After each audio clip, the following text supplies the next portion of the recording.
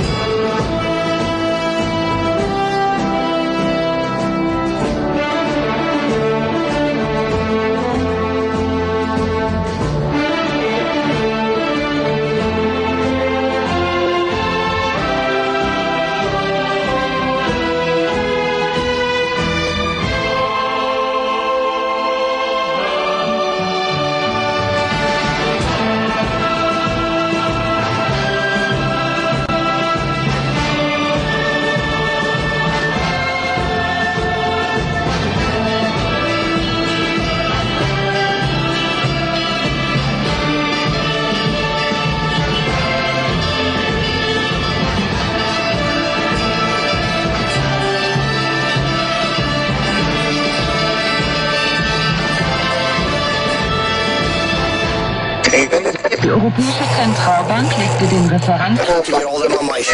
This is the Opie and Anthony channel, XM 105, Sirius 206.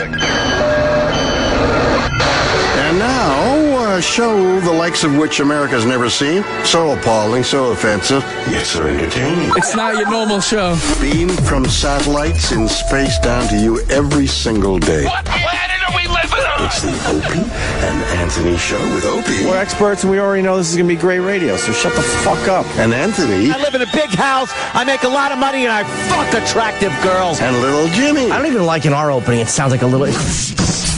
You dang over there, don't listen to dang over there. Stop with that shit. And now, here they are. Why am I introducing these buffoons? I'm William Shatner, goddammit. But enough of this palaver. Let's get the show on the road. Oh, my God. My God, King. Every time I say my God, I just think... My God, King, it's quite a slobber knocker.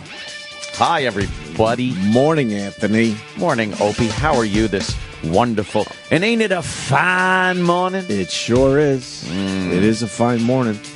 It's volume adjust time. That's why we just babble like this to adjust the volume. Well, I get scared every day. Yeah. Because my hearing is absolutely going. What? Breaking news, it is. What? I can't hang out in restaurants anymore because I can't hear anybody. I can't hear. What? My mother-in-law wants me to get a hearing aid or get my hearing checked. Oh, Jesus. See? I thought it was happening. Ow. What was that? I thought that was my inner ears. I did too. Yeah, she wants to check my ears because that's one of the things she does. Yeah. In her life. Checks ears. Well, one day she separated me from the group. Oh boy. And gave me this impromptu hearing test. Hearing test? But I didn't know I was having a hearing test. Did you fail miserably? No, surprisingly I passed. I think she was surprised too. Oh boy. Why? Because you're just constantly, huh? What? maybe I just like to tune things out in my life in general. If I'm not interested in somebody, I'll just kind of white noise. Yeah. But that's why you're right. Every morning I start with because I want to see where this shit is. Because this is a technical thing and it'll probably bore people. But between satellite radio and regular radio, they don't have that shit figured out. Yeah. When we did regular radio, you turned the mics on and all the processing and stuff. You knew you were in this this womb of sound. In the zone. You know what I mean? You knew you were protected. But here it's all sharp. There's a lot of high end and peaks and spikes in the sound that just... if anyone was in here, they'd think I was a complete lunatic. They probably do, even not being in here. But when we go to a commercial break, I have to rip the headphones off my head. Quickly. It's like, all right, we'll be back. And then I got to rip the headphones off my head because the volume of what's playing is so fucking incredibly loud. Yeah. It'll just blow my ears out. For some reason, the commercials are a lot louder. But you talk to them about it for 3 years, and they say, no, it's the same volume over the air. Yeah, really? That means it's not in my headphones. That means you're still talking to him. Oh, no. I gave up. It was, that was a while ago. Fucking Matt. Stupid intern Matt. He just has a way of getting under your skin. I'm sitting here. By the time I get into the studio, I've been awake 15 minutes. I got this shit fucking knocked, man. Alarm goes off, brush teeth, quick shower. Kenny drives me in. That's nice. So when I sit down, I don't think I've been awake more than 15, 20 minutes. Mm-hmm. And he walks in, and I'm looking at the Paterno shit, because that broke when I went to bed, I guess, when we went to bed. I don't know what time you went to bed, but... it was pretty early, actually. When you wake up and check your Twitter, and you see this big story, like, fuck, that went down last night? So I'm trying to get, the details. And I'm watching, because Paterno did, impromptu walked out of his house thing again last night. Yeah. And, by the way, Paterno fired. I guess we're telling people for the first time, because we're like... You're fired. And Matt comes in, and I'm watching this shit, and he goes, well, I think eventually they'll just forget about this. Fuck. And I'm like, dude, he's part, listen closely, of a kid fucking scandal. No one's going to forget anytime soon. Yeah. He goes, he got fired, but, eventually they'll just forget. I'm like, no. And then he goes, I bet you he's relieved. I'm like, no. None of these things are true. And he's an idiot. And then I said to Matt, I go, Matt, I just don't believe you're this stupid. I really don't. I really don't think you're this stupid. Just stop. Yeah. No, it fucks up Paterno's legacy.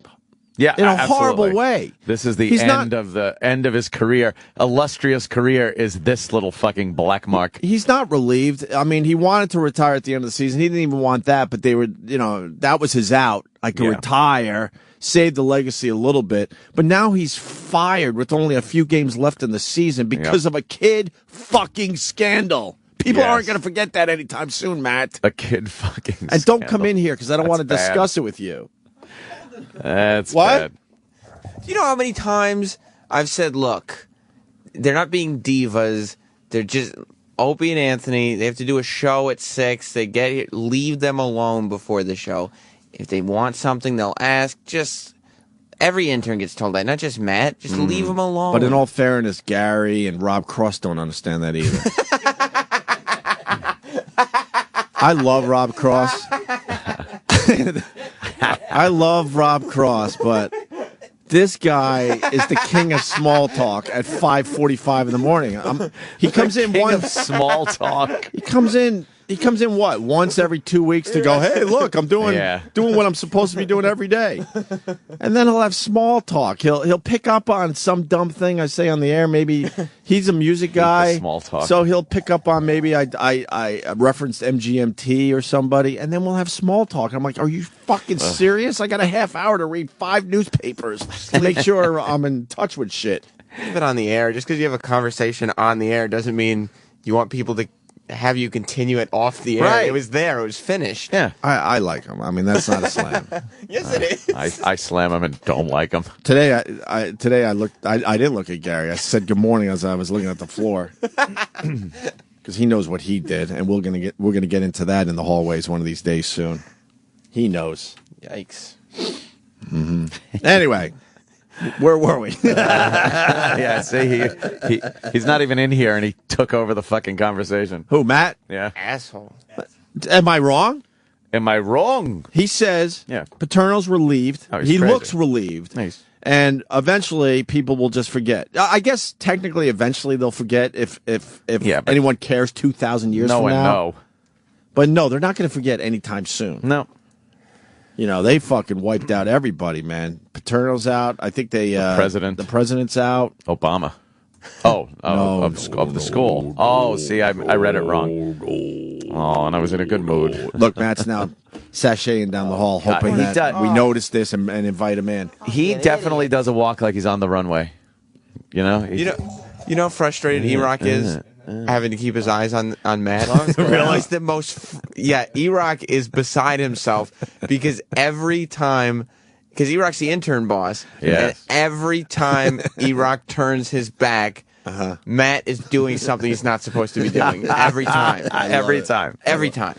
And even after E-Rock directly tells him something, E-Rock turns around and Matt is not doing it or doing the opposite. How much longer do we have the joy of having Matt around? I mean, it can't be a short enough period of time. If you said today was his last day, it'd be a very long day. It'd be like, oh, come on. Technically another month. See, oh, wow. See, you guys are seeing it all wrong. I like that he's around. Really? Yeah, because these interns are just silly. They're like Silly. play toys, man. They're fun to play They with. call him Rubberneck. They're fun to just play with. Yeah. And they bring material to the show in a weird way. They do. I mean, Matt has unquestionably brought material to the show. Well, him and that big dick of his have. Oh, yeah. You know what? Big dick. I got to agree with Chris from Arkansas. You read newspapers, what a fag. I don't even know. I think I read newspapers out of habit. We've talked about this, Ant. Yeah. Out of habit, I think I still read the fucking newspaper. But you'll see stuff in there that was on Twitter and everywhere else 2-3 days ago. True, yeah. You got to be really out of touch to not know what the fuck is going on if you have Twitter. Yeah. Well, Ashton Kutcher's out of touch. Yeah, exactly. Who's got that story, Travis? Travis was telling me that one this morning. Oh, about what Ashton Kutcher tweeted? Yeah. He can't believe that they fired Joe Paterno. Can't believe it. But not because he's defending him over the kid fucking scandal. The problem is with Ashton Kutcher, he had no idea about the kid touching scandal, showing how out of touch some of these Hollywood guys are. How do you not know that at this point? And then I guess Travis knows more than me. This happened late last night too. So, and then he tried to delete his timeline. It's there. People have retweeted it. It's over. And then he panicked and said, "Until I could." What did he say? Until I could manage my Twitter feed, I'm not tweeting anymore. He's quitting Twitter. He's Brett Ratnering Twitter. Brett Ratner. Oh, by the way, the fag comment. I don't think Chris meant that in the gay way. It's just something we all just understand, but for some reason, Glad wants to take that out of our psyche. Yeah, we can't use that word. Guys call each other fags all the fucking time. Of course. Ashton Kutcher tweeted, "How do you fire Joe Pa? Pound insult or hashtag insult, hashtag no class. As a Hawkeye fan, I find it in poor taste." He's a Nebraska fan, I guess. So he finds it in poor taste. But he tweeted that not knowing what the fuck has been going on, right? Right. Heard Joe was fired. Fully recant previous tweet was his next tweet. Whoops. Yeah, didn't have full story. Hashtag admit when you make mistakes. I love it. Well, the first one with insult. Hashtag insult. How could he not have known what was going on? No, man. You made a good point when we were discussing this before the show. Like, me and you kind of have to. Yeah, we're on the front line of this shit. Yeah, we got to talk about it every day. So we try to be as informed as we can. I know we fail at times and blah, blah, blah. You guys could have fun with that now that I said it. But in general, we're on the front lines. We got to know this shit. Yeah, but he's got more Twitter followers than we have listeners at this point. He needs to be informed before he tweets. These are the type of people that they have Twitter for tweeting, not for reading. Right. These motherfuckers love to tweet, but I don't think they read one fucking thing. No. Which answers a question I get all the time. Why hasn't Kim Kardashian blocked you yet? I beat the fucking shit out of her because I hate her and her stupid family. And it's because of what you just said. They don't read. It's all about me with some of these people, and they just tweet. Michael Moore, same thing. They don't read their fucking tweets. This Ashton Kutcher tweet might as well be a Colin Quinn tweet. It's that is a Colin Quinn tweet. An insult. Well, I'm recanting my last tweet. I find it in poor taste. Right, I find that in poor taste. Remember when I said we're supposed to be informed? It's Iowa, not Nebraska. Whoops. So there you go. Whoops. Ashton is an Iowa fan. See how that happens. Sorry. Fuck. So Joe P's out. Joe Pa, they call him? Joe Pa. You like that they call him Joe Pa? No, it's so fucking ugh. It gives me douchey chills. Why Joe Pa? It's like this fatherly thing. Hey, Joe Pa. Well, they've been calling him Joe Pa forever, right? That's why he failed as a human being. He's supposed to be People looked Joe up Pa. to this guy. He wasn't Joe Pa. He was basically the face of Penn State. Yeah. Fuck all those teachers and all that. It was all Joe Pa represented Penn State. It's all about the football program. And by the way, I read the indictment yesterday, and this fucking Joe Paterno absolutely did not go to campus police or the police in general. Nope. So if, the people saying that are just fucking lying or they're misinformed. No. The guy went to, oh boy, the guy went to this guy. Jesus. His name is some lackey. Well, that's his superior there. He went to a guy named Curly, I believe. What's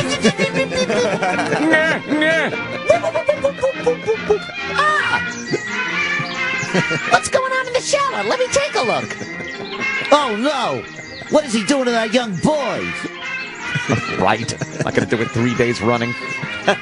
They're begging for it, Ant. Oh, please. They're begging for it. The story won't go away quick. I'll give him a little break. It was one of those bits on Twitter last night. People were like, I'm listening to the replay for the third time just to hear the Curly shit. I know. The Three Stooges shit that Ant did. You never want to, you never want to really drill it into the ground. I know. I was just fucking around. This story will go for a while, but yeah, I know. I was reading some of those. I was very flattered by. But I mean, the students, compliments. The students look at this Joe Pa guy as a father figure, like a grandfather figure. Yep.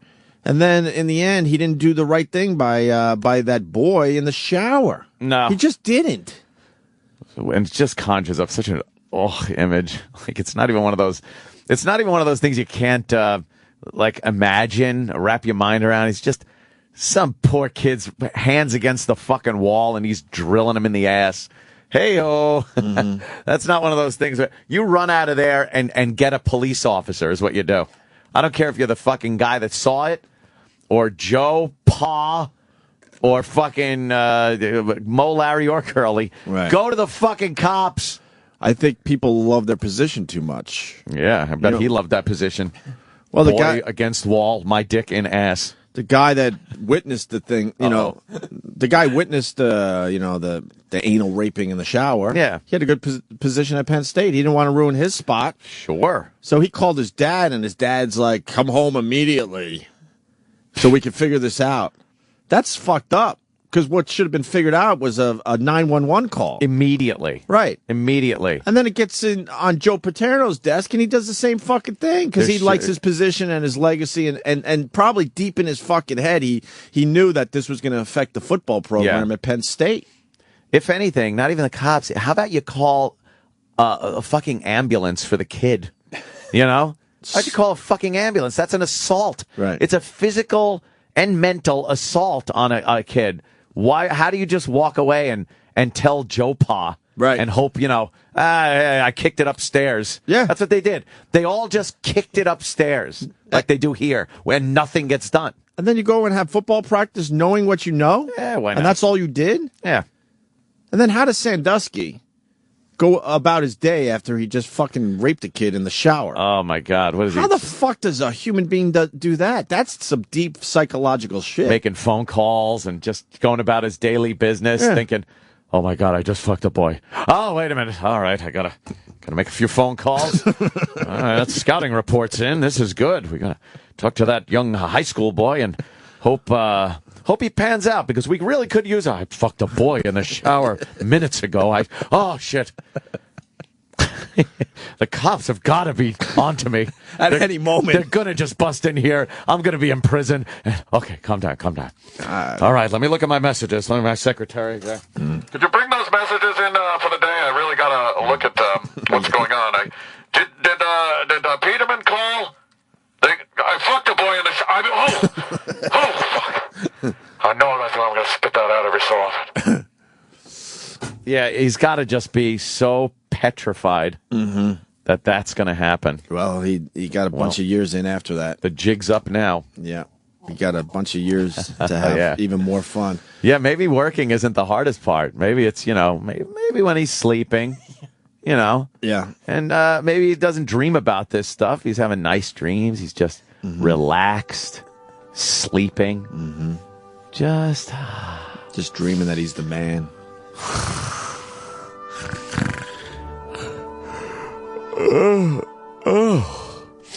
That was a good night's sleep. I haven't slept that soundly in quite a while. What I got to do today? Something has been on my mind.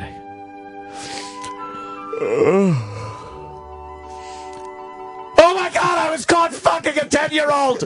Oh my God, it was a boy in the shower in his ass. Oh my God, I didn't sleep well. And then he has to talk to himself in the mirror, just talk himself down. It's okay, cool, man. Be no cool. one knows. No, that one guy knows, but I saw that he looked nervous. I don't think he's going to go to the police. All those kids know. They don't keep their mouths shut. All they have to do is tell their parents, and you're fucked. Oh, they're not going to tell their parents because that's. Oh God! The torture that guy must have gone through on a daily basis, looking over his shoulder. Fuck that guy. What's that? Huh? What? What's that? I hope someone fucking does the right thing out there. Fuck that guy. Exactly. And you can just imagine what the right thing is in your own fucking brain. Of course. Piece of shit. What do you expect? A living piece of shit. We got, is this Mike Francesa again? Mikey! Hey, good morning, boys. I know it's a little early, but I'm squeezing out a dump the size of a sandbag, okay? So I figured I'd go and nothing's more nauseating than hearing two guys that know nothing about sports talk to somebody who knows everything about sports. That's perfect.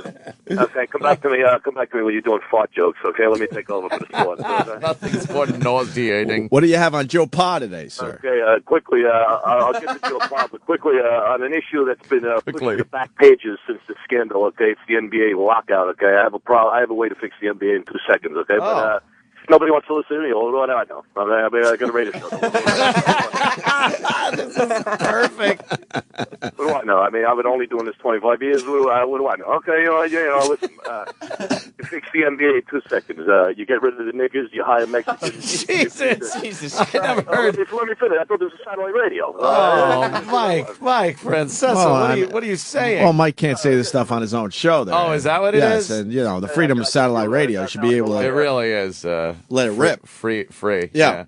Now I know why Dog took the contract. All right, it's very free. Okay, but you get rid of the niggas, you hire Mexicans, you feed the losing team to alligators, and now you have a league. Okay, now I'm watching. Okay, and now Paterno, very quickly. I'm not going to harp on this. Okay, it's been covered in and out. Okay, hopefully we move on. Okay, to the football picks. But I think if there's one thing we've learned, there's nothing more secret than old boy Tiny. Okay, and everybody involved has to go. Okay, of course. Yes. Damn. Okay. make sure you go see Jim Norton, Artie Lang, and all those guys. If that's your cup of tea, okay? That's not my humor, okay? But if you find it funny, go buy tickets, okay? You'll have to find them. Okay? All right. I got to wipe my enormous hiney out. You have All right, Mike Francesa. We believe it's Mike Francesa. Yeah. And he's right. We don't know that much about sports, so to have a guy like that in our back pocket, it's going to help our radio show. It is nice, right? God damn, does he have that fucking down? That's scary. All right. A couple of minutes here. Give me a minute. I'll tell you. That is perfect. Yeah. The whole I don't give a shit. Yeah. I'm just fucking. I don't know why I'm sitting here. I'm better than you. I'm better than everyone. Right. Perfect. Ashton Kutcher just tweeted there, Ant. Oh, what did he tweet? Why wasn't Andy Rooney on 60 Minutes Sunday? Okay, I see where this is going. What? What are you talking about? I don't know. Ashton Kutcher's on top of shit. I mean, if you have over, what does he got? Let me find out. Over 10 million easy, right? 15 million maybe? He's got a shitload of fucking followers. He's got to be in touch with what's going on out there. Right? He's like, how many? He's got so much information coming in. 8.2 million. Oh, 8.2. Still. Oh, man, he used to be the man. What happened? He dropped down in the rankings. Probably lost 1 million followers after he sympathized with Joe Paterno. Yeah. Holy shit. Where's this Sandusky guy right now? It's 8.2. I bet he's in jail. Yeah? Is he? They're protecting his ass.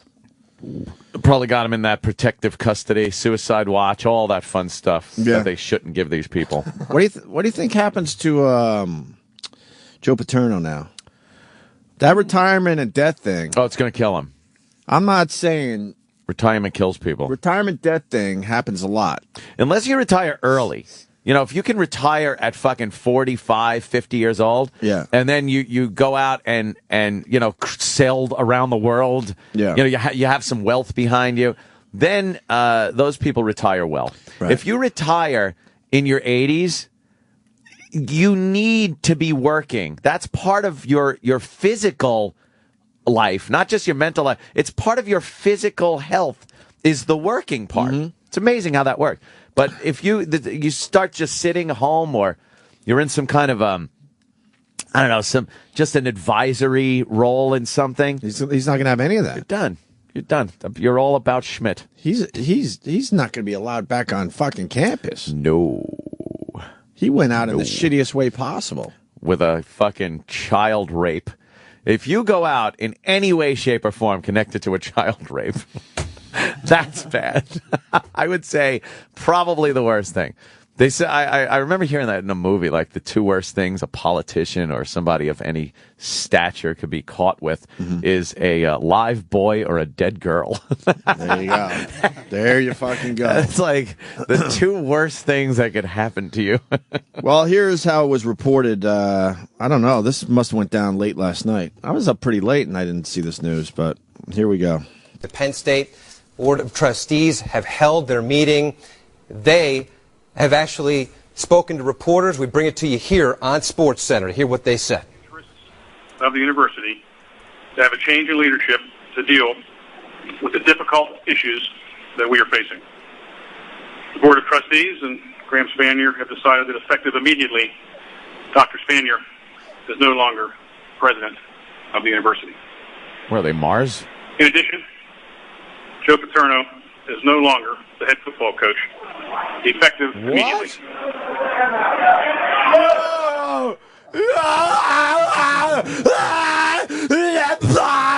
They just all lost their minds. And come on, well, see this coming. And the students rioted. Most of the night they were rioting, fucking marching around the streets and yelling and screaming and stuff. They're just stupid kids. White kids? They're just dumb, stupid kids. Yeah, a lot of white kids, right? That don't understand shit yet. Yeah, they don't know how to do it right. You get a little older, you'll have hopefully some more knowledge. Yeah, some knowledge. And understand that this is a really bad fucking thing, and it's unfortunate because, you know, Paterno is loved, obviously, but... Beloved, I think. Beloved, you call it? I don't know. he's be out. But how do you not understand? I mean, to be upset is one thing, and yeah, sure, be upset, but how do you not understand how this had to happen? Yeah. He had to go. There's no way he would be coaching a football game and the commentary guys calling the game are going to be completely distracted with what's been going on. Right. It's a distraction to the school, the game, and You know, if you take the horrificness out of it and just add how much attention it's getting, it can't work. Right. But Fire then you everyone. add in the fact that it's a fucking child rape. Mm-hmm. Then it gets bad. Wow, they're tipping over news vans. Mm-hmm. Look, man, Look at that. There goes the CBS news van. Wow. Oh, boy. Yay, we tipped over the news van. Now what? It's like, that is the dumbest thing. I just don't get it. It just kind of it makes you feel good, I guess. I guess so. I think it's pretty easy to tip over cars. Yeah. How many guys does it take, you think? Probably 5 guys, especially something Just top-heavy. 5? Yeah, I think 5 guys you could get a car over. Yeah. I've seen it with like 2 real bruisers. Mm-hmm. But yeah, five average guys.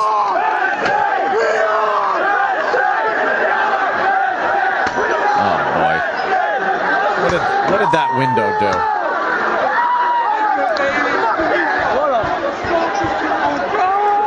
Just running rampant through the streets. Breaking things. Yay, rape! Yay!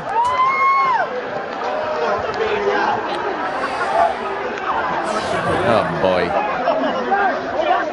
But see, that's why the college did what it had to do, because they want to continue the legacy of Penn State. They're trying to protect the college itself. Right. So then you, as a college kid, could still yell, "We are Penn State," and be proud of that. And not like we're Penn State. Right. We're kind of Penn State.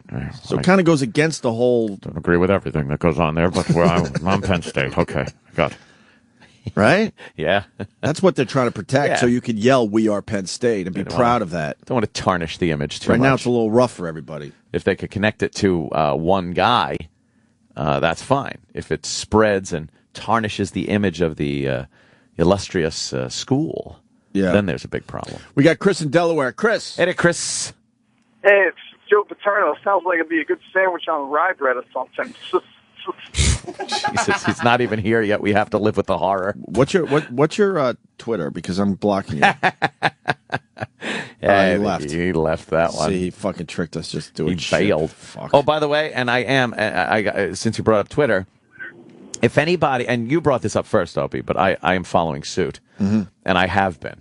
If anybody's wondering why they're being blocked by me, it's because you're retweeting Bobo tweets and adding my name to the fucking tweet. Yeah, I don't know why you have to add my name to his stupid tweets. I don't want anything to do with the guy. If Joe Schmo retweets, "Shut up, Bobo, they don't want to hear from you," at Anthony Cumia, Right. at Opie Radio, Right. at Jim Norton, you are getting fucking blocked. I already have Bobo blocked.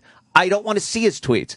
So when you retweet Bobo to me, I now block you. You Right. dumb fuck. I know I blocked probably some good people, but I can't take it anymore. And one more person tweets me if overaged woman having Oh sex my with- God! is called- I blocked probably 20 people over is that called yesterday. a cougar, then a man having sex with a younger girl is called a something lion. Nittany lion. Yeah. I am blocking every fucking one of you too. So if you don't know why you were blocked, it was one of those two things, or you know because you were an asshole. But if you just think I was just doing so, that's why. Bye bye. I'm doing everything to keep my Twitter fun. Simple as that. Bye bye. Simple as fucking that. And the chip. I know the chip thing works on the show and stuff, but fuck. Oh, I know. It's just it's so enraging. And I'll give you another tip. Yeah. If you're going to beat me up over a tweet, your timeline better damn well look fucking amazing. Oh, yeah. I look at some of these people, they'll give me a little jab, fine. Then I'll go to their timeline and I go, seriously? You shouldn't be commenting about anyone's fucking tweets. Exactly. Holy shit, make sure your fucking timeline is amazing before you go after anybody else. You're an idiot. Sandusky's out on bail, Ant. What? Yeah, man. David in Richmond. David. Hey, I was just going to comment that the story I saw is just mentioned that Sandusky's out on bail, which I think is one of the most amazing things. How the fuck?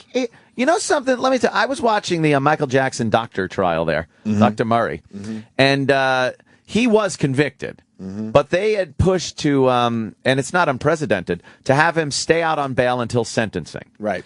And they said because of a public safety concern that no, they were not giving him bail. They were putting him in jail.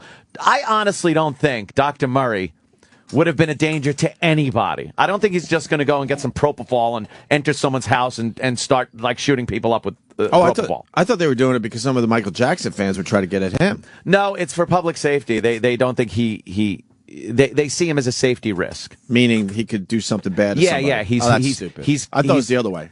He ended up killing somebody, right? Regardless of the intention, but because of that, it's a public safety issue, and they kept him in jail. Okay. This motherfucker is absolutely a public safety issue. It's known that child molesters have they don't get cured. They have that urge, and what is it? Recidivism rate? Is it recidivism or recidivism? Recidivism. The rate that everything happens again. Look, I don't know everything. Now you're talking my language. I don't need those big words in my life. Recidivism. Why would you ever learn that word? The recidivism to rate. use it what, twice in your lifetime? Who gives a fuck? Now I know. You guys may want to confirm that, but that's. Wait, you're the one that said he's out on bail. Yeah. And now we're confirming. But why didn't you confirm it before you called, you dumb fuck? You guys are supposed to do half the work for us at this point in our careers. If you're saying he's out on bail, I can't imagine he's out on bail. I cannot imagine he's out on bail. I will bet money he's not out on bail. Why? Because it's $100,000 bail is what I saw in the news. And I'm not arranged and released on $100,000 bail the same day. How? Because our judicial system sucks a big fucking dick. If anyone should be kept in jail with no bail whatsoever, it's someone that bent a 10-year-old over and fucked him in the ass. Probably because a lot of this shit is hearsay right now. Where's the fucking evidence except for some people talking so far to a grand jury? Hey, whatever. Well, that's what they would say. Well, they're making $1 million. Make a lot more than $100,000. What is that? You fucking $100,000 bail is like $10,000 cash. What? I would love to follow this guy around for a day. Like, what do you do in your day, knowing what went on and what could possibly go on in the future? Look over your shoulder, like, what was that? Is he enjoying music? Is he on his iPad doing some apps? Yeah. What is he doing? Yeah, is he downloading an app, just going, yeah, I could use this one. I'm serious. It looks fun. He's got to avoid the kid fucking for a while. But what is he doing to fill up his days? Yelling at Call of Duty. You think he picked up Call of Duty? Playing Call of Duty and go, fuck. That's the weird shit I always Hi, wonder. boys. I'm here to play. Yeah, he's out on bail. That's crazy. Mm-hmm. He shouldn't be. Call me crazy. Uh-huh. I'm done with these people. Eric, go ahead. Yeah, guys, I think we should take it easy on these guys. Don't you think that we've all had our little Uncle Paulie moments where we're not thinking clearly and shit goes wrong? And you fuck a 10-year-old boy in the ass? I mean, Uncle Paul's done it. I mean, we've all done it. We've all had these little mishaps where we're not thinking clearly. Eric, I don't think he's doing a serious. bit? He's doing a bit. At least tell us you're doing a bit. Yeah, tell us what the character name is. Are you doing a bit? No, I'm just saying. Everyone has mistakes. It's everyone has mistakes, guy. Ladies and gentlemen, everyone makes mistakes, guy. Is that your bit? It's fucking classic. I love this bit. Call every day, okay? You dick. What was the bit that went horribly wrong? What was the bit? What were you expecting? Yeah. Lots of laughs. What happened? Like the Mike Francesa guy calling up. You expected to overshadow him? Fuck, man. I wouldn't even fucking call this show after that phone call. No. Meaning the Francesa. That was fucking dead on. Guy. All right. Thank you, sir. Yeah. I'm a teacher. I get disgusted when things like this happen to kids. You don't have to be a teacher to be disgusted by this. This is pretty much universal, man. Yeah, it's sort of one of those repugnant things. That's across the board. Yeah. Don't you think? Oh, yeah. When a 10-year-old's being ass raped in the shower, maybe not by an old codger, you really do go like, It's not universal. Parts of Thailand. Well, that's true. That's true. There's provinces over there that might look differently at this. They turn their head. You think? Yeah. Who's to say the kid didn't enjoy what was going on? Marcos. Oh boy. See, that's just Marcos. Hey, good morning, boys. Are you doing a bit too? Is this another bit guy? The totally, I'm going to say something totally outrageous guy? That's great. I love totally outrageous guy. Call every day. I do call every day. Oh, good. Marcos, so you're justifying a kid getting fucked in the ass at 10 years old in a shower? Because that's what you're doing, really. No, I just want to play devil's advocate real quick. Just hear me out, please, okay? All right, devil's advocate. Ah, yeah. Boy in the shower looking good. Who's to say, right? What if it was a boy like Treeford Richard? You think Treeford Richard wouldn't have enjoyed that? Well, not at 10 years old and being forced. I don't think so. I think you let the boy decide what he wants to do. And as they get older, perhaps then he can decide if he wants to assume the position in a shower and get fucked in the ass by an older gentleman. Treefort Richard, he was sexually assaulting me. Yeah, he was hoping. I know. He was hoping. My God, but man. Ant was old enough to decide on his own. Decide for myself. Ant wasn't being forced to take a dick in the ass and then go, wait a minute. Suck that cock, pretty boy. Right. You're right. I'm sorry. Of course you are. Marcos, we're talking about a 10-year-old kid. No, you're right. I thought that's the one face, the one victim we know about. Yeah, there were others in details. Yeah. Now, with the details, all the steamy details. Yes. It's in the shower. It was steamy. Do you think maybe in another country that would have handled it the same way? Marcos, I would hang up if I was you. I kind of like you, but you're blowing up your spot. Yeah, you're right. This is a rough one to justify. Yeah. I know. I tried to bring funny. Sorry. Try to bring the funny. Oh, now you left this was supposed to be funny. It's bring the funny guy. I'm confused by these people today. Were you doing a bit? I don't think you were. I don't think so. No, it was kind of like a bit. I was going to go for devil's advocate and the whole Treefort Richard thing, but it just all blew apart, and now I'm embarrassed. I know they're laughing on me on Pal Talk. Oh, of course they are. Now I'm embarrassed. Now he's embarrassed. Are you heating up a little bit? Yeah, I feel real hot and flustered right now.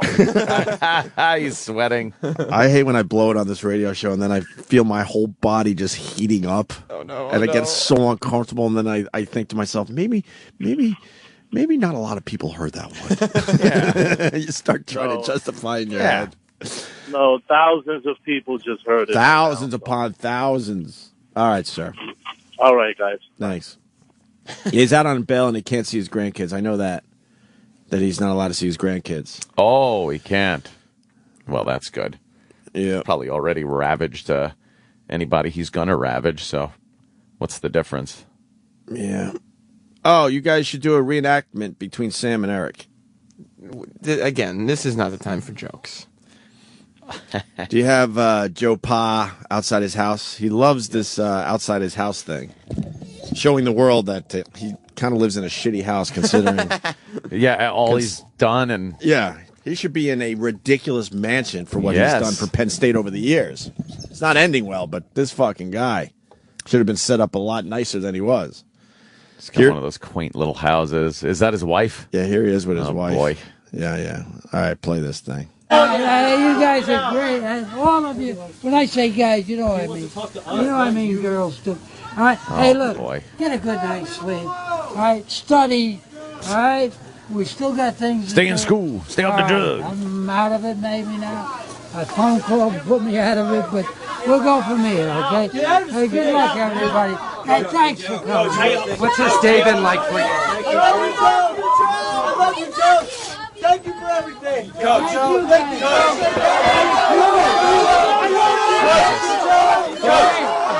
One thing. Thanks. And pray a little bit for those victims. Coach. Thank you, Coach. We are Joe. We are Penn State. Penn State. You're welcome. We love you, Joe. That was him outside his home. I guess I'm out of it now. It was kind of creepy how they did it. I give him 6 months. Oh, really? Really? Going on record? I give him 6 months. Yeah. This is really stressful for someone in their 80s. Mm-hmm. And him to just sit there with that wife of his doesn't look like a load of fun either. He's going to be home more with the wife. You know, let me tell you something. I sound like a progeria kid. But I got a phone call and I'm thrown out. What's with that voice? You know how they did it? Vocal cords just go at that age. 15 minutes before the phone call, Yeah. an envelope shows up at his house with a number to call. Kind of creepy. And then I guess it was a board member. Call this number. And it was a board member's cell phone or something. And Hello? That's how they did it. Who's this? Who is this? I'm fired. You're kidding. How did it happen? Oh, God, I love them. And Jake in Jersey. I totally support everything you're saying. My problem is that I think the anger has been focused on the wrong person, and we should be angry at Sandusky, not so much at Paterno. That's exactly how I feel. Yeah. But I think Paterno kind of blew it, too. He's part of it. I know he did wrong, but let's be angry at the scumbag. I'm fucking furious at the scumbag. And I'm hoping something, I'm just hoping something. Something. I'm just hoping something. There are people out there that do not take kindly to this kind of thing. Right. And, they're volatile, not rational thinkers. Mm-hmm. And I think that guy's in some danger. Yeah. Yeah. I do. Sandusky. So there you go. There's your breaking news. Joe Pa is officially out. How do the people in Sandusky, Ohio feel about this? Is there a Sandusky, There's Ohio? a Sandusky, Ohio. How do they feel? They might have to change the name of that town. Big fucking sign, welcome to Sandusky. You got to fucking deal with that? Oh, boy. Yee. That's not good. Man. You think more shit's going to come out? Callahan Breaks was from Sandusky, Ohio. Yeah. Black Sheep, right? It was Black Sheep? Oh, yeah. Yeah. No, Tommy Boy. Tommy Boy? Tommy Boy. That's right. Tommy Boy. I get those two confused. Tommy Boy what? Because they're the same exact fucking movie. Let's be real. One was good, though, and one wasn't so, Yeah. wasn't so much. Yarg. All right, we should go to break then. Ooh, my sandwich. You got your Sambo? Oh, yeah. We got a busy show today, once I'm again. hungry. Mm-hmm. I heard that queer Joe DeRosa is coming in.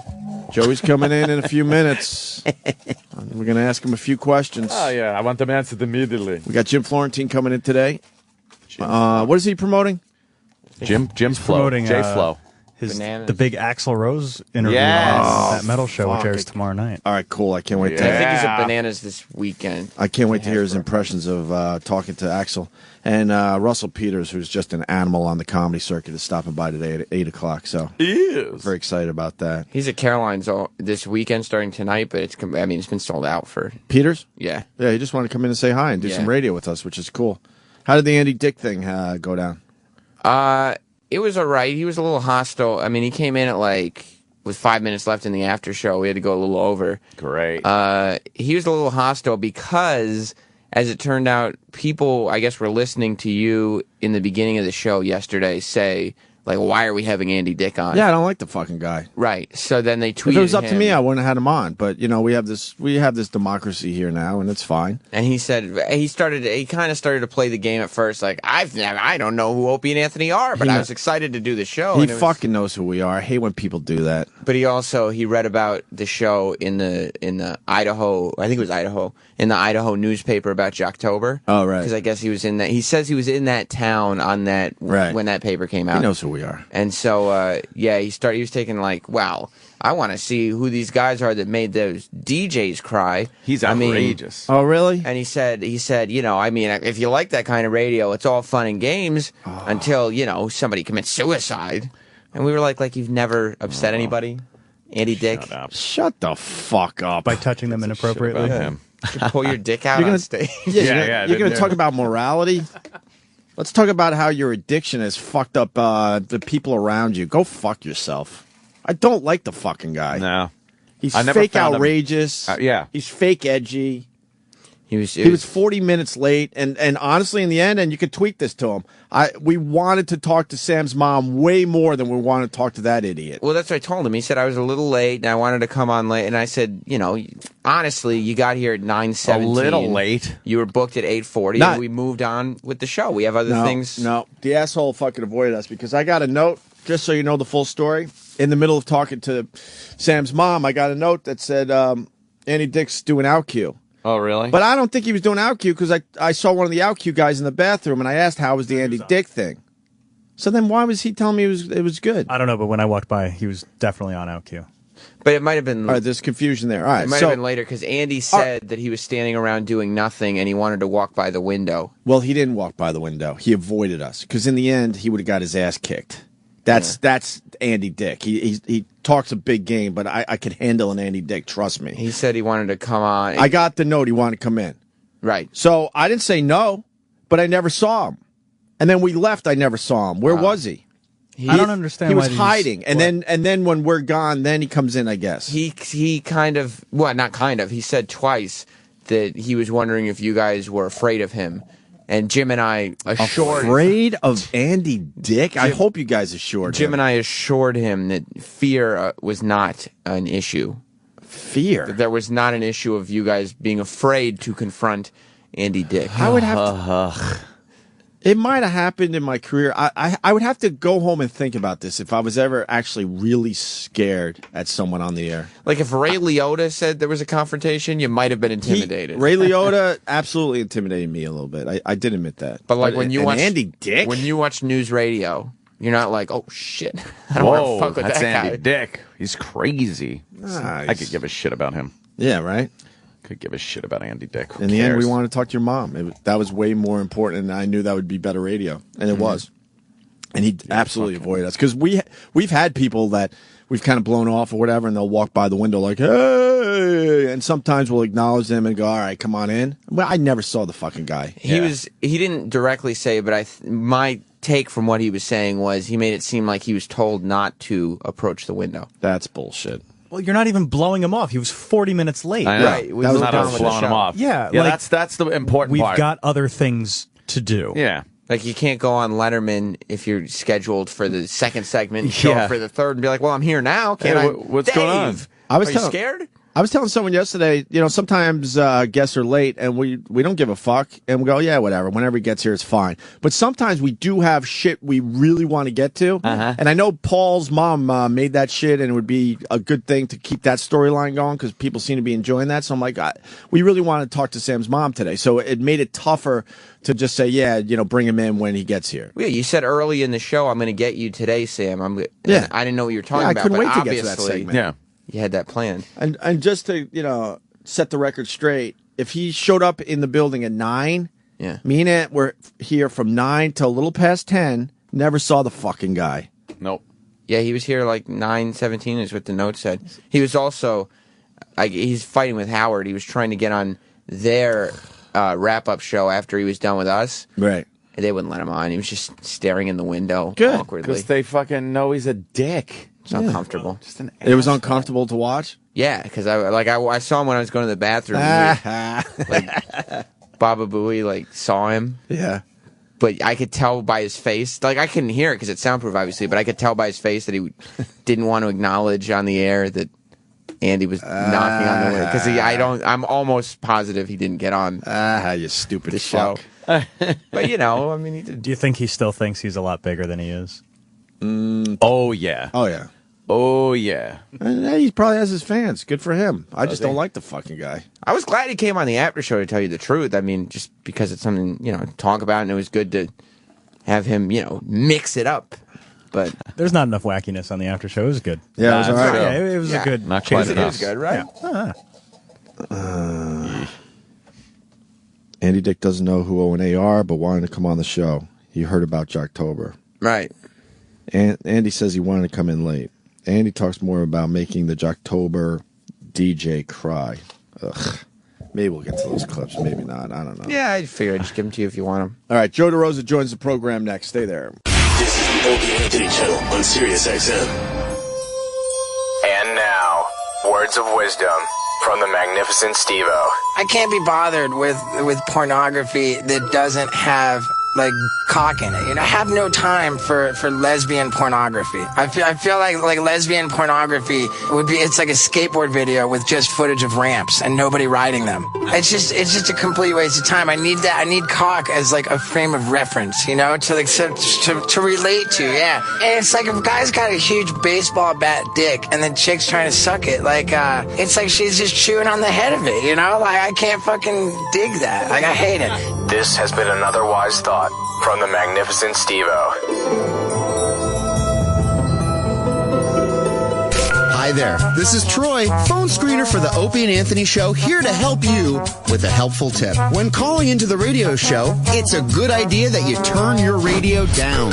O&A, what's your name? Where you calling from? Yeah, make sure Opie knows he don't know shit from shit. Turn your radio down! What? I can't hear you. Am I on the air? Hey, asshole! Am I live right now? Hey, turn your radio down! Hey, you! Turn your radio down! All right, thanks, man. Punching out. See? Wasn't that easy? It gets you on the air faster, and it makes you a better caller. Oh, and if you want to call the show, just look down at your radio. Yeah, right there. Take your eyes off the road and look down. See the number? Just call 866-WOW-1-WOW.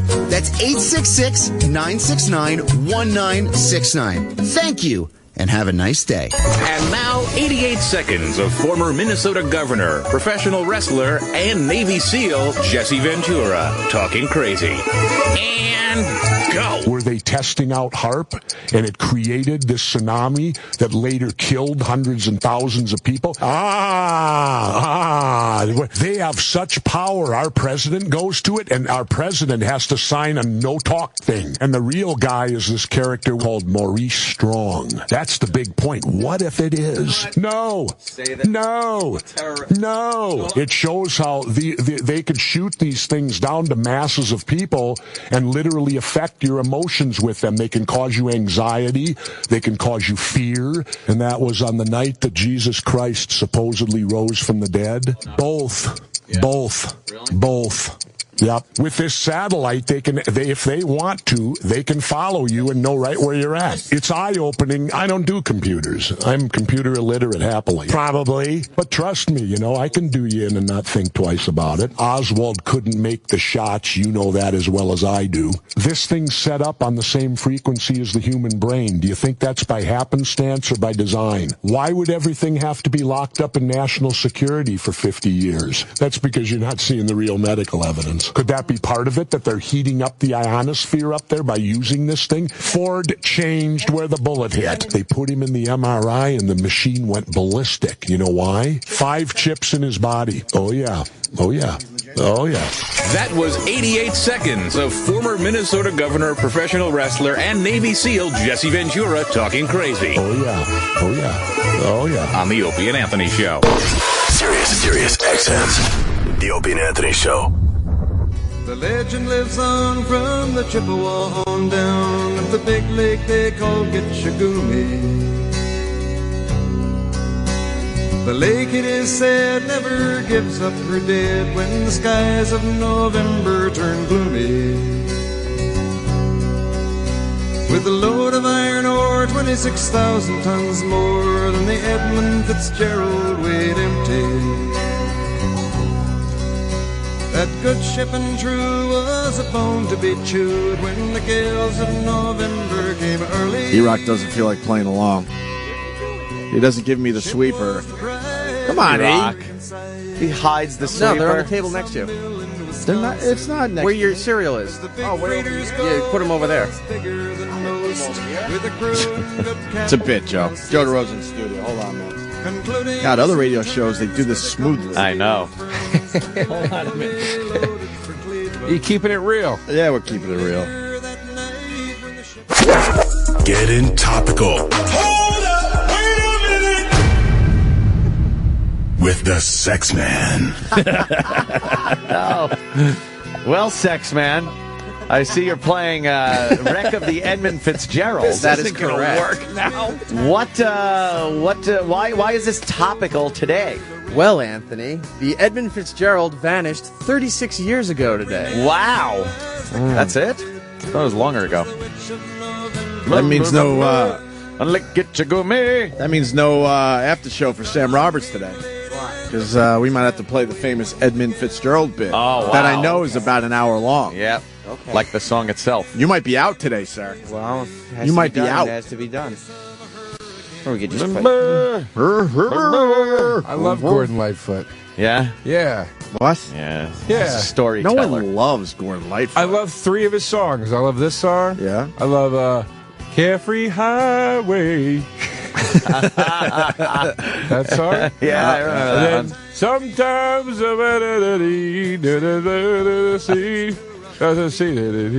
Which one is that? Isn't it Sundown? Sundown, you better take care if I find Is that you the one you were singing? Yeah, I couldn't It's remember. not Someday. Sundown.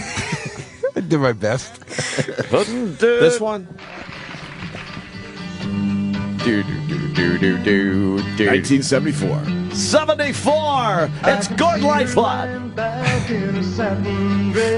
He looks like Captain Beefheart. Look at him. Looks like a porn star. Oh, this is all it took back then. The unwashed hippie pussy that this guy was crushing with this song. And then it's the backup guy. Gordon Lightfoot's backup guy. The Lightfoots. Yeah, the Lightfoots. Yeah, Gordon and the Lightfoots. Dream river, what you really mean.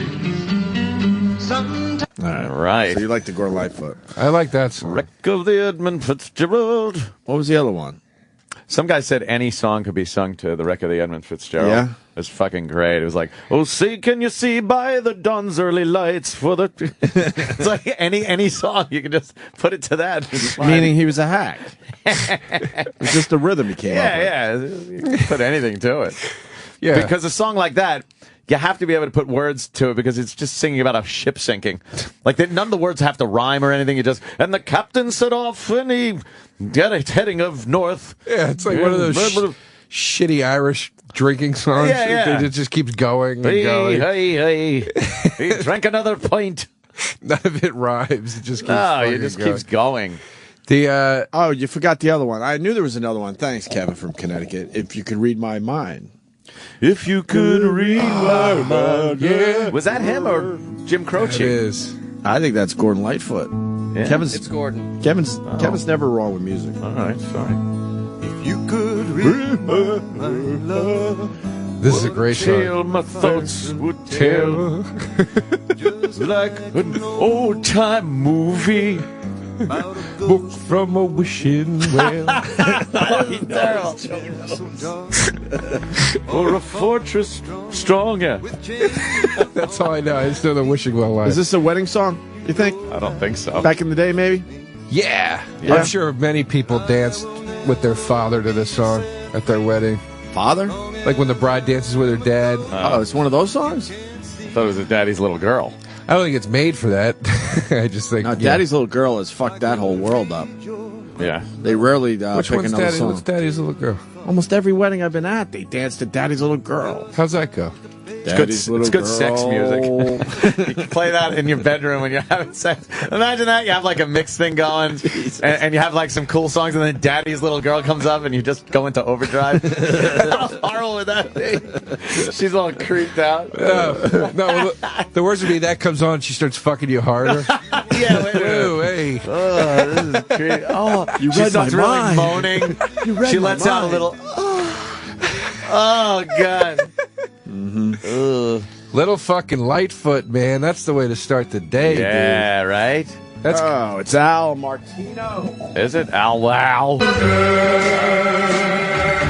A bunch of girls are crying. You're the end of the rainbow, my pot of gold. You're Daddy's little girl, now Martino. to have and hold.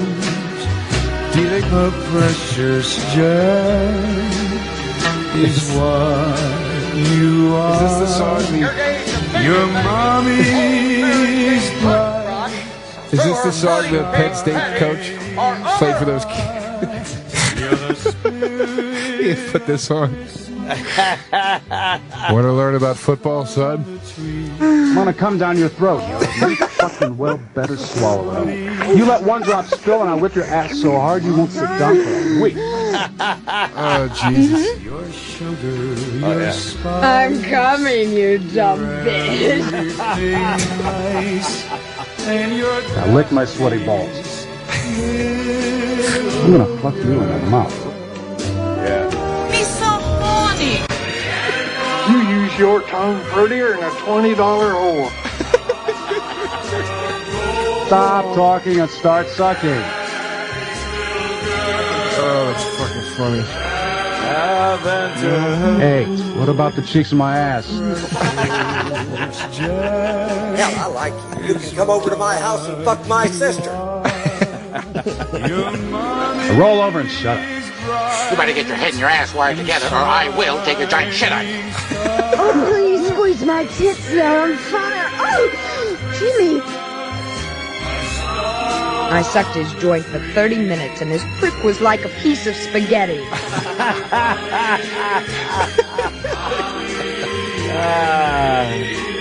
Oh, shit. Cock meat.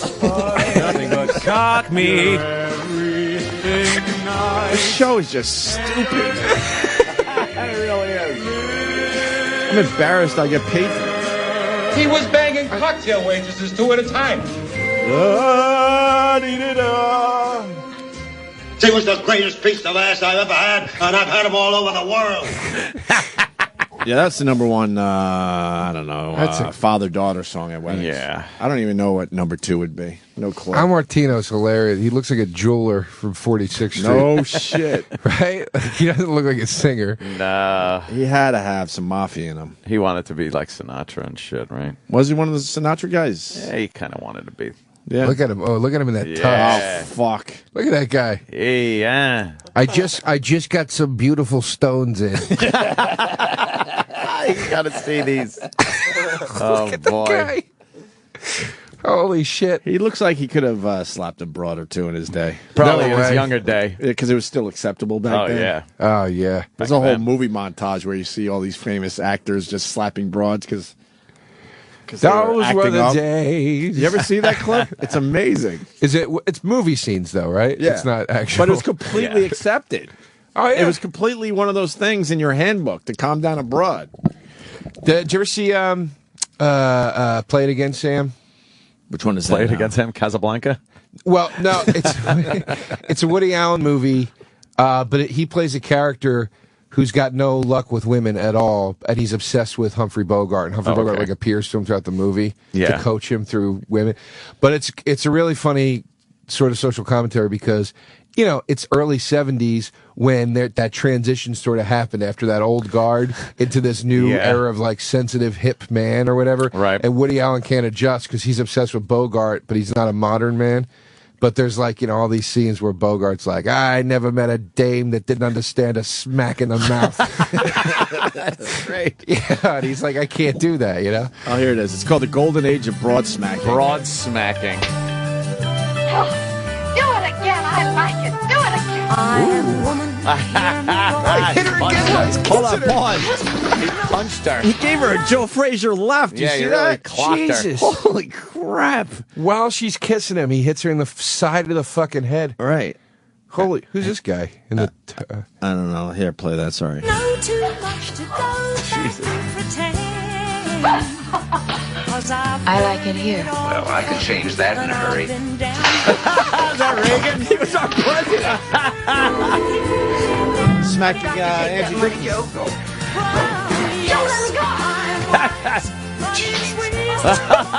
Whipping her in the face. Oh, yeah. Michael Corleone's smashing K. Why is it so much? Steve McQueen's just... Holy shit. Pummeling a bitch. Ally McGraw.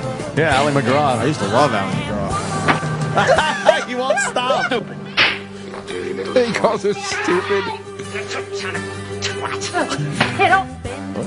Spankings. Holy shit. I love the grapefruit mush. We have talked about the grapefruit scene ad nauseum on this show. That is fucking hilarious. He takes the fucking grapefruit with his left hand and just mushes it in her face. That's worse than a slap, dude. Oh, yeah. But That's this worse degrading. than a slap, yeah. But why I oughta. Yeah, little see? short motherfucker. Yeah, see, you dumb dame. You want to keep going with this? Angry leprechaun. Yeah, I want to see where these chicks get This fucking one's been around. smacked. We just put it on our Facebook page if you've never seen it. So, go ahead, Sam. Oh, Curly. Oh. Look how drunk with sex that girl is. Ah, yes, airplane. The whole line of people out of there just smack her in the face.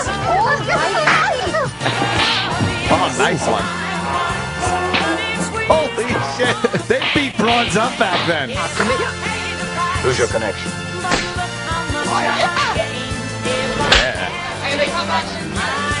A lot of Sean Connerys right there, huh? He was That's all his about home, it in those real are his life. home movies. Yeah, him and Burt Reynolds. My father would be proud of you. John Wayne. Spanking her with a shoe. And Nicholson. Mommy Faye Dearest. Dunaway? Yeah, Mommy Dearest. No. Chinatown. Yeah. No, I mean, it's what's her name from Mommy Dearest. Oh, I'm sorry. Yeah. He throws her around that room. This one's not going to be good. Some girl bent over a refrigerator. Her ass is ample. Is this Billy Jack or something? Ooh. I smacked her in the face. What is with that? That just stopped happening in movies. Look at that, they make up. Yeah, it's now okay. they just put their arms around each other and they It was close the part of- bedroom door. Basically, what that montage shows, it was part of courting back then. Yeah, they liked it. Because a lot of the women, after they got hit, had that look of, like you said, the sex look in their eyes. Well, yeah. Like, oh, What's so- I see what's going on here. What's so weird to me about it is that, women had no real, like, independence or rights back then, so you didn't need to hit them. Women now are begging for a fucking smack worse than they ever have been, and now we're not allowed to smack them. No, you can't. It's all backwards. In movies, also, we were just watching those movie clips. In movies, it seems like if the guy smacked a woman in the face, he could still be the hero of the movie, Right. And the likable guy, and they'll hook up and love each other. If any women get smacked in movies these days, and I'd be hard pressed to think of movies now where women are getting smacked around, but they are absolutely the bad guy. Like, there's no redeeming qualities in the guy after he smacks a woman in a movie in this day and age. But back then, it was like, hey, look, it's the Duke. Well, it's John Wayne. He's just smacking a bitch. Right. He's just smacking a bitch. Right. That's the best one because he has the broad over his knee. He's spanking her with the shoe in front of a crowd, and a guy stands up and goes, my dad would be proud. Like, you're doing the right thing. Fucking bitches And need they're all a cheering, backhand. like, yes, she deserves this. You could, and that's what's so crazy is you could make a movie about the 50s now or the Old West, and you still couldn't like have a girl smack in it because people, it would be like people would be like, oh, you're just making it easier for people to beat women. Really? I don't think I've never smacked a chick ever. Is anybody in this room that would admit to it? Never a smack. I goon-armed a girl. What do you mean? Hey, you grab her by the arm and give her a little shake, like, knock it off. Oh, dude, yeah. Shit like that. Yeah, now I know what you mean. And then I had a little mishap while I was trying to lead my my ex-wife out of a bar because it was a very weird time. See, my girlfriend and my wife were in the same bar, which got a little touchy. Yeah. And the girlfriend called my wife a cunt. And boy, did she hate that word. And coming out of that, it was just like nuclear. Yeah. So my wife just went lunging for my girlfriend to kill her. I wonder why. And she was drunk. She was really drunk. So I was trying to lead her out of the bar. So I grabbed her shoulders, and she's trying to turn around and get out of it. So I got to kind of push her toward the front door. Right. Well, she tripped and went to her knees, and her head went forward right into the cigarette machine by the door. Jesus Christ. Just like, bam, her head fucking got hit. And then I just let her outside and kind of put her in a car. I was going to ask if she told got her to drive home. I was going to ask if she got free cigarettes. Wait, so you set your wife walk in and you stay with your girlfriend? Yeah, why do you think I had a girlfriend? I didn't want to be with my wife. Oh. Well, hey. I didn't know. Hey, get out of here. Hey, get out of here. I'm here with my guma. Joe, follow the logic. Bring the girlfriend into a relationship. Of course you want to be with the girlfriend more than the wife. Yeah, I just love the whole, honey, you need to get yourself together. Just because my girlfriend's here and she called you a cunt doesn't mean you have the right to freak out right now. I told her that my girlfriend was going to be there, like, and not to show up. Wait a second. You love conflict. Were you like in the process of getting divorced at the time or something? Oh, yeah. Oh, okay. You love conflict, See, though. I left that part out? Yeah, I thought you just fucking went to a bar and your girlfriend was there and it was like, oh, shit. No. It was all on the up and up for a while. Yeah, I didn't have a girlfriend until I was, getting divorced. Like, it was over.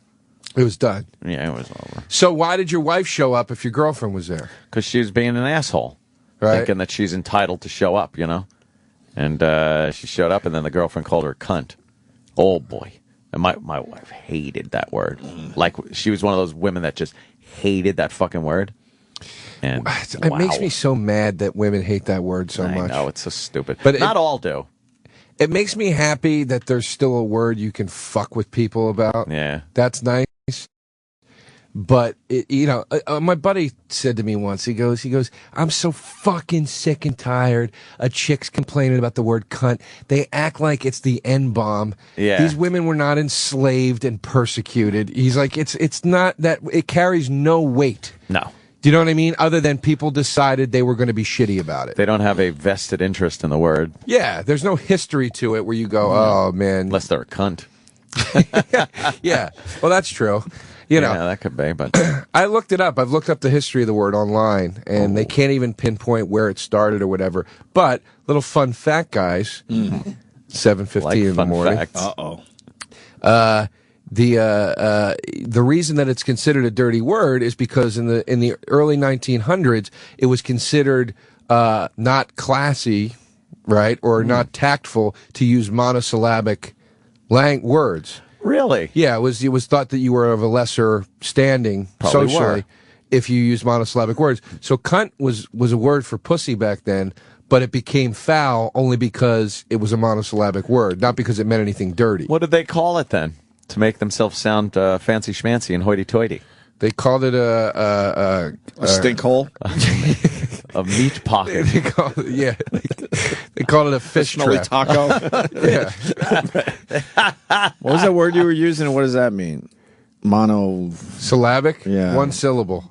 That's like, hi, yes, cunt, fuck. Hi, cunt. They really hated it when you said that. Yeah. When you greeted a woman that way. I just know that as one-syllable words. Yeah, well, it's early, and I felt like I'm in a more of an NPR kind of mind frame like right that. now. No, so. I feel like I learned something today that I'll forget by the time the show's over. But Yeah, who gives a shit? Right? Did you watch the debate yesterday? I didn't. I was out doing shows, and I actually called into was on Bailey Jay's podcast last night. Oh, look at you. Another little run-in with old Bailey. Oh, Jay. really? I heard you guys were talking about it on the show yesterday. Yes, Well, we were. might have. That's why I bring it up. Might have been might brought have. up, you homo. Why the attraction to the transsexual? That would be called a just Transgender? transvestite. That is Transvestite? that's literally a transvestite. No, transvestite is a guy that just dresses up like a woman. That's a transvestite. Is a guy. That is a guy dressed like a woman. A transvestite is a vampire. Wait, transvestite, you just throw the clothes on, right? Yeah, she's a transsexual. Her website is TS. Why is she a no, transsexual? a transsexual is after the operation, isn't it? No. A pre-op transsexual means that the op is in her future, and I don't think she wants the op. Why can't... So what is it? Why aren't they all just transvestites? Call of Duty, cock ops. Cock ops. I think it's I think it's a transvestite. Well, her website. What's the and then difference between a transvestite and transsexual? She puts the transvestite is a dude. If you just put a dress on right now, you'd be a transvestite. But that's what she did. Where's the line? But she's got tits. What if you put? What if you're a dude? You put a dress on and makeup and fucking that shit. Oh, so she's half a fucking transsexual. She's trying to like have some of the body parts. I'll tell you this: of a woman. Her website says transsexual, and I'm assuming she might know a little more about this than any of us do, since she went and actually had operations done. Well, you probably know more than we do at this point. I don't know what you guys have been up to. I'm just trying to break it down, though. Transvestite guy, any one of us just throwing a dress on. Hot. With no effort. Transvestite's a man that dresses up like a woman. You don't put a lot of effort into it. But if you're a transsexual, that means you're putting more effort. Like, all right, I'm going to try to like make my man fucking boobs look like feminine boobs. Look like tits. Transvestite is fucking Hawkeye. Yeah. Or Klinger, whatever his name was. Klinger, right. And then what's the other one? Transsexual is that you have woman parts.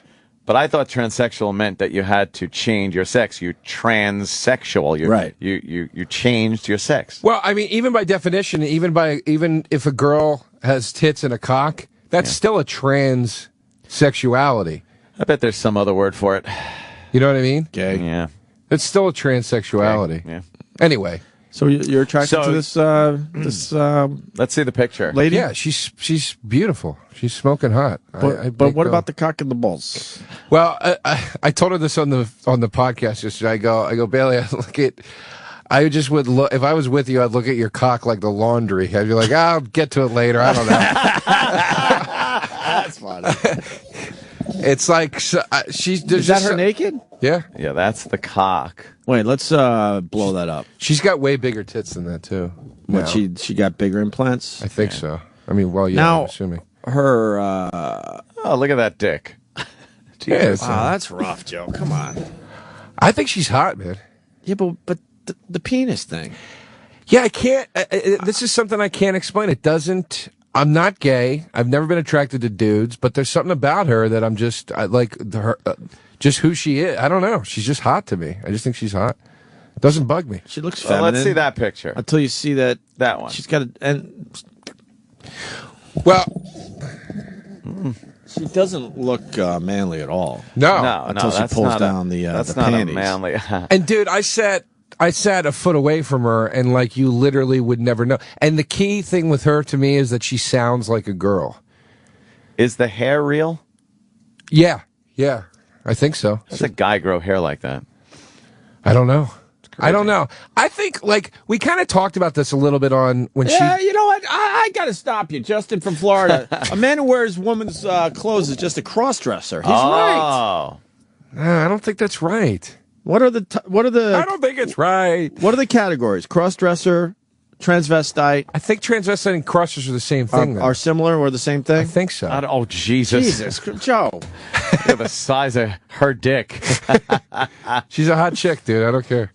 So you would go down on that? I don't know. That's what. Let's just be honest with that's each other. That's why I use the laundry analogy. I don't know. You'd feel all weird afterwards. I was. I'll tell you this. I was sitting next to her and talking to her and stuff, and I was way fucking attracted to her. She's hot, man. She's really hot.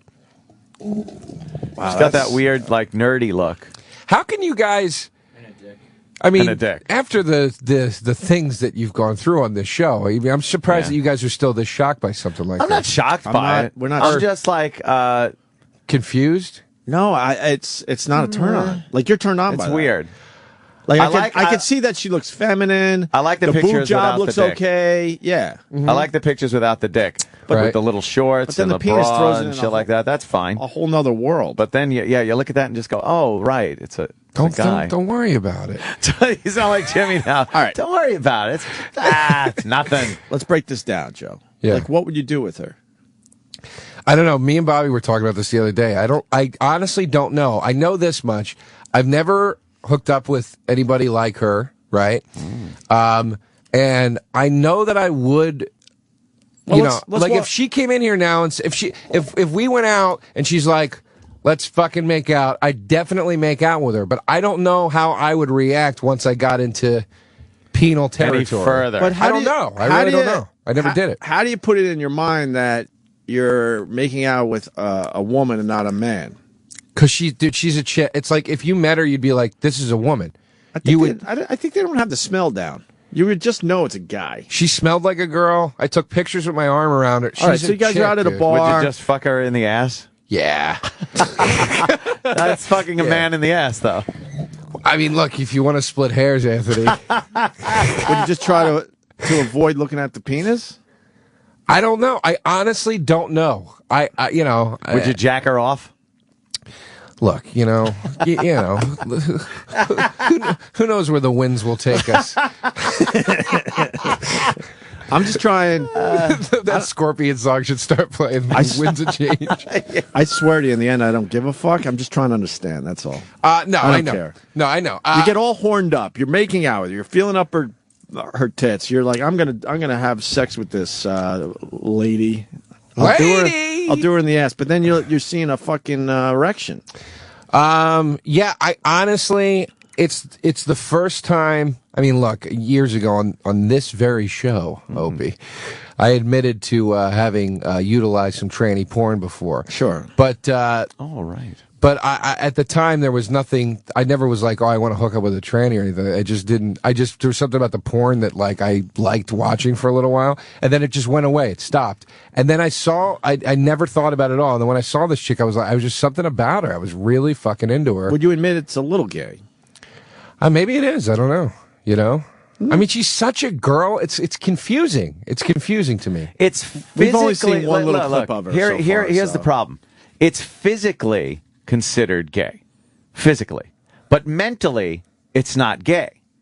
Like you look at that like it's a girl, so you're not looking at it like, oh, I want fucking, I want a manly personality. I want to make out, ooh, things like that. It's what about she?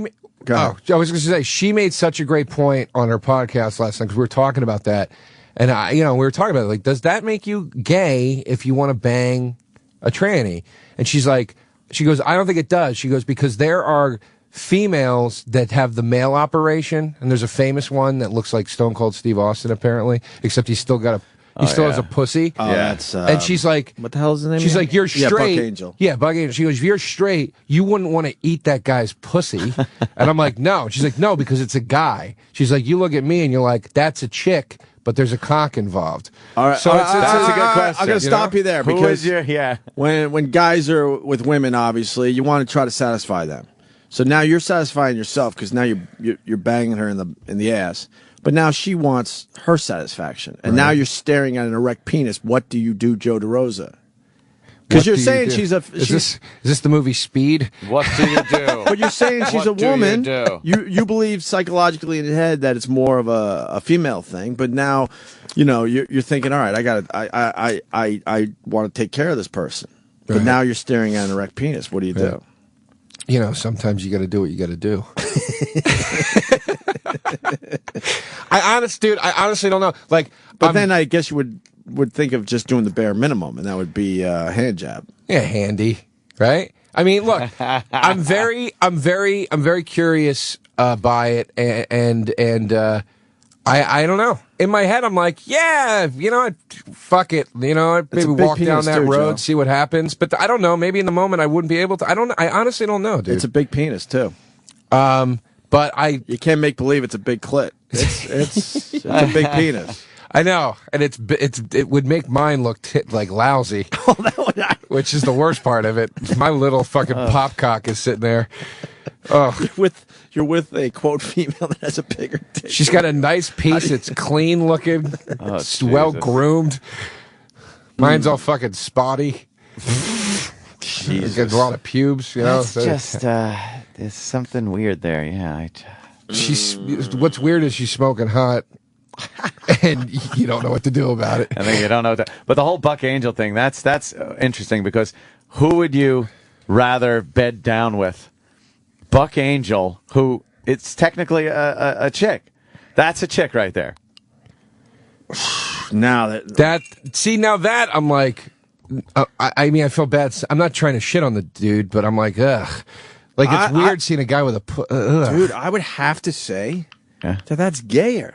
But Buck Angel started as a female. You could fuck a vagina with Buck Angel, and it's technically, it's got ovaries and all that shit, and it's a girl, but that's a guy's body, man. Gayer, right? That is a guy's body that that's works so out weird. A lot. So it has nothing to do with the pussy or the See, that's what chick. she used to look like. That's what Buck Angel used to look like. Before he turned himself into a dude. God!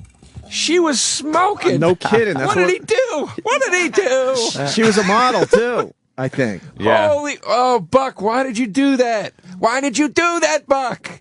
We needed that. Look at that. That's a guy, man. So that really confuses everything.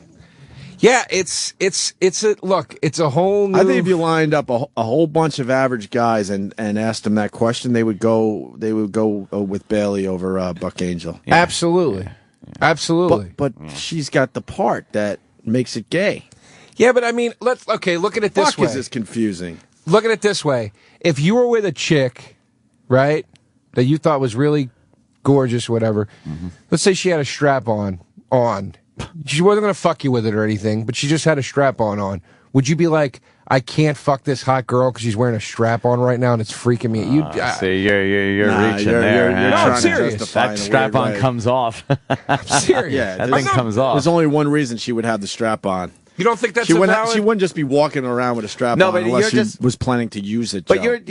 Joe's just saying, like, look, it's just an appendage. Whether it's plastic strap on or that, you would still have sex with her.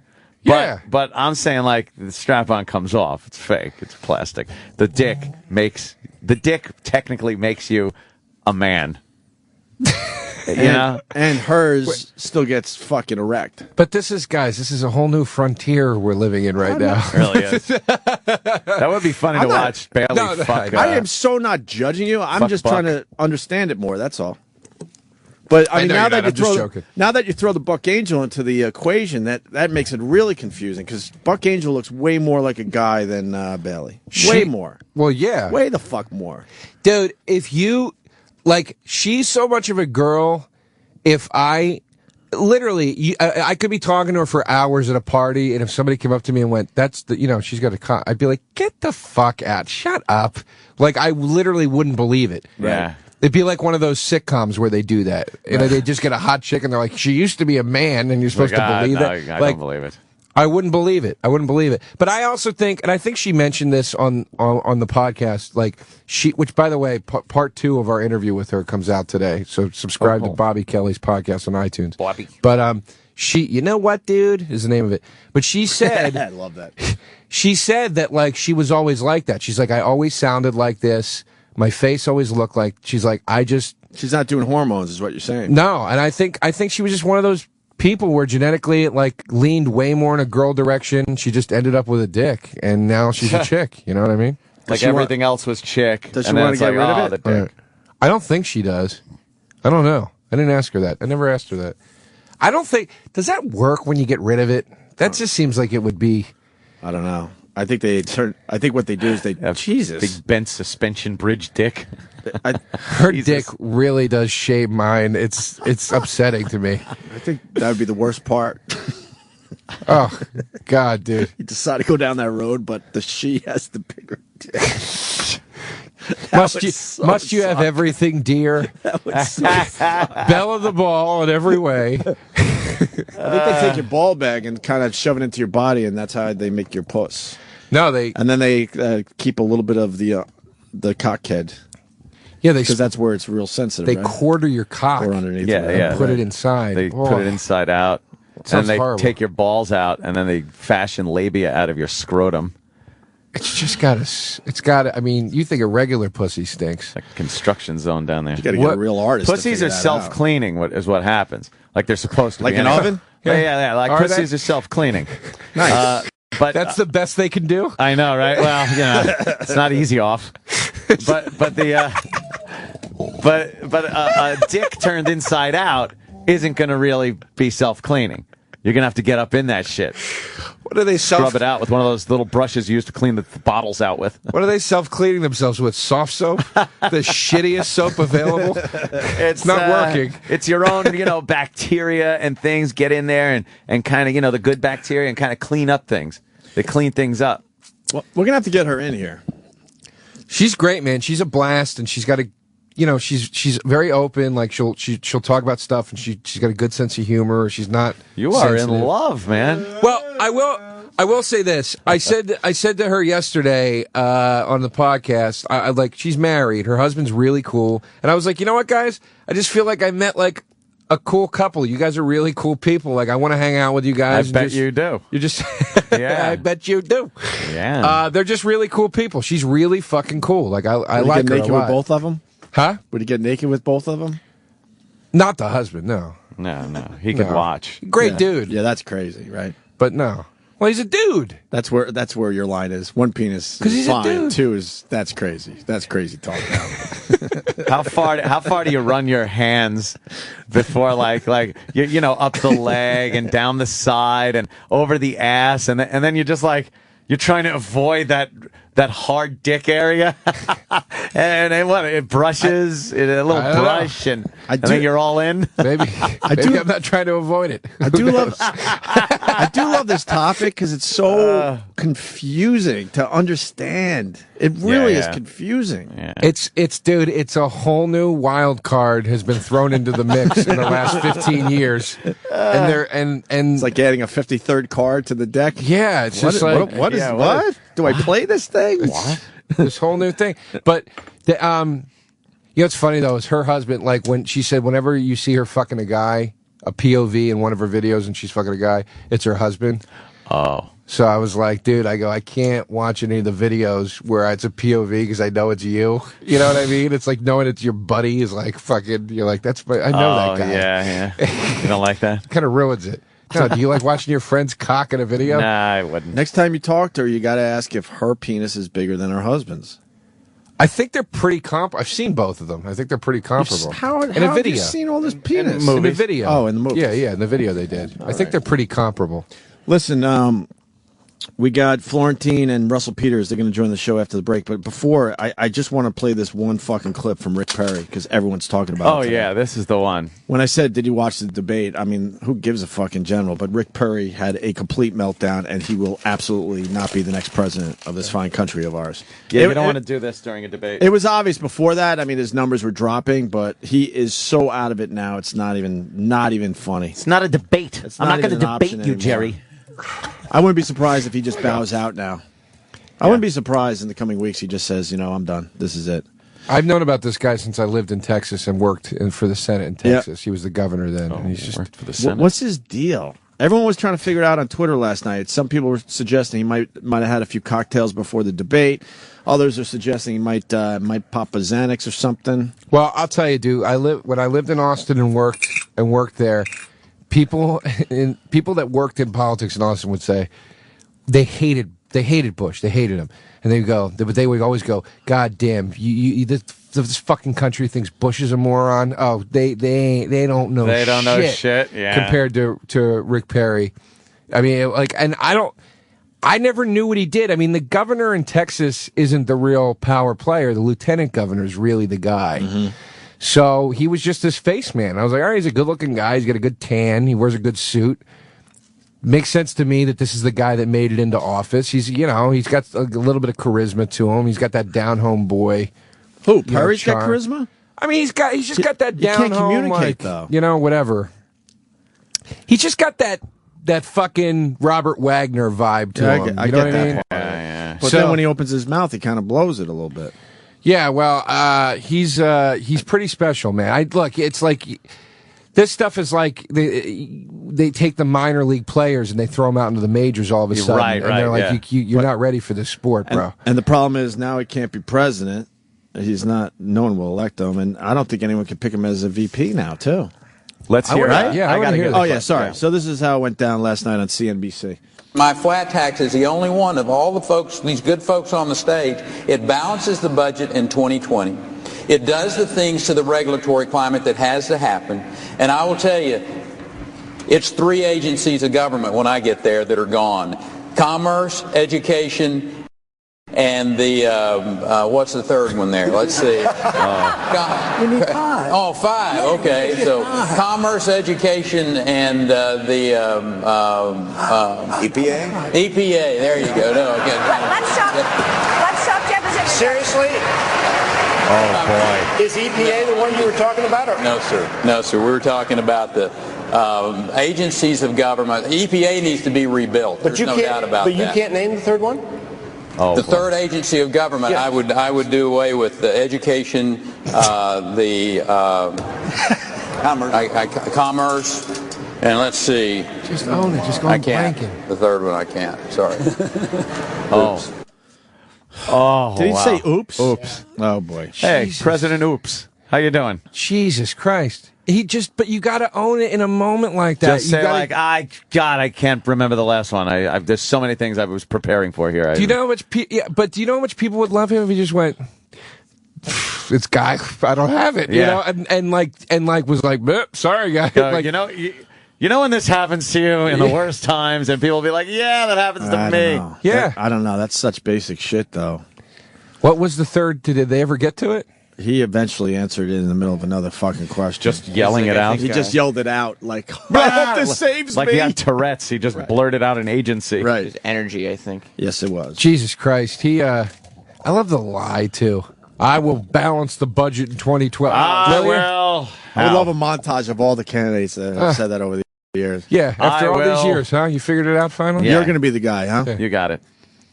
Michelle Bachmann looked very doable last night. I was telling Joe DeRosa, because I know Joe has a thing for older women. Matronly. Too. Although I did tell Joe that he's probably looking more at Michelle Bachmann's mom. He goes real old. Can I see, do you got a pic from Bachmann from the debate? She looked very doable last night. Yeah. She didn't have those crazy eyes like she normally has. What a crazy And then she talked about she wants everyone to pay taxes, even if it's what was the exact quote? Even if it's the cost of 2 Happy Meals. Right. So, like, the real poor people would pay as well. I like it. Even if it was the cost of 2 Happy Meals. Good. Yeah. So they're attacking her for... You get a few million of those people who are on the fucking take in this country Giving a and little not bit contributing anything. Yeah. Let them fucking feel like they're paying something. Let them miss out on a Happy Meal? Exactly. Are they allowed to keep the toy at least? No. No? Cost of the toy is absorbed. Oh, that's cruel. Yeah, that's ridiculous. What are you, fucking... Yeah, you're really... I say I didn't realize how everyone right-wing you should are. pay some kind of fucking But taxes let them in this keep country. the toy from the Happy Everyone. Meal. Let them keep the toy. Let them keep the toy. I get fucking shit on by people that are getting tax refunds. Ooh, I got my refund in. I'm going to use it for this. Yeah. Why don't you pay your taxes? Shut the fuck up. Yeah. Yeah, Shut the fuck up. Our number is pretty high. It's crazy, ridiculous high. I have no money, so I don't know what you guys are talking about. Yeah, wow. I actually would like to get a refund if that's possible. I'll get a refund. I know a guy. You're not bitching at me. Joey, I know a guy. Who? I'll get your refund. I know a guy. I have a great accountant that does very well for me. Our shady accountant, unfortunately, is no longer with us. We haven't used him in years. I wanted to go on record and say that. You had a shady guy? I don't. Did we have the shady? I don't know for sure, Joe. I do. You can That was admit it. awful. Ann turns me and Ann have helped each other out over the years. Like, I'll know a guy, he knows a guy. We kind of like, And I didn't know shit about it. I know him through my parents. Yeah, so Aunt goes, I got a guy. I'm like, all right. So Aunt gives me the address one day, fails to tell me, Joe, that this guy's office is in the back of a strip club. The basement. It wasn't the basement. It was downstairs from Shut the strip up. club, wasn't it? No. I got you a refund. next door. No. I got you a refund. I got to give it to you in ones. Yeah, it's Hold all on. crumpled ones. It's 1 in the Smell like afternoon, and you can hear the music coming through the wall as he's trying to do my taxes. And I loved the guy. I really did. He loved clowns, and he would put on a red fucking clown nose as he's doing your taxes. I'm like, what the clown, fuck all right. is Who was this? he, Patch Adams? Yeah. And every year we do our taxes, we would get a refund. We would get a amazing. nice refund, Joe. Jesus a Christ. nice one. There's Oh, no yeah. way. And Come he on. would, and I don't know if he was half joking, but then we would go separately, but I would sign all my tax forms and stuff, and he goes, well, let's hope for the best on this one. And he would stamp it and then put it in the pile because he was sending it in. And he was wearing a clown like nose. girls or something would have been better. Well, he put the clown nose on just to kind of be silly, but there were clowns all over the office. He was a solid dude. Would he fill out your forms in his own feces? He sounds like a fucking lunatic. he was. He then later died. Yeah. From what? From not having us as Chlamydia clients anymore. Yeah. Chlamydia from the strip club next door. He kept eating the steak. It was from the strip club buffet. Strip club buffet. Ew. I felt bad when we many years ago we had to be more on the up and up. Yeah. And it was suggested strongly that maybe we need to find another guy. That was a sad day. I did like the guy, and it was probably all legal. It was out of his league. We reached a point where we became out of his league, though. Yeah. Like when we were still in his league, it was fine to have him do our silly. taxes. It was silly, dumb money like you got, Joe. But it was like stupid regular people money. Yeah. Yeah, basically. Hold on, I have to go in the bathroom and cry for a little while. Joe, you're on your way, though, sir. Yeah, all right. You're going to have these very problems. If this is on my way, I'd hate to see what doing bad is. Mm-hmm. Hey! Did you ever go into that strip club after doing your taxes? Oh, hell yeah. Yep. Yeah, I used to It used to be the Inn at the Crossroads. It was called. I don't even remember the name. I actually got married in that place. Oh, that was the basement? Jesus No, Christ. that was the bar. That was up there. It's so weird that it didn't. so mafia. So weird that it didn't work so out, mafia. Anthony. Yeah, I know. I can't believe that marriage. Met in a bar, married in a strip club. Yeah, but it was all in the taxes, strip club, and you could get married all in the same building. Yeah. That's so mafia, man. Jesus Christ. Yeah, what was the place called? It was called the Inn at the Crossroads. It was right where Jericho and Vets split in Comac, right by the Comac Motor Inn. The Inn at the Crossroads. Yes. How dare you give it some sort of a sophisticated name? Well, let me tell you in something. any sense. At first, when I first started going there, it wasn't a strip club. It was just a fucking. What was it? A ground round? No, it was a a Roy Rogers. What was a it? bar. It was just a decent buffet. It was just a local bar that guys from like the demo in that place was probably businessmen and guys in their 40s and 50s would go there. And my mom used to tend bar there in the day. And I would come in from knocking tin, which was down Jericho Turnpike. I'd come in and everybody would be like, hey, get Rosie's kid a drink. Get Rosie's kid a drink. And I would sit there and drink for nothing all day because everybody would buy Rosie's kid a drink. Were you 21? Yeah.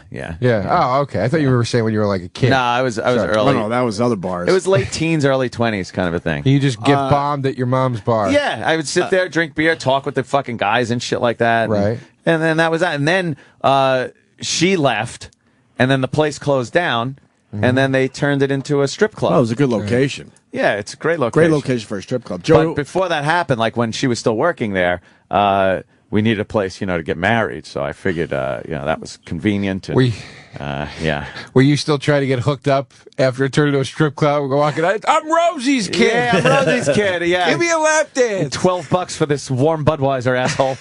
Shit. But I'm Rosie's kid. Brother Joe. Yeah. Yeah, it's a gentleman's club now. That's where the accountants. A gentleman's club. It's still a strip club. I love that term, gentleman's club. Gentleman's club only means that the chicks are going to come up to you and try to drain you for $20 at a clip instead of $1 a clip. Yeah. When they used to just walk around the bar. If you're making cumsies in your pants, are you really a gentleman? Yeah, exactly. So rarely do you hear gentlemen scream, "Show me your asshole, you cunt!" Yeah. What's up, Joe? There are still people. The lady that took over for the old accountant, I was using him for a while too, and the lady that took over for him, she told me that there are major messes that she's still cleaning up. Oh, from his accounting? When he died, yeah. When he died, all of his accounts went to her. Wow. Oh, man. Including mine, and I got a lot of inside info on like, oh my God, I can't believe that guy did this. That bad? On everybody's taxes. He was always working within the parameters that were set up by the government. Oh yeah, yeah, sure he was.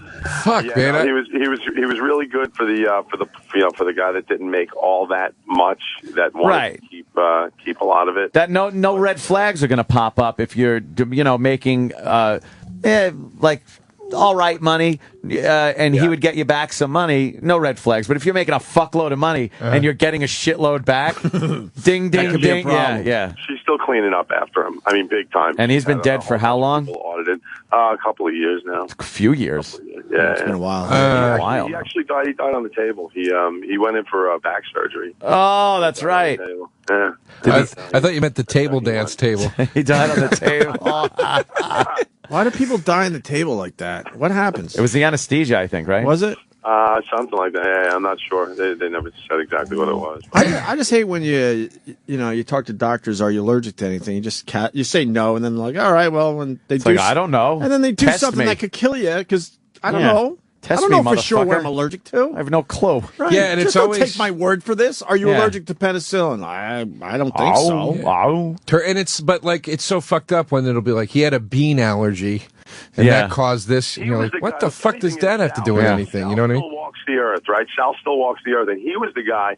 The accountant was the guy that was always talking about being in shape and running and jogging. Oh, right, yeah. He was always into staying in shape. He goes in for one operation. Sal's had his heart removed and replaced like 18 times, and he's still walking. Yeah. Jesus. The operations they give the old guys are just amazing. Yeah, it's fucked up.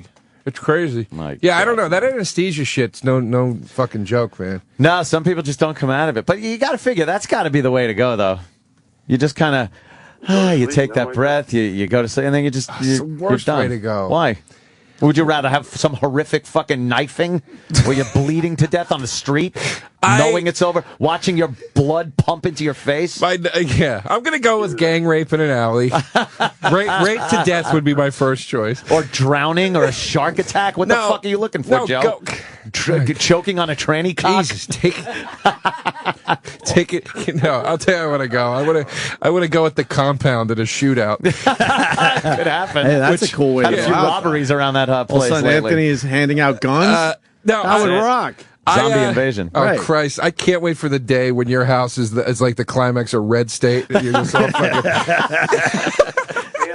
Kevin Smith's going to appreciate that. That's awesome. What's that, Joe? Did you get the pictures that I texted you yesterday? Oh, yeah. Picked up a couple of weapons, did you? I like the Walter. Yeah, the Walter's sweet. It's a black one. That's nice. Yeah. No, it's Nice. pretty Yeah, we're going to have to hit the range up. 9mm Kurtz. It's like made after. It looks just like one of the old German ones. Yeah. Yeah, going to have to hit the range. And I got the scope. I got the Nikon M223, the one that's matched to the AR-15. Yeah, for the AR. Right. We'll hit the range up. That'll be fucking fun. All right. Yeah, we'll definitely go out there. Hey, this weekend, 2U is going to be over at the Maryland Irish Festival in Timonium at the Cow Palace. We're going on at 9 o'clock. We're headlining it Saturday night. Where is that? The Cow Palace over in Timonium, Maryland. Okay. It's the Baltimore Maryland Irish Festival. No, fuck. That sounds Cool, man. Bunch of drunks. All right, Joe. Should be fun. Brother man. Joe, everyone. Later. Bye. Talk to you later. Bye. All right. You know, yeah. Speaking of, like, when they put you under, Yeah. that's all you need to know, that there is no God. Sorry to blow it up for everybody. You can read all the books you want, but as soon as they put you under, I had a minor. I had a horrible acid reflux thing, so they had to scope my gut to make sure everything was cool. And they put you under, and you don't realize that time went by. That's when you realize, holy fuck, there's nothing. Yeah. Take that with you today. Yeah. Because why aren't you at least in some kind of dreamy fucking state? Oh, you're completely unconscious. Your brain is shut down. The guy went with the famous count backwards to we're done. Yeah. What? Yeah. Anesthesia's weird like that. You wake up. You don't remember going to sleep, and then you're just waking up. So like in a second. And in the meantime, they're fucking rattling you around a table and fucking shoving shit. That's why there are fucking doctors. I mean, that's amazing to me that an anesthesiologist, it's like there's a doctor dedicated to just the anesthesia. Making sure you're fucking... Yeah. Just watching the numbers. Yeah, which is like, that guy's like the fucking guy that works in the post office during the war. You're like, you're not get the fuck out of here, rookie. The post office. Hey, I'm in uniform too, you know. I'm holding down the home front is what I'm doing. There might be a guy. Sees no actions, got no stories. No good stories. One time we had a fright when we were injecting crazy. Oh, shut up. Yeah, meanwhile, there's fucking people getting off of those amphibious landing craft being blown to bits. Yeah. And he's like, it's pretty tough here, too. Yeah. Let me tell you. Talk to me when you've had somebody's brain on a fucking table, anesthesiologist. No walk in the park here in the post office. Maybe there's a God. Maybe there is. There's no Maybe God. the anesthesia just knocks down the soul. There's no God. The soul's just hanging outside. I don't know. There's no God. Come on. I don't fucking know. It is creepy though when they put you under, and the next thing you know, you're like, where the fuck did that time just go? Yeah, lost That's it. time. You make completely lost, because even when you're sleeping, you're aware that you're still fucking breathing. But you make a great point. When you sleep, you dream, right? Right. There's no like deadness. Even if you don't Darkness, remember it, you dream. Emptiness. You go under anesthesia, you're not dreaming, because that is the closest to dead your body can be in an alive state. It's nothing, dude. It is blackness. All right. Just You nothing. get freaked out? All right. Nothing. What's the matter? All right. It's too much? No.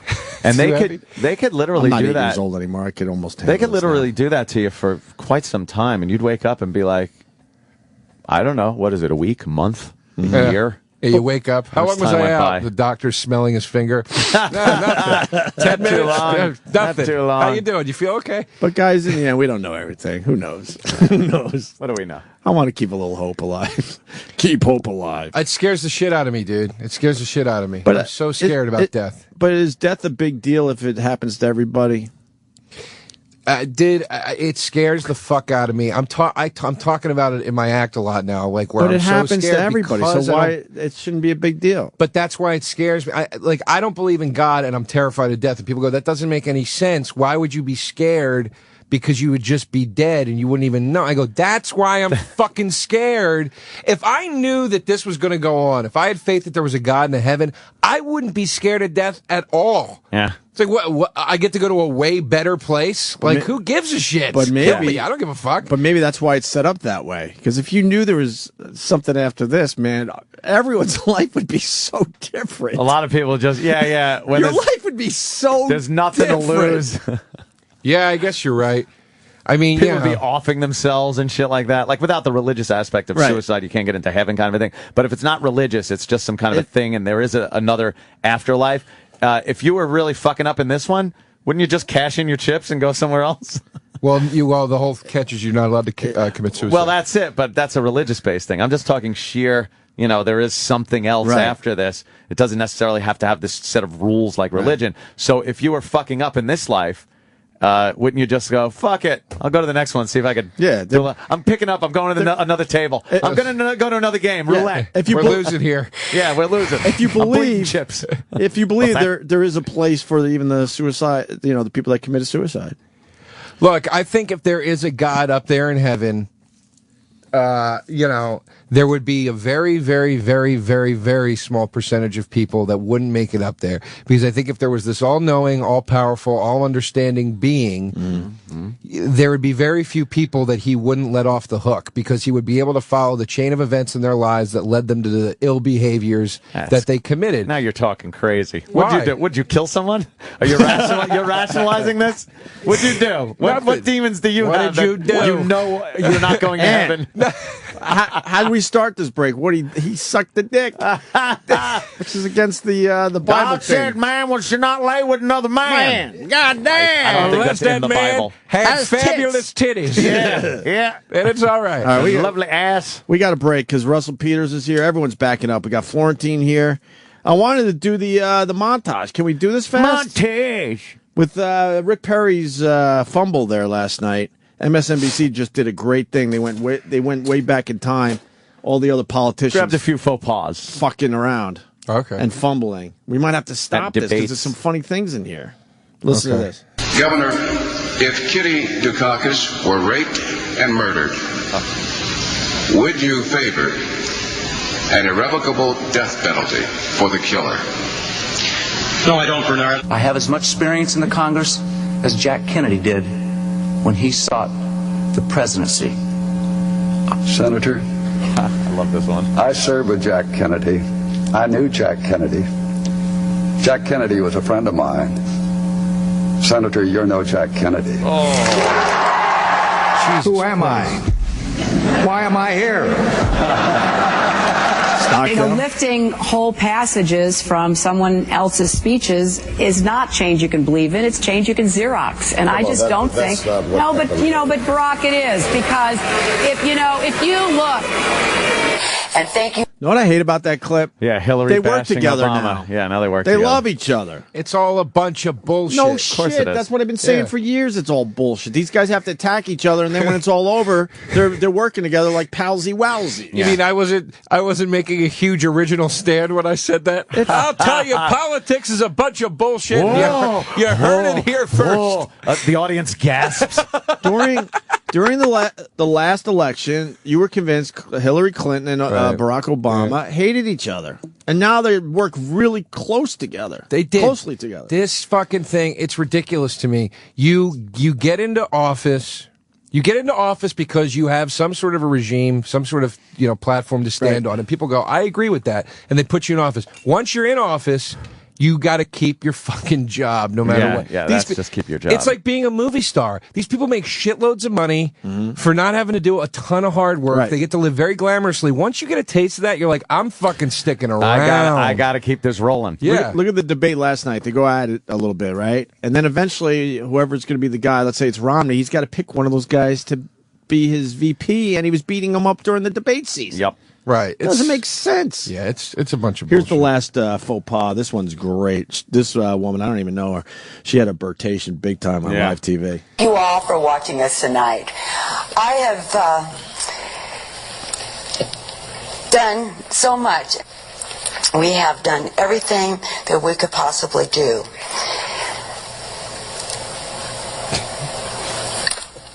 She's just looking at the camera like a retard. Jesus. Yeah.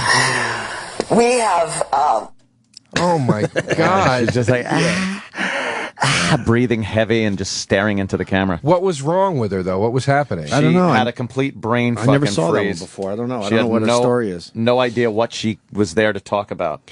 It's great. Dude, yeah. We're an hour late. Florentine was booked for 7:30, and Russell was booked for 8. So we got a break. Yeah, let's break and get everybody in. Joe, what are we promoting?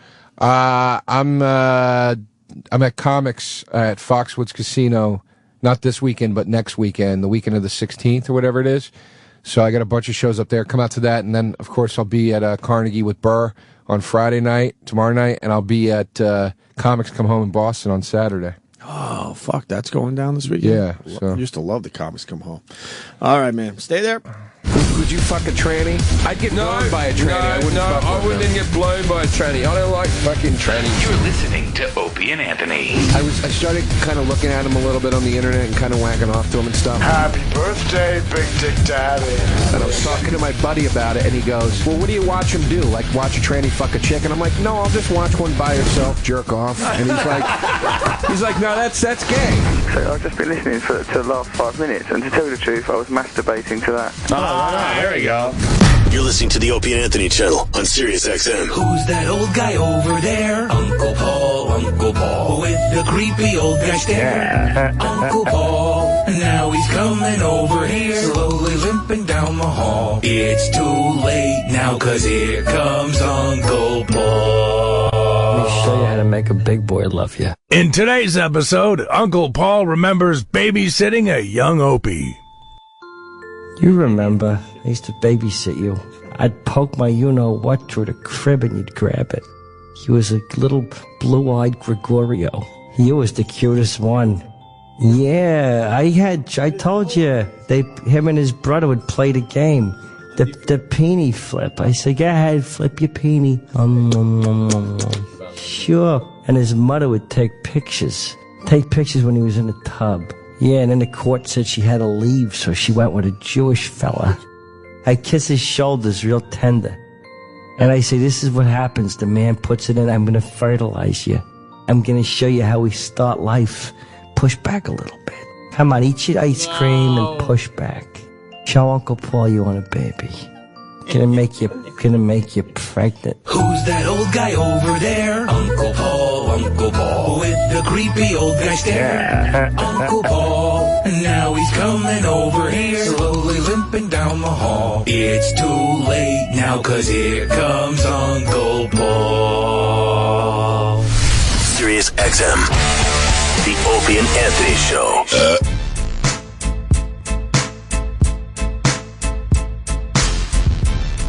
Got a full house, Ant. Holy shit. Joe DeRosa, Jim Florentine, and Russell Peters in studio. Yep. Fuck.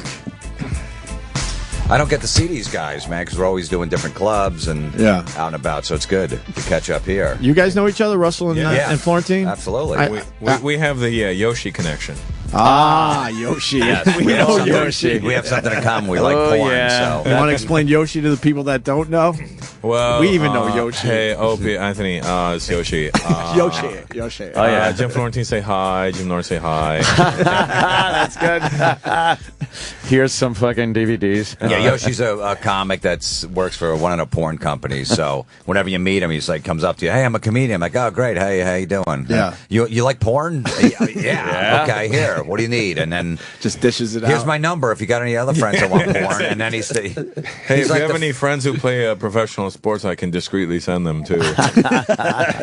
He's like the Huggy Bear of porn. He knows everybody. Hey, I got to know. Guy knows porn. He knows how to market himself. Yeah, because we all know his name. Yeah, it's true. And nobody has the association of comedy with them. That's the worst. No, it's always just porn. Yeah. The worst part is he's actually a funny comic. That's the Can't get past the porn part. It's tough to get past the porn. Yeah.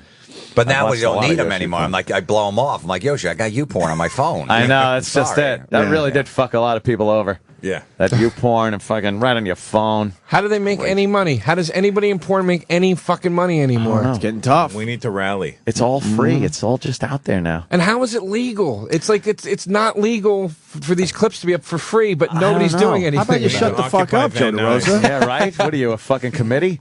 What's wrong with you? It went from early days of internet where you could get porn. It was very difficult to get quality porn, and it took forever to load and everything. Yeah. And then they went through a phase where you couldn't find fucking good porn because everything was on pay sites. Yeah. You could see little thumbnails of fucking blurry thumbnails to jack off to and that shit. And then it opened up to free streaming movies of fucking every kind of cum shot. Yeah. Fucking all Lobster Tube, categories. you ever Yeah. What? Lobster Tube. That's Really? what I Is that got. a good one? Oh my God! You got whatever you want. Fucking Lobster See? tube. I don't think I've great. heard of It's that got one. every single fetish you could think That's of. a bad name, though, man. That's I not an know. arousing. Yeah, right? It doesn't really conjure Well, up. that's the good part. If somebody's going through your laptop, lobster. I got a tube. don't know what catfish that is. tip. It's great. Yeah, Lobster that is tube. true. Like if your chick's going through your laptop, it's like, oh, I didn't know you like seafood. Yeah. Yeah, they're thinking I'm looking for the best. Smells like carptube.com. But yeah, then it just all became free, and I see no way that anyone's making money off it. I know I haven't paid a dime.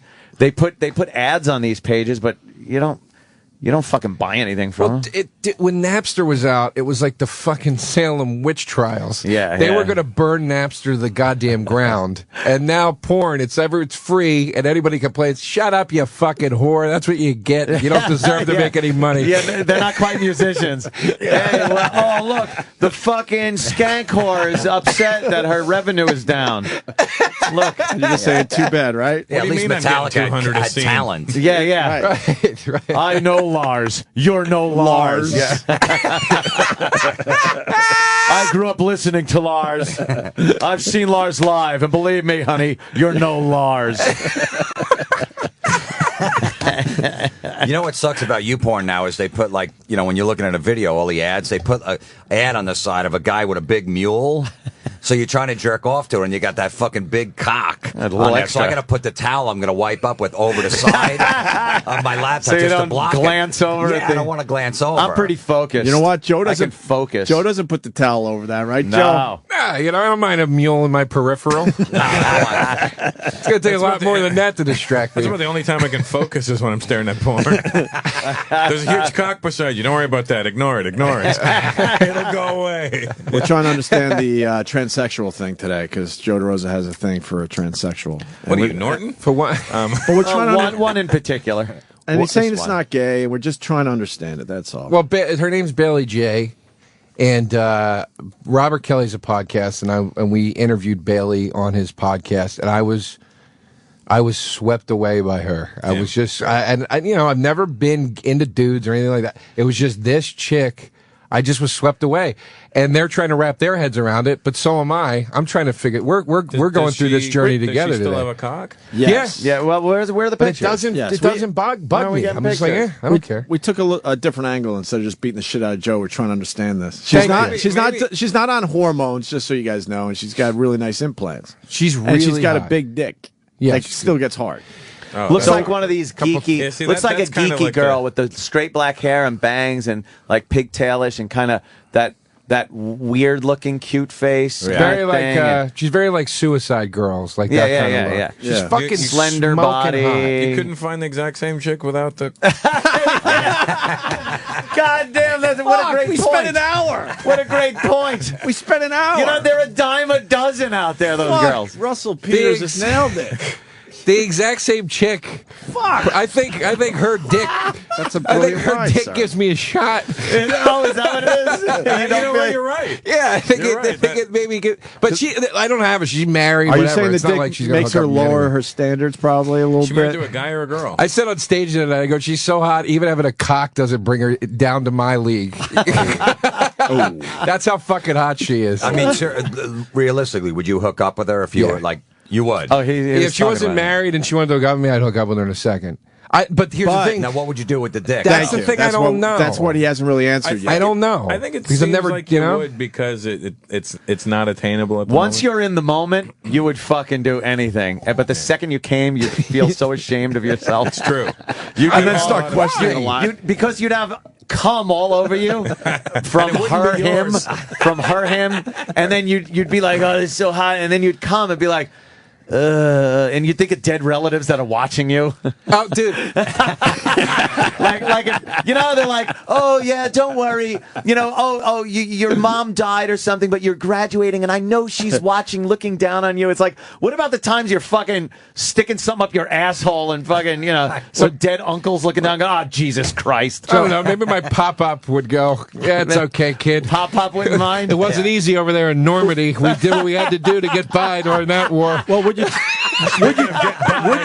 take her jizz Some of on your those French face? girls weren't girls. Would I take jizz on my face? Would you take her jizz on your face? I don't think I'd take jizz on my face. No, that's where you draw the line. I think I'd grab her cock and see how I felt about it. Yeah, like a telephone. You just like a stick hold shift. it. Yeah. Like See a how you stick feel. shift. I don't think I could drive this car. Take it around the block. Yeah, I'm not a manual guy. When we interviewed her on Bobby's podcast, I got like kind of dressed like I wanted to look good because I didn't know she was married, and I had a little thing for her. And I walked in, and Bobby goes, "Look at his shirt, dude. Look, he fucking got dressed up for you, man. Bailey, do you like this shirt?" And she goes, oh, "I'd fucking ruin that shirt. I would just make that my fucking cum rag." Wow. And then I got a lot of shit for that because I'm not only is she a chick with a cock, but I'm also the bottom in the fucking equation. Wow. Like I can't even be the top in this thing. You'd have to be a power bottom, no less. But then we added Buck Angel to the equation. You guys know who Buck Angel is. Yeah, that's the guy with a cunt. Yeah. But he started out as a chick. Now that so what's gayer is what we were trying to figure out. Now you bed down with Buck Angel, who is a man's man with a real vagina, technically still a woman. Yeah, technically. right. Now Bailey is a pretty girl, but technically a man with a cock. What's worse? And what would you rather, if forced at gunpoint, which one would you rather bed down with? I take Buck the snatch. You would take the snatch. Yeah, absolutely. Now that's a man. No, but Buck Angel looks like Anthony. No, more manly than me. Buck Angel's ripped. Yeah, Jim, she literally he looks like Stone Cold with a pussy. I wish someone was in here turning the fucking computer on so we could see the goddamn Why'd fucking you look at the Indian guy when pages. you said turn on the computer? Oh, shit. Yeah. Customer service. With man Hi, my name is tattoos, too, Bill. Florentine. Sure it is. I still think those I would big take... over-the-top man tattoos, Ooh, fucking, yeah, I don't know. obviously steroids, so he's really... Get Bailey J up and get Buck Angel up. I don't know if you should answer the question before you saw what yeah, but still, this I looks think like. I can close. I put my dick in bad holes before. Jimmy, I have, so I think I can. I used to fuck the pool, like the suction thing in the pool when I was a kid. Stick my dick in there. It's anywhere. Yeah, but that suction cup didn't have muscles. If I felt another cock, that'd be a All problem. right, here's your choices. Okay. You got Bailey on the right there. See, I could see the man in Bailey. You can. Well, yeah. Besides the cock and balls, That's not the best picture. The Kirk Douglas chin. She's smoking, It's man. a pretty strong jawline there. That's why. Well, All right, this is your choice. Buck Angel. Now Buck's got the. This is your fucking choice. All right, there. Buck's got the vagina. This is your choice. All right. I'm going with the dick. I'm going with Bailey. Yeah. I'll take a load to the face. I'm not fucking that guy in tattoos. That's a guy. That's a guy. That's more guy than. See, but now that is technically a woman. Look, it's got a vagina. Yeah, the one on the right was born a woman, and then the one, on the left was obviously born a guy. man. Now, I think I got to go with Florentine on this one.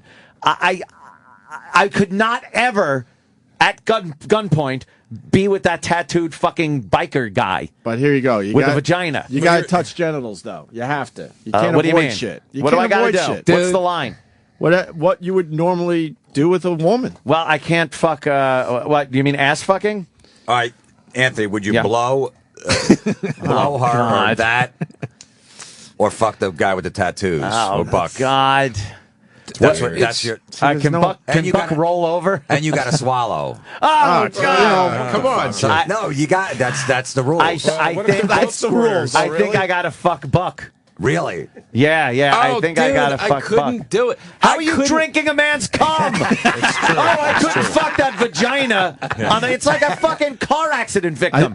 Look, picture a girl that was in a fire. It burnt all her tits off in her hair. Well, now you're fucking. Except for the mustache. Yeah, the mustache. Let me ask Florentine, can you close your eyes? Absolutely. No way. All right. Well, that changes things. No, you got those fucking Clockwork Orange things in your eyes. You have to keep your eyes You wide gotta open. keep your gullivers open. Because if you close your eyes, game over. It's going to feel like a vagina. Yeah, but then I lose my rod if I if I have my eyes open. What? Oh my God! Why? Because you want to be turned on by Buck Angel's goatee that he's sporting in that picture. I got to ask you now. Would you suck Bailey's dick until Bailey came in your mouth? Or would you fuck Buck Angel? I'll sum this up for you. Okay. This is my final closing argument. All right. Before we go to the jury. At fucking gunpoint with popsicle sticks and duct tape, I couldn't get a fucking hard on if I had to fuck Buck Angel. I could not fake a hard on through that in any circumstance. That could be very true, right? Whereas the flip side of the coin is I would skip happily into a fire to fuck Bailey Jay. So you would swallow Bailey before you'd fuck Buck I wouldn't be into swallowing any No, jizz, you have to. That's the thing. Why are you making these rules? Florentine's rules. It makes it more interesting. Florentine rules. It makes it way more interesting. Florentine's rules, man. All right, we're playing by his rules today. You know, I think it really comes down to who would you rather fight? That's really the bottom line here. That is true. I think I could knock out Bailey. Yeah, that glass jaw there. Yeah. Nothing worse than getting beat up with a guy with a cunt. That would be a little degrading. Some fucking dude with a vagina. But Buck Angel doesn't have like a cock to punish you with, so It's true. But, That'd be weird to watch them two fuck. They should do a movie. She told me on her podcast last night that she wants to do a movie with him. That would be interesting to watch. Yeah. Like he's got like Bailey has Buck Angel's got unusually small testicles. Are they? I don't focus on that. Might be a cold balls is what my problem is. Huh? You got find a picture of Bailey that's in like those shorts, one of those pictures. So you get more of a girly look. And see if that changes anyone's opinion. You see a little more man in that picture. Can we not avoid? We're avoiding something. Mr. DeRosa has not answered the question. Yes, Mr. DeRosa. Look. That one? No. If it was between fucking Buck Angel and sucking Bailey, I'd suck off Bailey and take the hot load. Yeah, that one. You would take the hot load. Yeah, I'd take that over fucking Buck Angel. Because I feel like I'm fucking a man with Buck Angel. Right, that version of Bailey I'm interested in. Yeah, see? All right, but if you do take the load from Bailey, you can't run in the bathroom and go spit it out. No. Jesus, your rules are getting really fucking... I know. I just want to have fun. I know, right? Jesus. If it's look, do I want to get a load in my mouth? No, but if it's between that and fucking Buck Angel, I would take the load. I'd take Bailey any day. I'd take Bailey just regular. Buck Angel's rough. Let alone That's up against rough. Buck Angel. Buck Angel's rough. I just figure with so many real girls with real vaginas out there, why are we fixated on these two fellas? Well, that's why it took so long to get you guys in here. Sorry. So what happened? So what was your Opie? There's no good answer there. What? Well, what if you have to pick one? Yeah, you have to. Jesus. I think I just I can't close my eyes. What do you mean close your eyes Can't on what? close your eyes? No, you can close your eyes. I'll throw that in. the Buck Angel thing. Buck Angel? It'll feel like a vagina. No, but this No, is... it won't, because when you grab the hips to fuck, you're going to feel a hairy ass. Yeah, that's true. Are you going to be on top, or how's that going to work? Like, you picked a position. What would your answer be, rule maker? You know who wins in this? There's no good answer to this. I'm not playing this game. If I could pick the whole if I could pick the entire thing, here's what I would pick. Covered up like it's having vagina surgery, where everything's covered except for that little hole in the sheet. Like a Hasidic. Where just where just the vagina is showing, and then fuck like that. I would have Hasidic sex with That's Buck all Angel. I'd do. There you go. Buck Angel. There's my answer. That's it. There's no good answer here. All right, but and the same thing with the asshole of Bailey Jay. I bet you Buck has managed to make his vagina smell like balls. I thought the same thing. It's got to just reek like man ass. Like it smells like cock. Balls and cock, sweaty cock. Also, here's the problem with your Hasidic sheet scenario. Yes, sir. You can still hear through the sheets. You're going to hear her manly fucking grunts. Good job. You call that fucking... That's the problem. All right, man. you guys can use the Hasidic sheet, but if he turns around and looks you in the eye when you're fucking him from behind, you got to look at him back. Oh boy, that's a real gay I think moment. also, I don't think I'm going to be able to keep. That is. I don't think I'm going to be able to keep it right. Can you put a wig on, Buck? That makes it too easy with the wig. Yeah, I guess. Who would you? And why is it a blowjob with fucking Bailey and not fucking? Well, because that's a no-brainer. You'd bang a hot chick in the ass any day of the week, right? So you take Bailey and bend her over the bed so you don't see any dick or anything, and then just tool her in the ass. Tool her in the ass. She's so hot, she could literally, as I was fucking her, be dangling her dick in my face like this, and I wouldn't care. Would you let Bailey, look, you're on your back, Bailey's on top, jerking off, and just arcs one onto your fucking face? Is that okay? I've had my own jizz on my face. What's the difference? It's another man's. So that's okay. You would have to stare. You would have to stare at the tits as that's going down. Huh? You would have to stare at the tits as that's going down. Yeah, I think she's. Who would you make out with? Because that's way gayer. Oh, in a second. I'm just gonna. Have to I would go out on a date with her. Yeah, because that fucking cock is getting on my tits. Yeah, I think I would make out with Bailey first if I had to. Yeah. Oh, dude, you definitely would. She did. Fucking Buck, what's his name? Buck Angel? He's got stubble and shit. He's got to go and in not the on his picture. cunt either. Dude. See, that does look good. I'll give you that's not bad. There's like hips on that thing, and I'm telling you, the she's hips don't look manly, right? smoking. no, the hips really are round and shit, and the face looks good there, and it's cool hair. Almost childbearing, like. I don't know. Yeah, she's Or ball bearing. So confusing. If you, I'm telling you, if you talk to her at a party for hours and hours and then somebody said to you, she's got a cock, you would not believe You'd be them. like, You'd be like, no, "Oh!" no, No, that's ball. Stop it. Lucky I don't day. believe you. Too good to be true. Florentine, part of your rules. Does she tell the world after it's over? Yeah, but you could just deny it. Or as a comic, you can go, yeah, I did it. So what? Yeah. For a goof. For a goof. I did it because I needed 20 more minutes. Yeah. Would you let Bailey fuck you in the ass, though? No, I don't. No, I don't think I'd be into If that. you guys I are wouldn't let rolling any around and fucking chick in my hijinks were going on, Yeah. All right, I think if Florentine's got- hijinks were going on, and she puts on the little pouty face and goes, "Oh, Joe, can I fuck you in the ass?" You'd be like, "Oh, okay." Well, you know me with hijinks, Anthony. Shenanigans, hijinks and shenanigans. I would love for her to trick Joe DeRosa, and now she's fucking him in the ass and just goes, "I'm a man, you stupid fuck." What are you doing? Yeah, the voice comes down. It comes down and goes, "You stupid." I'm telling everyone. Fuck are you She doing? becomes Olivia Octave. What are you doing? Yeah, as her cocks in my ass, she just leaves it and goes, "Gotcha." You just got Another one of you fucking homos. Ashton Kutcher comes out. Wow, that's a Joe, weird all right, discussion. so look, oh so boy, Bailey- more rules from Florentine. We Not used to- good. look, I like this. Not good. Anthony knows you're on a construction site for hours. You're bored, so you just come up with these games and you just keep pushing it further and further Yeah, because you don't want to be there. So it's just entertaining. All right, so Like he knows, man. God damn, that's great. so Bailey fucks you in the ass. You let her fuck you in the ass. You get 2 HBO specials, 2 1-hour specials. Fuck that. Then you got to write 2 hours of material. Look, my beef. You got it in the ass fucking. It writes itself. 2 1-hour specials. My beef with her banging me in the ass isn't because she's banging me in the ass. It's that it's gonna hurt, and I'm not gonna be able to do it. 2 Why? 1-hour How specials. do you know, No, Joe? I'm saying yeah. So you would do it. I'd give it a shot. How do you know it hurts, Joe? Huh? How do you know it hurts? Listen, I've heard. I would have leaned towards I've had shits that hurt. Fucking Russell. It's amazing how a fucking thick gone that shit way can with come it out. there, Joe. As long as it's moving in the proper direction, it's no problem. I mean, I've taken some thick, hard black shits. I'm loving the logic of Russell Peters. He's just slapping you around, Joe. He's Yeah, it's, you know.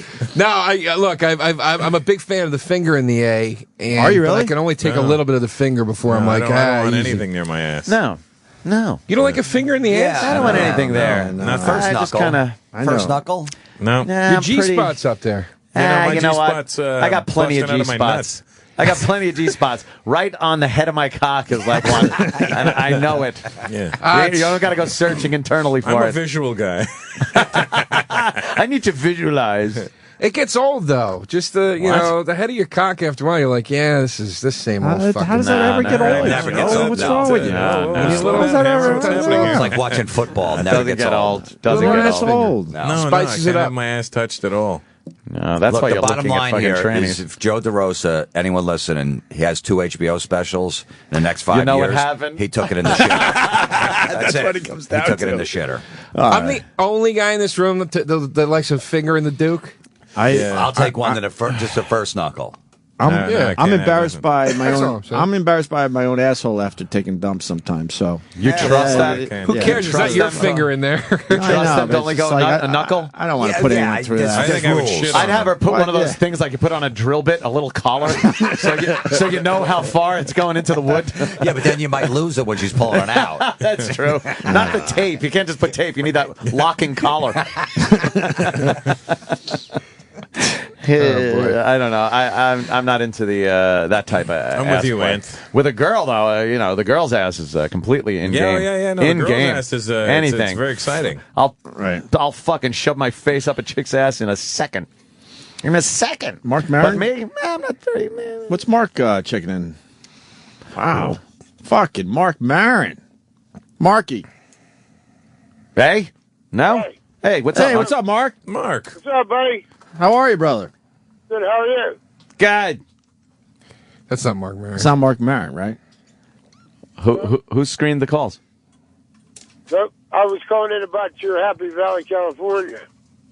That ain't Marin. What? Jesus Christ. Who's screening calls in there? Who are you, brother? Who am I? What? The caller. Jesus Christ. Why? Why? Why are you on our hotline? Because you left the phone number for someone to call about the name of the city in California. Oh, yeah, we did. Hey, what's your favorite radio station? 60s on 6. 60s on 6. Absolutely. One of these assholes. Remember this? This takes me right back. Yeah. What's your favorite 60s artist? The Vogues. The Vogues. So what are you trying to win, sir? Tell everybody what you're trying to win. I'm not trying to win nothing. I just gave you the answer to your question. That's why I called in. What's the answer? Happy Valley, California. Happy Valley, California. And with that, we're going to play Shiny Happy People. That's not 60s. It They'll doesn't play matter. So Happy Together That's it. by the Turtles. And I heard you talking about having it. Shut up, you fucking degenerate hippie cocksucker. Die. You got the wrong guy. Go back to your 60s on 6, you fucking fossil, degenerate. Sir, do you have a pussy? Stink pot fucking hippie cunt. Sir, do you like a finger in the ass to the second knuckle? Yeah. Holy shit. Is that Max Cady? Holy Christ. Right, enough for you. All right, go listen to this. Yeah, more 60s and dial the 60s phone on right 6, next time. Whatever, yeah. You fucking... Oh, boy, is that a hippie, waste of a channel on stone Sirius fuck. XM, huh? Oh, God, that's what's listening? What a waste. 60s on 6, I guess. Exactly. And the 60s channel's giving out our hotline number? No. Or he misdialed? He obviously misdialed. Yeah. All right, why don't we take a quick break and get into some other shit? Yes, Serini. I want to know about your interview with Axl. Yeah. That's why you're here, right? One of the reasons. Promote that. Yeah, I wanted to get out of the house. Fucking baby screaming. Yeah. We interviewed Axl Rose. It's going to air tomorrow night on VH1 Classic. That's fucking cool. First sit-down TV interview in over 20 years. And you guys got it. Yeah. Oh, all right. We got to talk about that after the break. Holy shit. And Russell's hanging. He's doing Caroline's this weekend, but he's not promoting. That thing No, I'm just is hanging out. Please. I think fucking it's sold out. out. Don't even bother. Don't bother. I want to know. Don't need you. I want to know about the world, though. This He doesn't Russell even know Peters- what the curtain is over there. Yeah, I know. Caroline's. That's what I'm saying. No clue. All the people that can't get in the Russell show, I'm at Bananas across the river. Yeah, there you go. Friday and Go Saturday. see Jim Florentine at Bananas. Yeah, and I'll do my ode to Russell Peters on stage. Fill that 250-seat room for me, please. Russell does love Iron Maiden, so you can talk about that. Absolutely. You like Iron I Man? love Iron Maiden. Yeah, that's some heavy shit. And Testament. Old school. Testament. Nice. Nice. That should have been part of the fourth threat. She knows the stuff. Look, we're trying to man it up now after talking about who'd suck a dick. Hey, right? Don't you like that music? Hey, don't you like fucking 22 I like anal cunt. Yeah. Well, I'm sucking the tranny's cock. I like listening to. I don't know why you're worried. I'm the only one that was leaping up and down to do it. You really are, man. You are so eager. You were a little anxious, man. Florentine was getting me in a corner. I just punched my way out. I'm like, fuck you and your fucking questions. Now, I know. I've only seen pictures. I've only seen pictures and stuff. I'm not going to judge you, but I do. I would like pal. to. I would like to see this person in person. Hear this person talk. See the mannerisms and everything. Get a close look. She get looks a close like look my at the penis. ex-girlfriend. Yeah, isn't that weird? Really? My ex-girlfriend has a vagina. It's so weird. Wow. She does a little bit. There is a little similarity. Damn. How do you get your phone to stick to the thing like that? It's something I haven't told you about yet. All right, quick break. We're going to continue with these guys. Right. Sirius XM. And now, the Opie and Anthony Show.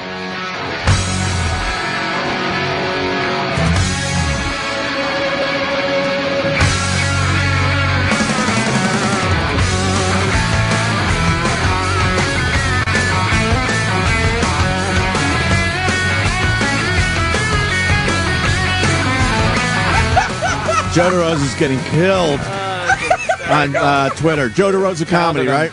Yes, that Joe DeRosa Comedy. Oh, God, that's funny. Oh, Jesus. You're getting killed. He's just reading tweets out loud, and we're You're dying. getting ass pounded on Twitter. Yeah. I'm getting more positives than negatives, but the negatives are just making me laugh. These are really fucking funny. What are the positives?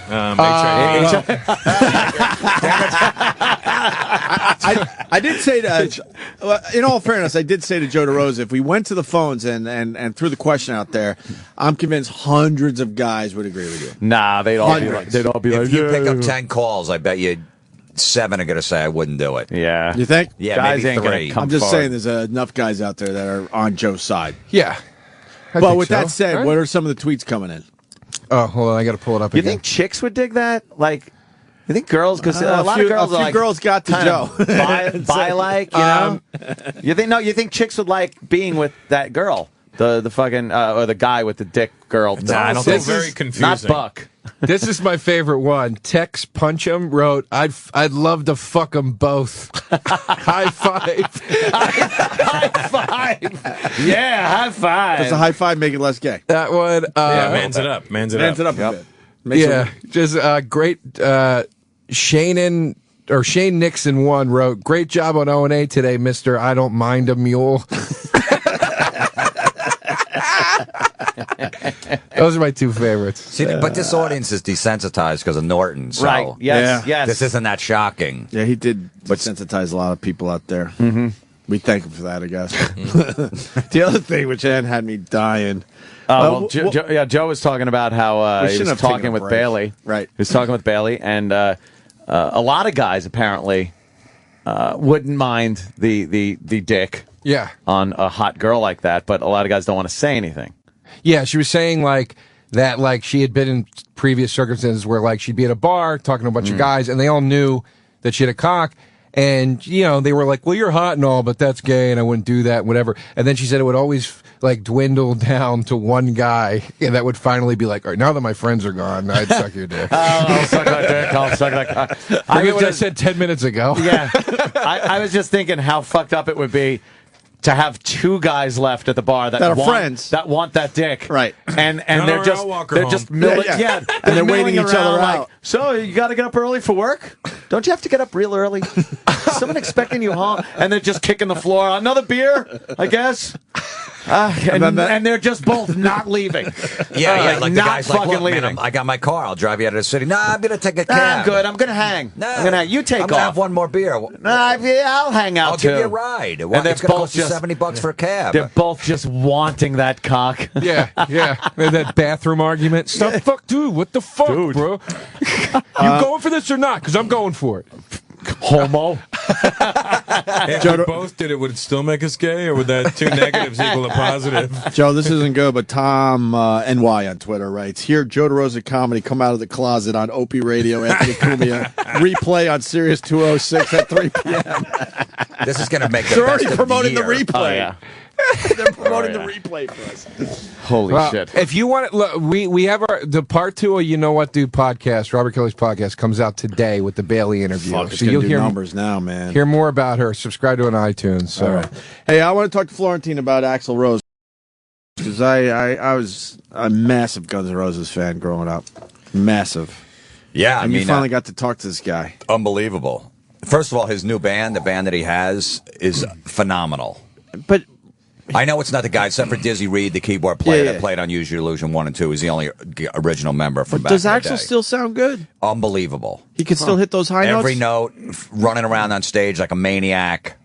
Great showman. Phenomenal. Did he look chubby? No, that's what everyone's saying. He's like, Well, oh, there's pictures online where it's a fat Axl. it must have been a bad picture of him or something. I don't know, from a different angle, whatever it was. He's not fat at all. And then we got a clip where he wasn't hitting the high notes. So someone was trying to fuck him over, I guess. Well, look, I mean, some of those songs, like he was saying in the interviews, like some of these songs I regret singing, like You Could Be Mine. It's like all of a sudden I got to sing that live. I'm like, you got to be kidding me. yeah. You know, it's tough. Huh. You know, when you sing that shit in the 20s, now you're in your 40s, and So you're sitting there, and all of a sudden Axl shows up. Are you freaking out? I know you've interviewed a lot of big fucking musicians. this is but- the biggest one. No, Of well, course.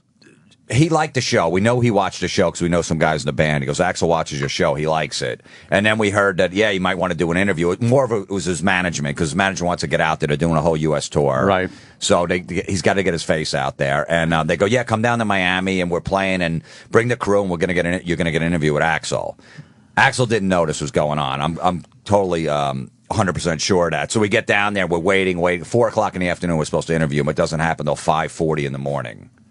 So What? we waited like 14 hours So to he's get the still interview. he's still up to his old tricks, But he didn't making know. everyone wait. No, but he didn't know. That was well. First of all, they didn't go on till midnight. They played till 3 in the morning. They played 3 hours. God damn. And we're hoping to get it before the show. What time was he supposed to go on stage? Well, I mean, you know, It doesn't help. what time's the show? People get But fucking it was pissed. They Miami got on a jobs Saturday and night. shit. You know All right, what I Saturday mean? night's fine. Yeah, the next night he went on 11. I heard. So. Yeah, all right. So he cleaned it up. Yeah, he moved it up and out. But that was the daylight savings time. That's why. So he finally shows up at 5:40 in the morning. 5:40. Fuck.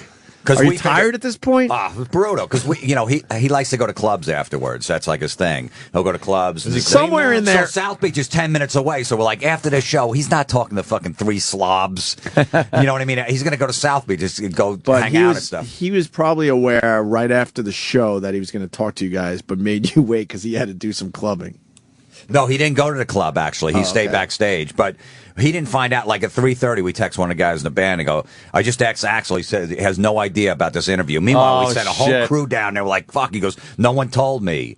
So now it goes back and back, and, you know, all of a sudden this manager, yeah, he's taking a shower. He'll be there in 10 minutes. Yeah, he's just getting ready, another 20 minutes. And they finally just asked him, like 20 minutes before, hey, there's an interview here. Just go talk to VH1 for a few minutes. Motherfucker. And they walked in. He's like, what the fuck is this? He even said that. He goes, dude, I didn't know there was an interview till like 20 minutes before. I never Holy made you guys shit. wait.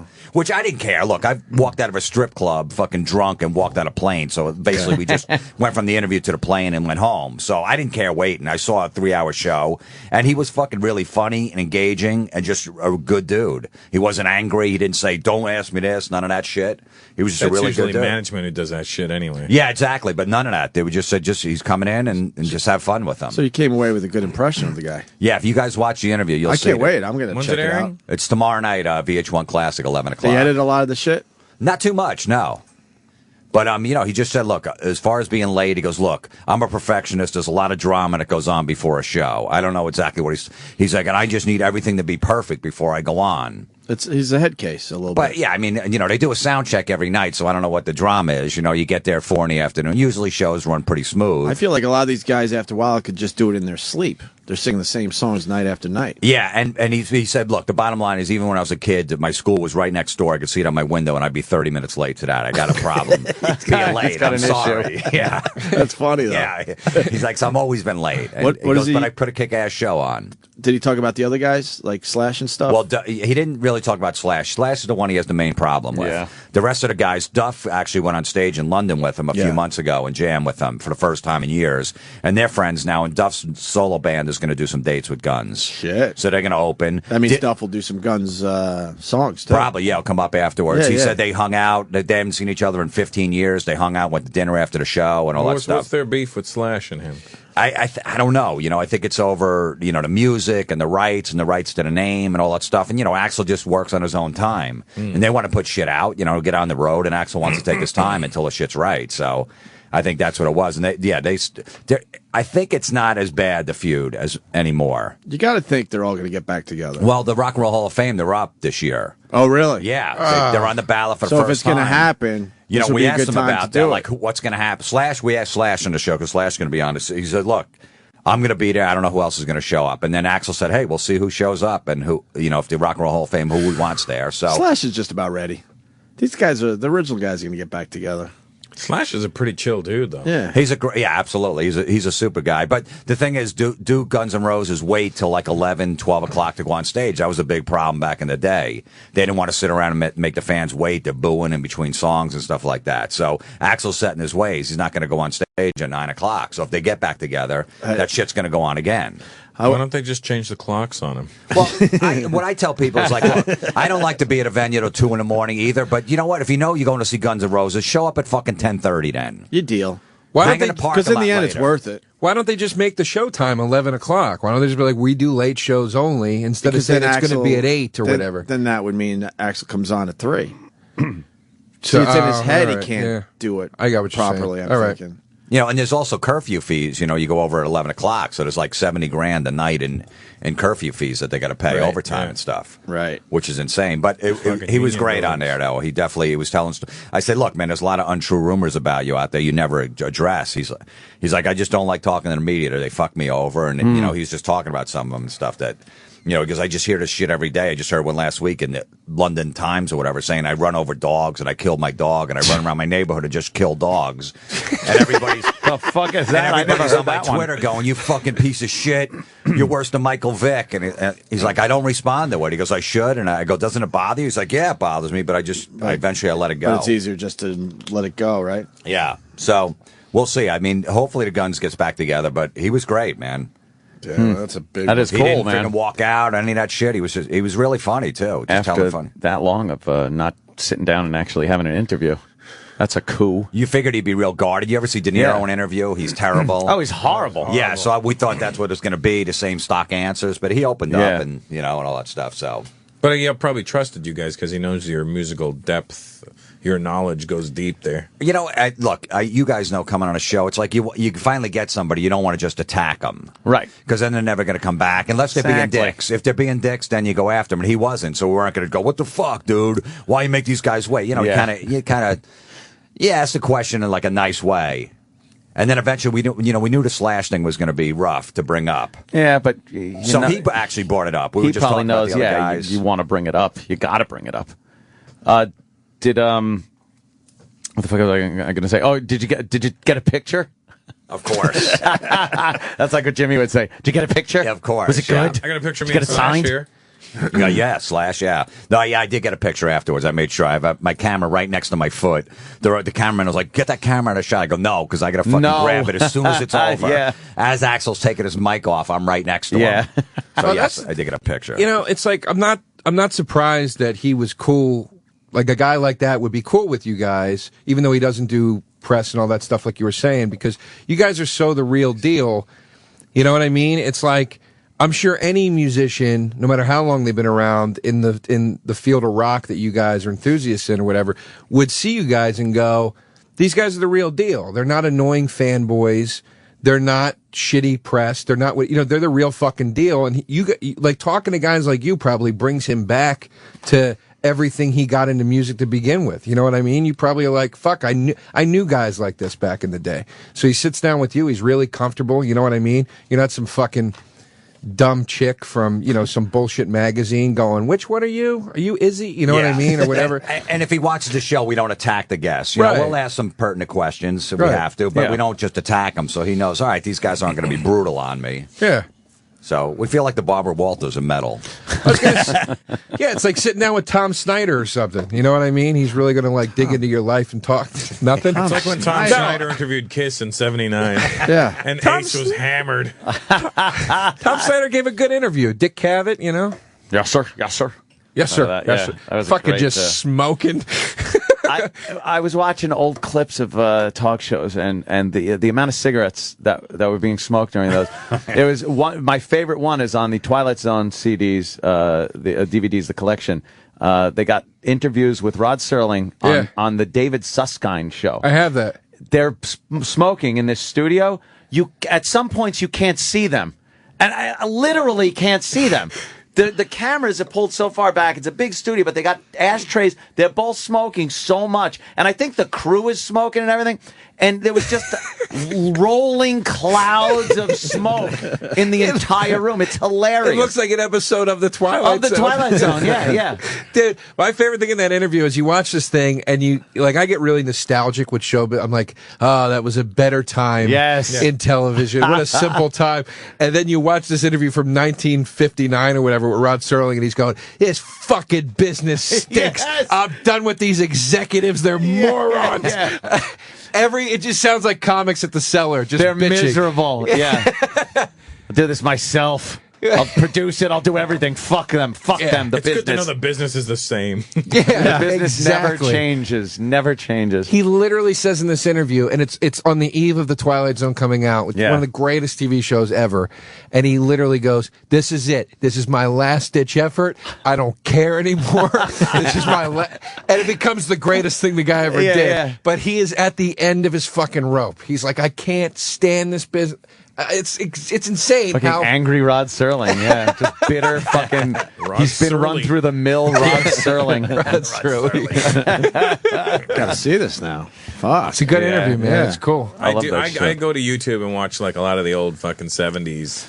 Oh, like the Merv Griffin show and Mike Douglas. And those all that. clips are great. They're so hokey and weird. And I know, but they seem to have more fun on those shows. Yeah, now it's more relaxed, right? Now it's just about going on and plugging your shit and playing your clip. They didn't need a reason to be on back then. No, they just sat down. Hey, look who's in town. Let's talk to see what's up. Yeah, look at who's here with cigarettes and booze in hand.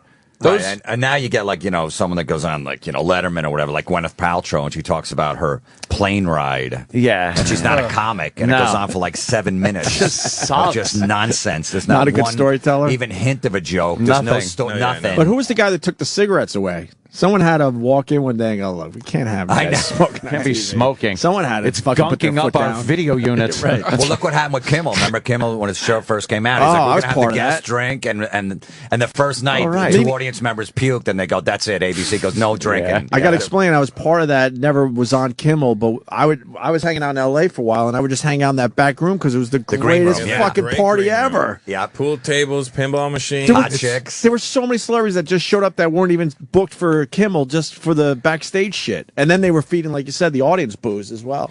It sucks. It was a great idea. I know.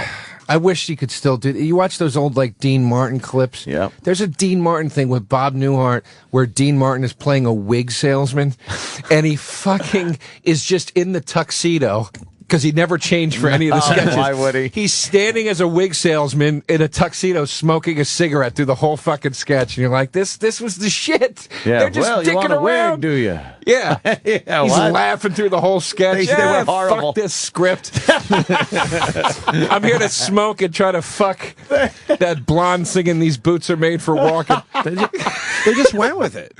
They just went with the whole program. Carson would do all those fucking bits, the Mighty Carson Art Players. You do those bits with the fucking hot blondes and shit like that now would just be so sexist and racist and everything else. And it was just hilarious.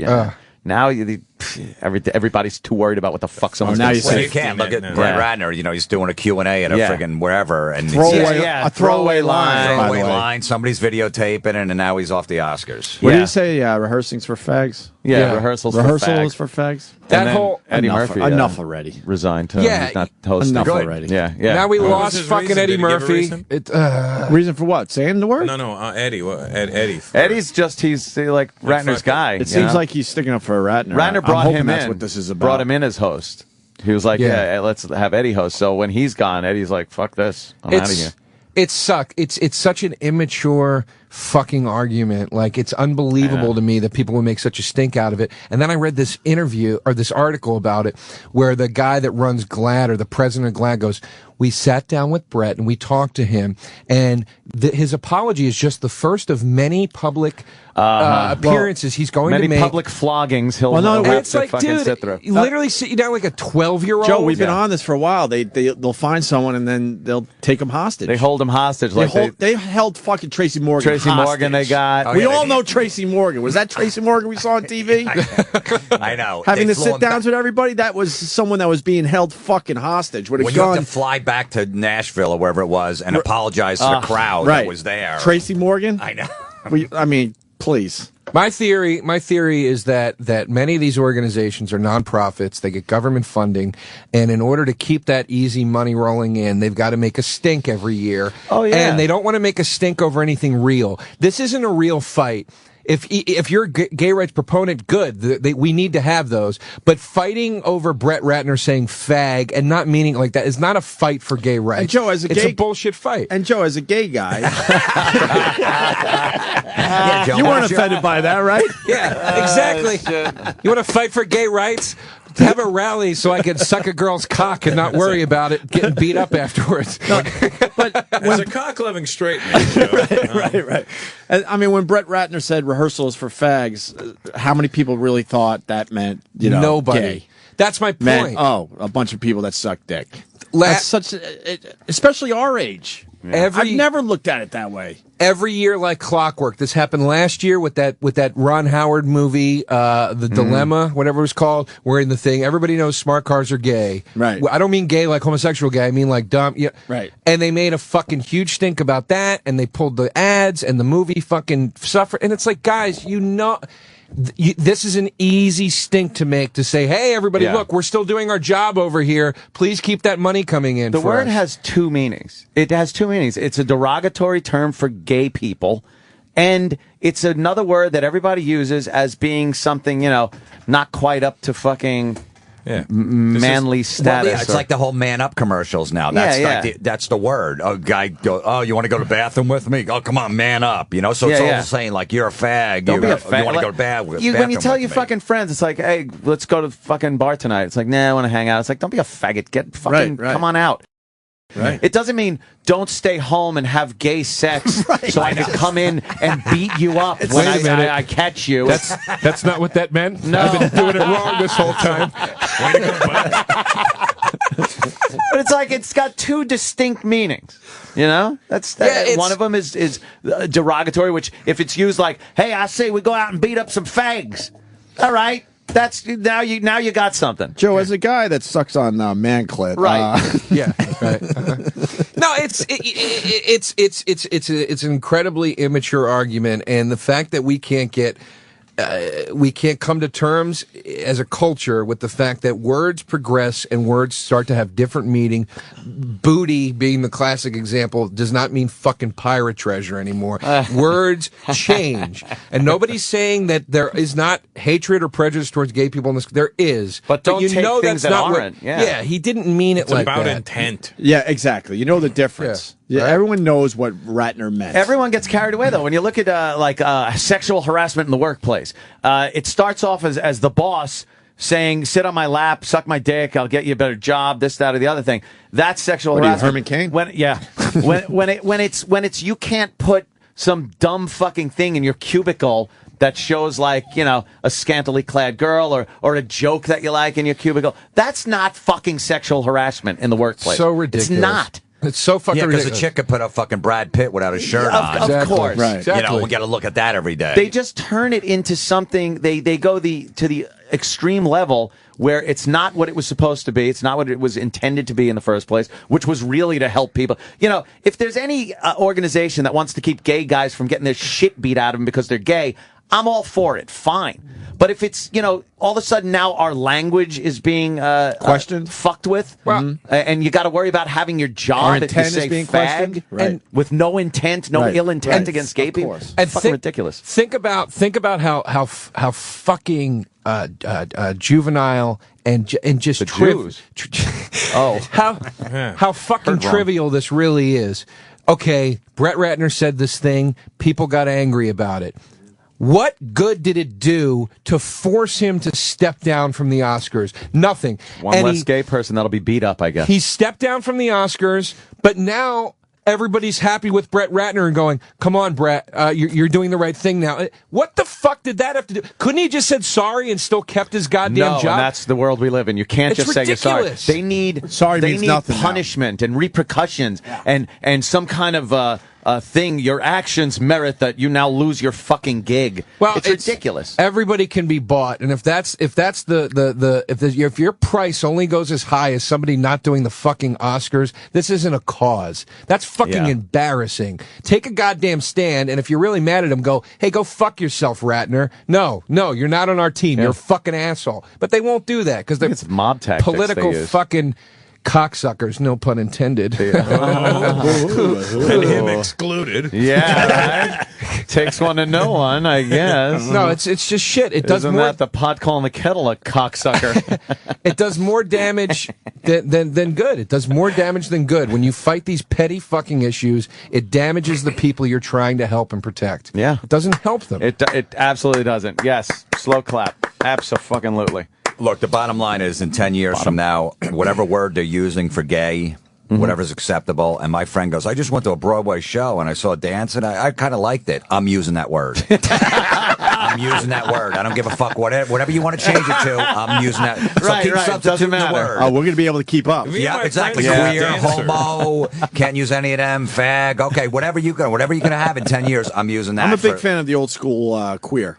You know what? I like that word. I've been using it a lot on stage now. It's kind of like honky, but you're a little light in the loafers. Light in the loafers. I like light in the loafers. Sounds fun. It does. It sounds a little fun. floaty. So well, and like fruity's a great example. Fruit used to mean gay. You'd say, hey, you fruit. You'd say he's a fucking fruit. That meant he was gay. Now you can say fruity, and people go, oh, that means that he's a little goofy or a little off or a little crazy. Or whatever. Nobody cares. That is not a gay slur anymore. Yeah. Archie Bunker used to use fruit all the time. I think he's a fruit. He would say shit like that. Mr. And it meant gay. He was fairy, didn't he? Yeah, fairy. Yeah. Jeez, dear. Yeah, jeez, dear. Why did you suck a cock, dear? Everyone knows England is a fag country. When he said that, it's like fucking brilliant. England is a fag country. We understood what he meant? What was Russell saying? My friends and I use dancer as code for gay. Oh, dancer. Because if we said, yo, that guy's gay, they'd be like, oh, he's not cool? No, see? Yeah. Because gay means not cool. No, he's a fucking dancer. Oh, he's gay. Gotcha. Oh, that makes more sense. Yeah, I mean, it actually does make more sense. He's a dancer. Okay. You referenced it, so we got to play some Archie. We love playing Archie Bunker pops on this show. What do you got, E? Just because a guy is sensitive and he's an intellectual and he wears glasses, you make him out a queer. I never said a guy who wears glasses is a queer. A guy who wears glasses is a four eyes. A guy who is a fag is a queer. That's fucking That was on funny. fucking television. That's it. I know. Jesus Christ. That was on television. It was on, not only was it on television, it was when we only had 3 fucking channels. Could you imagine trying to get that past anyone today on television? You couldn't. You absolutely couldn't. A guy that's a fag is a queer. You want one more? It's brilliant. Yeah. Right. Oh, fuck yeah. We all know Roger and we all know he's straight. And even if he wasn't, and I said if, what difference would that make? Do you know that in many countries, England for instance, there is a law that says whatever 2 consenting adults do in private is their own business? Listen, this ain't England. We threw England out of here a long time ago. We don't want no more part of England. And for your information, England is a fag country. Jesus What? Say, are they still picking handkerchiefs out of their sleeve, huh? Are they still standing around leaning on them skinny umbrellas like this here? I know their whole society is based on a kind of a fagdom. You know you're right, Archie. You're right. The British are a bunch of pansies. Pansies, fairies, and sissies. And the Japanese are a race of midgets. The Irish are boozers. The Mexicans are bandits. And you Polacks are meat. Shit. Kind of a fagdom. That was on, what channel was CBS? Was it CBS? CBS. Fucking CBS. And now we used have to these. watch that in front, the whole family. The whole family would watch it and laugh their and they asses replace off. stuff like that with the shitty sitcoms that we have to fucking. Was well, brilliant? I don't The new ones? Oh, yeah. Christ. We live in the great. golden era of TV, Opie. That was just and to think you couldn't put that shit on fucking FX now. You couldn't put it on. Like- you could barely put it on HBO. Exactly. Yeah, it would have to be like somebody who's really evil, and you'd have to show them as being evil, and they have to die at the end in a horrible way. That guy was the fucking. He was the lovable guy on the show. You FX rooted for him every Of course. show. FX is pushing some envelopes. It's Always Sunny this year went to a few places where I was like, Always Sunny, I like. holy Yeah. shit. Yeah, I like that Always far, Sunny. though. They're That's- doing some things. Yeah. But they're on FX. The looting thing? Did you see the looting I'm a little thing? behind. No, I'm behind. They were this showing, season. they were watching clips. Danny DeVito was trying to explain that the media just spins everything, and they're watching clips of the LA riots with Rodney King, and then of what happened in with the hurricane in Katrina. Yeah, and he goes, it's showing all the white people in New Orleans, and he goes, now would you say these people are surviving or looting? And she goes, they're surviving. They're like getting what they need. And then he plays a Rodney King clip. And it's all these black people running out of a store. And he goes, what are they doing? She goes, they're looting. And he goes, yeah, see? That's how the media spins it. When it's white people, it's survival. When it's black people, it's looting. And she goes, no, the black people are looting because they're carrying television sets. And he goes, how do you know those television sets don't have napkins, bread, and toilet paper inside of them? But I was just like, Jesus Christ, man. That was a ballsy fucking joke to do. That's kind of bold. Yeah. We especially in this fucking dumb day and age. Eric has one more. He says, it's Oh, good. okay. Why not? Like this. Not only that, I had Michael read them too. Mike, it ain't enough that he's a pinko and an atheist. You're going to turn him from a man into a morphodite? What's a morphodite? A freak with a little too much of each and not enough of neither.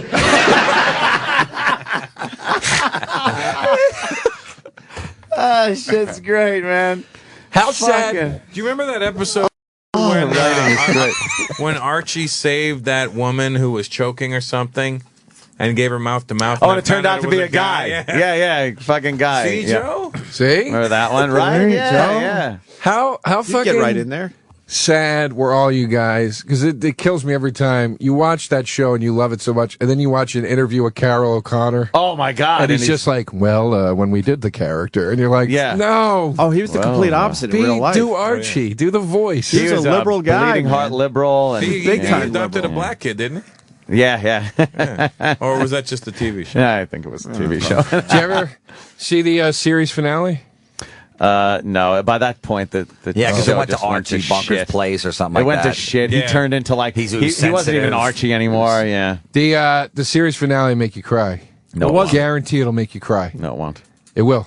Why? Not one Which N kind When he of said he cry? wasn't going to use the F word anymore. Yeah. Are Do you you mean teasing gay something? cry, or? Joe's teasing something that happened 30 years ago. Tell us what happened. I know. It's not like it's on next Thursday. Yeah, It's really. Whitney. It's not like the I don't wanna Axl tell Rose you. interview. Archie's Tomorrow on VH1 with Jim Florentine.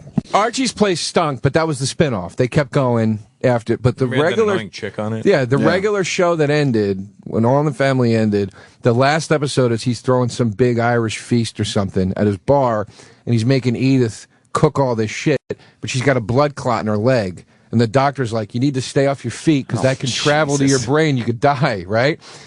But she doesn't tell Archie because she's scared to tell him. And he's running her all over the place, making her cook and shit. These awful special Right? episodes. Yeah, why do they No, have it to was do funny. that? The whole time it was funny. It was. bet. They made it Load of comedic. laughs. They made it comedic. I'm like a funny blood clot. Yeah. And And I then, don't mean that in the Jamaican sense. I mean, But you got forget it. This is going to bomb. This is going to bomb. I know where this is going. No, we're listening, Joe. When did they don't wanna start finish. the Don't Stop Believing music? Dude, end of the episode, she finally tells him, and he gets mad at her for not telling him. Yeah. And Punches her in the face. And they're laying in bed, and he finally drops the whole facade, and he goes, I've been running my mouth for a long time, but I ain't nothing without you. And he tells her he loves her for the first time, and it's the end.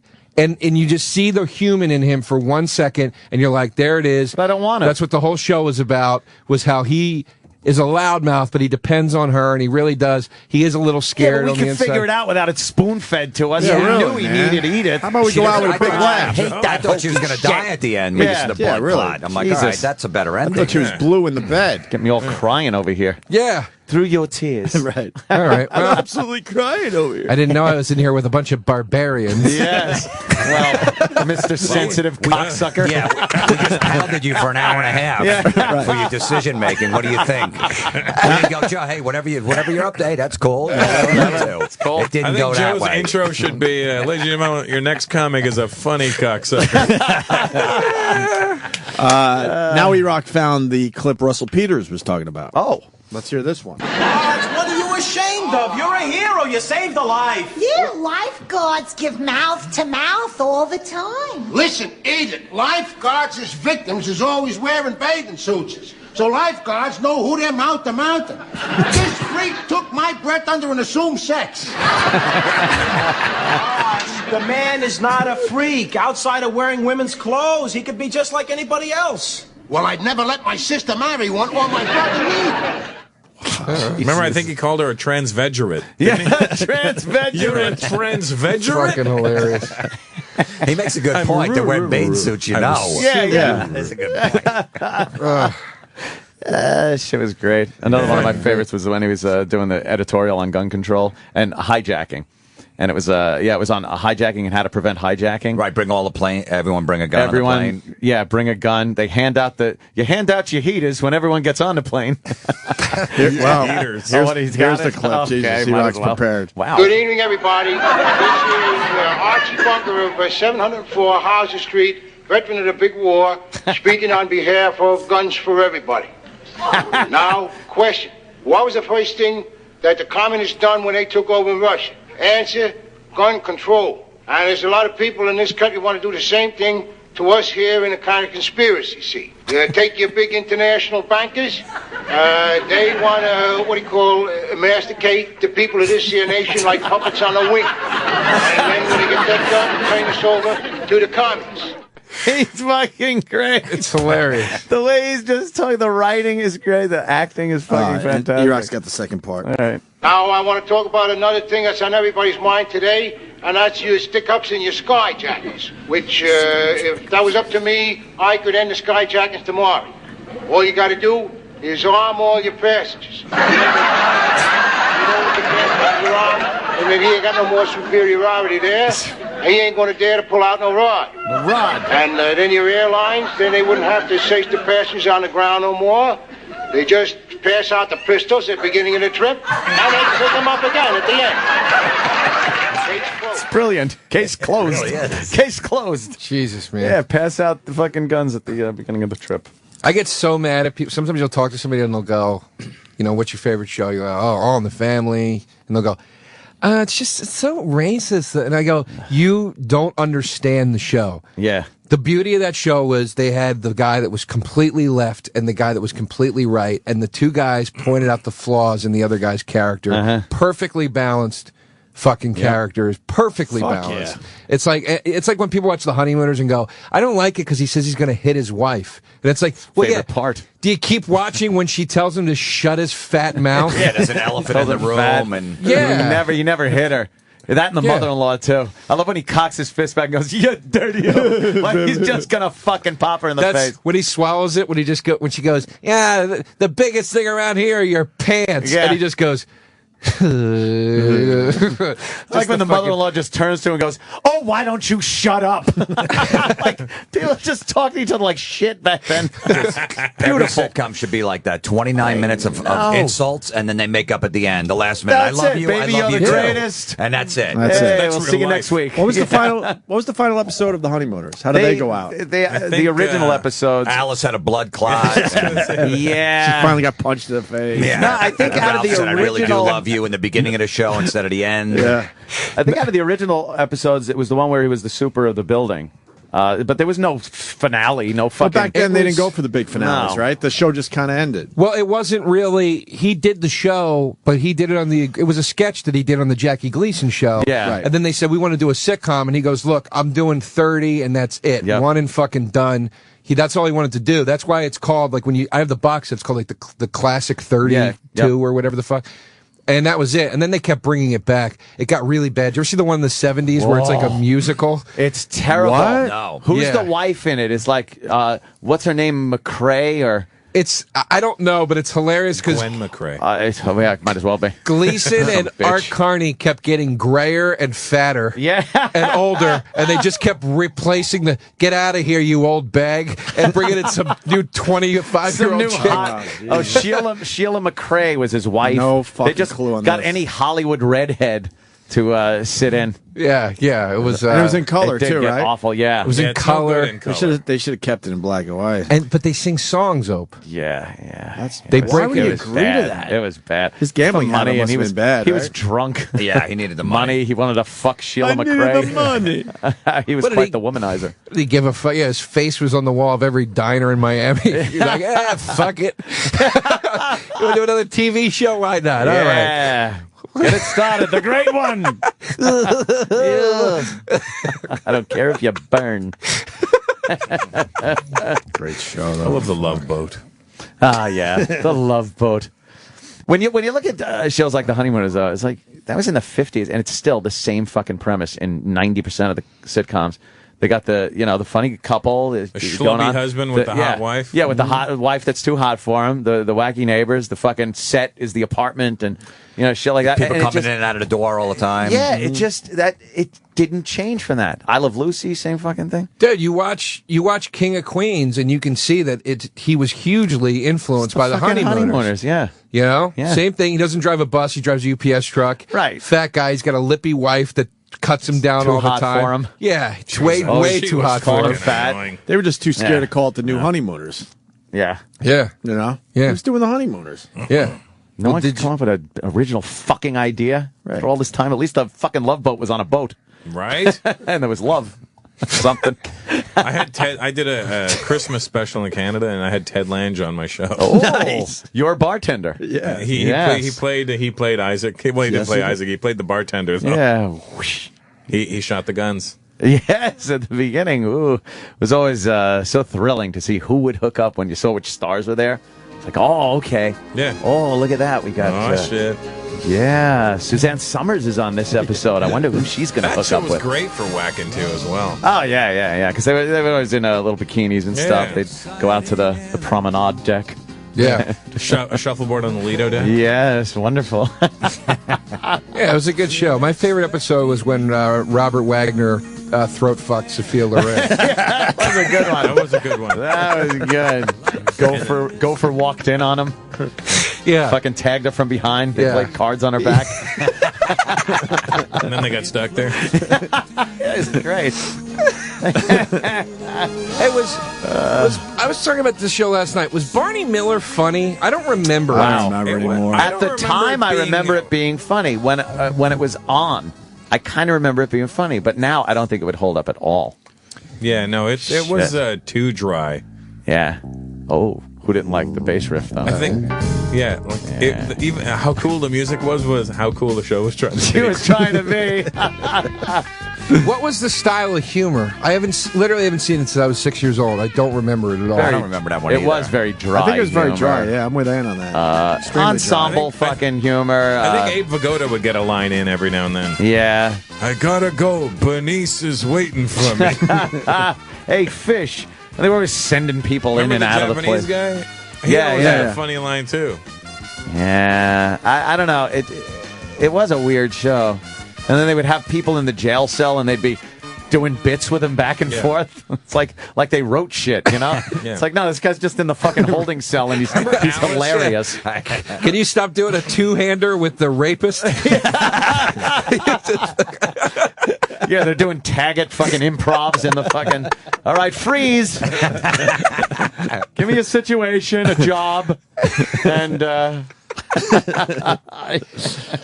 I love shows like that where the cops and the crooks are just all buddies. Yeah, they do that a it's lot. just a job. Yeah, you know, it's just a job. Yeah, it's. And I remember people saying when that show was out, it's one of the most realistic depictions of a precinct. on television. It's like, because before that was like Adam 12 and shit like that. But it's like, no, that's what really goes on. And then NYPD Blue shows up and you're like, oh, okay, this is the most realistic fiction. Yeah. It's like, the only thing before Barney Miller was Car 54. Was Car 54. Right. Yeah. Any cop show where the cop scratched his head with the barrel of his gun. Well, I don't know. We might as well lock them all up. Scratching his head with his 38. I always loved that move. Holy shit. Well, then you also had that the Mod Squad, and they remember they didn't carry guns. Mod Squad, no guns. They're groovy. What was that They didn't about? need to carry guns. They ever explain that? No. They were hippie gunmen. Yeah, I did not know that. They were the black guy, Alternative the white comics. hippie guy, and the girl. She was Yeah, pretty Julie hot. Lipton. Yeah. She was hot. Yeah. She was hot, right? She was actually married to Link, I think, right? Really? She was fucking him. She was with the black Yeah, guy? yeah. Oh, yeah. She loved that bother you, black Ant? cock. Oh, it bothered me back then. I used to have to switch it off and go to Mannix. Yeah, she was going to change her last name to Big Lipton. Oh, man. Whoa. Yeah. Let the complaints fly in. There were so many of those great Quinn Martin productions back then. Cannon and Mannix. And Cannon. What the fuck was what was no, Mannix? Streets of San Francisco. Mannix? Remember Mannix was the private eye. You know, I was at... $100 a day plus expenses, bitch. He was a fucking Armenian guy. Did you know that? Are you shitting me? I met him at... I was at Bob Newhart's 50 years in show business thing. He invited me to be the young guy. On Wow. the show. Nice. And I was sitting with, like, that guy. Whatever his fucking name is again. Mannix. What was Mannix's name? Mannix's Go ahead, name? look it up and put it on the screen here. Help me out. Help me I out was here, with Angie. Mannix, and I was with all these, like, people Connors. from the 70s. Connors. Yeah, Chuck Connors. No, Chuck Connors was the other guy. He was that rifle guy. Or whatever. Joe Mannix was his name on the show. You asshole. Mike Connors. Mike Connors. I was Thank sitting with you, him. Sean, the producer. I was sitting with all these like people from the 70s, and then for me, it was like a fucking Love Boat episode right beside me. Yeah, that must have been cool. It was really cool. Yeah. And that's when he Old told me he's fucking Armenian. Why did he tell you that? I don't know. He goes, "What Just are you, fucking pelt. kid?" I go, "I'm Indian." He goes, "I'm Armenian." And I go, Mannix is okay. Armenian? I go, okay, shouldn't you have been Manixian or something like that? You didn't know. Oh, God, they choked that out. Like, they hid their fucking ethnicity. Oh, like, they did, yeah. Like a retarded stepchild. No, I'm all-American. Yeah, All back into the American. 70s. My name is Joe Mannix. That's what I want it to be. Joe Mannix. Yeah, even Italians changed their names. Yeah, fucking, what's his name? Kojak was Greek. Oh, yeah, Telly Savalas. Telly Savalas. The only, I mean, Yes. fucking Kojak. Danny Thomas he was openly Lebanese in like the 50s, you know, in the 40s, which was like, that was like ballsy back then. You know what I mean? Casey Kasem's Lebanese too, isn't he? Yeah. Yeah, remember when it came out, people were like, yeah, his real name is Kasi Kasim. Yeah. Really? Holy Is it? shit, yeah. I think it's Casey Kasem. And Freddie Mercury was Indian. Yeah? What kind? Yeah. Mine, buddy. Yours? Yeah. Really? All right. Yeah. No, really? Yeah, his Hey. real name was Farouk. Fellow dick sucker there, Joe. See, my people are on your side. If Freddie Mercury was alive today, would you hook up with him? yeah. Don't stop me now. Oh, that mouth must have been like a wood chipper, though, for fucking Another one dicks. sucks. Oh, it's right, those buck teeth. Yeah, Just those- the cock kept pushing his teeth out farther and farther. Farouk Balsada? Yeah. Balsara. Wow. Yeah, Balsara. Holy shit, I I never was knew just that one. again. I was just in London at an award Yeah. show, and his mom and Brian May were there to receive an award on his behalf. Oh, shit. Does the mom I look? didn't know how fucking Indian he was. Joe, would you do Freddie Mercury's mom? I don't know what she looked like. For a No, girl, she's like got to be 100. 90 years old. Joe likes really old women. No, that was I like old women too. What's though. the I oldest mean, one? I'm not Unless they have exaggerating. cock. I've seen a 6-year-old chick that I think's hot. 60. 60? Oh, yeah, I've seen that. I've seen that. Really? Yeah, these days, Really? in this day and age. What? Yeah. Who? Yeah, there's some hot old broads out there, dude. Who? I don't know her. I'm saying like on the internet I've seen. Like, dude, like, well, Right what's up, her face? though. I'd still bang Raquel Welch. You wouldn't bang Oh. Raquel Welch? I would still, yeah. That's I starting would, to- yeah. That's just a It's starting name to fall now. apart That's now. just a No, name. That's I just a would. name I'm now. with you, Joe, on this one. She doesn't have a cock. I'm there. That's just a name. I still would have, circa grumpy old men and grumpier old men, I still would have banged Anne Margaret or Sophia Loren in both still, of those I movies. still would do them both I today. need fucking some skin with some elasticity left to it. Lonnie Anderson. Lonnie Anderson. What a mess she was. There's plenty of I hated her. There's plenty of elasticity. It's just loose. It's all loose. It's just loose. It's got to be gathered up. Fucking put her back of her neck in a scrunchie. It's just old underwear skin. Hanging on her like a doily. Wow. No, I don't need that shit. Is Lonnie Anderson still hot? What does she look like? She's got to be a wreck. A lot of plastic surgery. Yeah, well, she had to cover up the bruises from Bert. Yeah, Bert loved clocking her. Did he? Did he smack her around? Oh, Bert was beating up fucking Sally Field. The fucking flying nun. What was she doing that he's got to pop her with her brittle ass bones, her Boniva fucking bones, her osteoporosis. Oh, her osteoporosis. Yeah. It's just old fractures. He's just snapping ribs on her like Rocky in the fucking meat locker. How many of you out there were also beaten around the kitchen by Burt Reynolds? Yeah. I need to take these pills for it No now. wonder she's got graham cracker bones. She's probably got breaks on every single one of them. Like evil Knievel skeleton. Yeah. He's just wearing that fucking satin Cannonball Run jacket. Shut your fucking mouth. Yeah. She sees him drinking and she's like, uh-oh. I know it's coming. And one morning he wakes up and she fucking accidentally, put his hairpiece in the wash. And I thought it was a sock. Fucking pow, right in the face. What's worse, getting beat by Burt Reynolds or getting beat and then having to hear that laugh as he does it? Yeah. And then Dom DeLuise pops up. Yeah. Brings Dom over to watch. Then they got the outtakes from the beating. Yeah.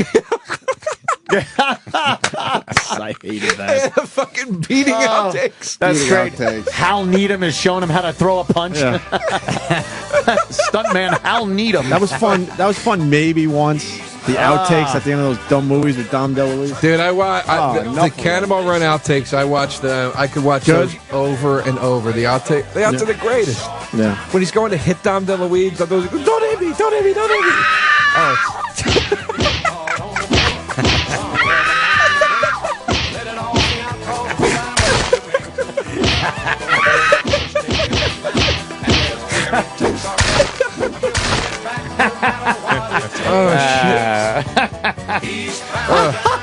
Kidnapping's baby shit compared to what this dude's doing. He beats down the field around the kitchen. That's domestic abuse.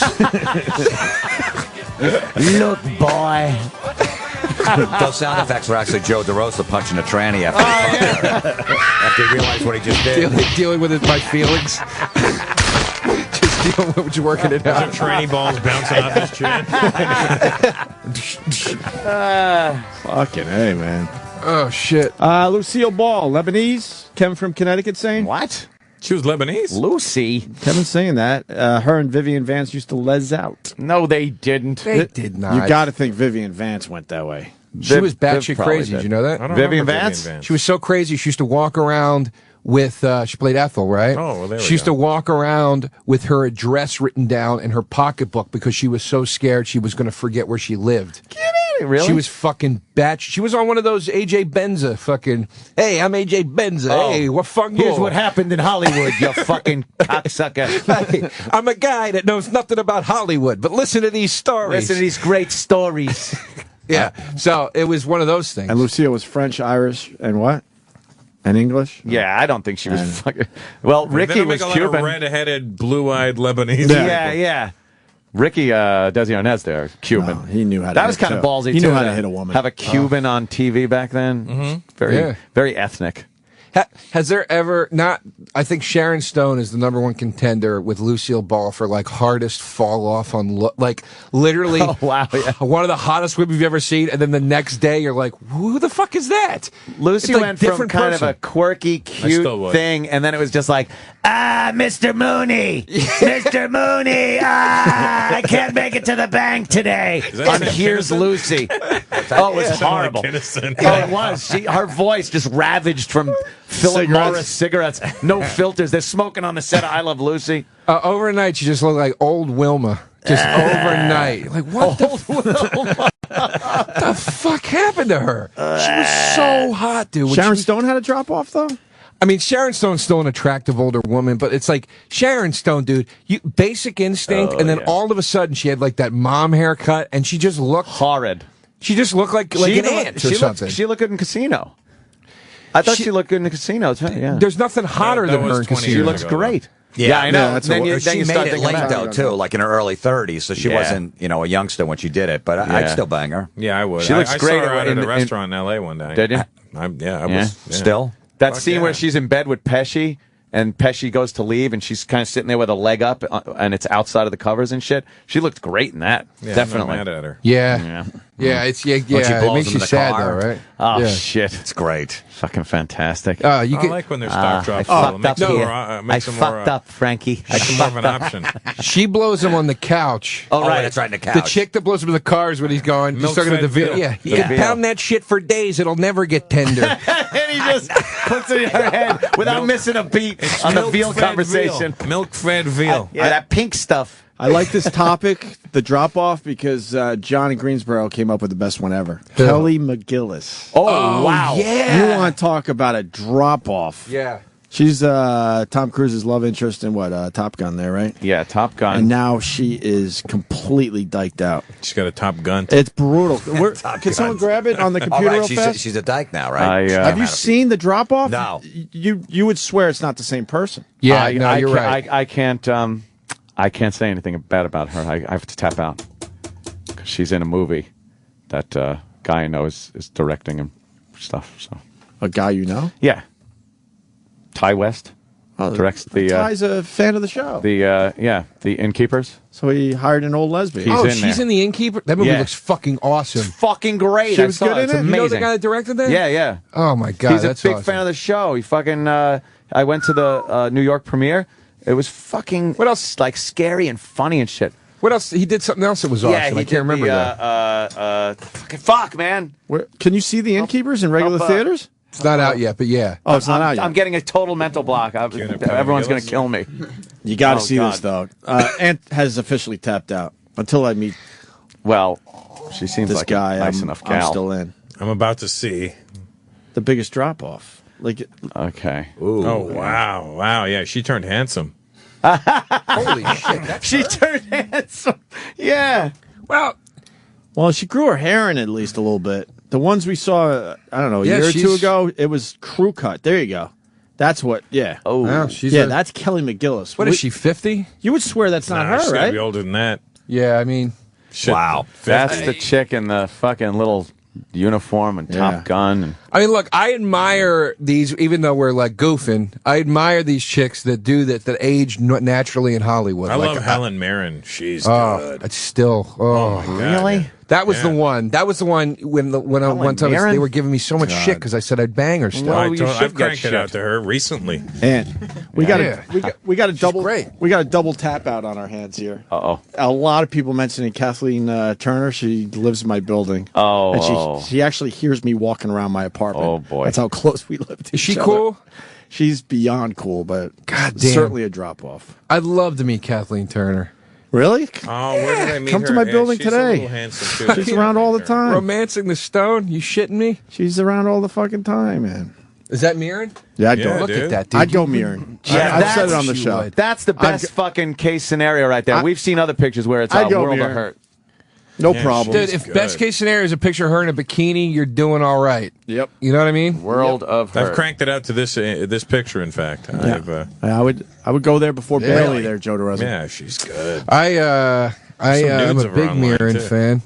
You know who's holding on strong, if I may say so. Oh, boy. I saw her in a bar the other night. She is holding on. Is fucking Marissa Tomei, dude. Oh, yeah. She looks amazing. Yeah, she looks no great. argument with that one. Playing a Definitely. stripper and a She's couple only movies. 43, right?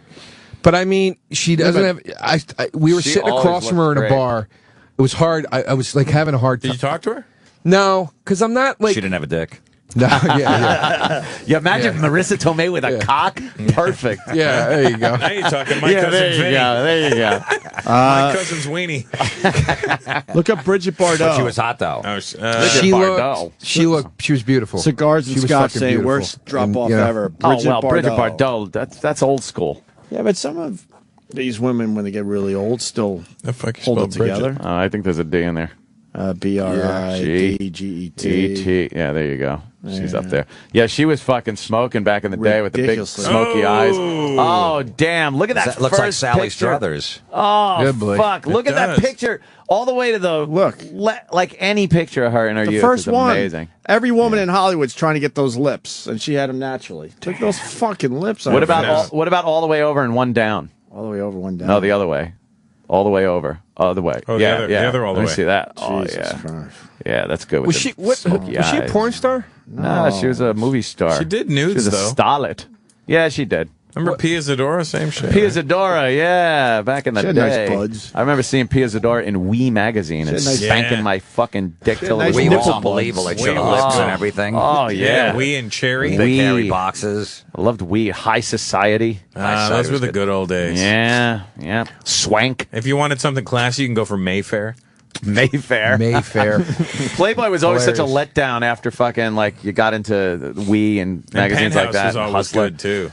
Yeah, Penthouse was pretty good. Penthouse I used to read the letters from a madam. Oh, Xavier, what's her name? Hollander. Penthouse Forum was... Yeah, that was all good. I know. shit. They got the job done, huh? That's how I knew I was a horny kid, because I was wanking it out to words. Yeah, to fucking a mental image. Crazy. Yeah, but you would rip a couple pages out, then read See, I would Penthouse keep my Forum at the thumb same in the time. middle and just flick to that page when I was ready to blow. Yeah. Fucking Read it and Playboy then fucking sucked. flip real quick. It wasn't amazing Penthouse how many Forum was pages off you the had to go hook. through to get to nudity in Playboy. It's Just like it's fucking, and then sometimes you flip through the whole thing and go, I didn't see one naked chick. I missed. That was the It deal they stinks. made with the government, I think. You Yeah. couldn't just flip to the nudes. No. I don't know how the fuck they did that. Yeah, I don't. They I made don't some wanna of go the from a pages centerfold heavier or to a something. fucking joke page. Yeah, yeah. Nothing funny when I'm looking at a centerfold. Oh yeah, I yeah. wanna You're hear about to jokes. you're about to Hustler come. always had There's the some best- cartoon. Yeah. Best racist jokes ever was Hustler. Hustler was great for the racist jokes. Ridiculously racist jokes. No, they did everything. Child fucking jokes and racist jokes, sexist jokes. Fantastic. That's when I really learned that like being like a perv or what your sexual appetite is, whatever, it really is like a genetic thing. Because like when we first all got into porn as kids, I was always like, get that fucking Playboy shit out of here. Yeah. Like I Yeah, never enough. was wowed by it. I was immediately like, is that Really? it? Is that it? And my friends would be like, what do you mean is that? And I was like, yeah, what the fuck? Yeah. I liked Playboy like when I was 7. Yeah, It's like, oh, okay, at least it's something. I remember my friend's father would watch porn like he was watching the fucking news. We'd go to his Really? house. His dad would just be sitting there watching porn, and he wouldn't shut it up. We'd all be hanging out, and his dad just be watching it. How old were you?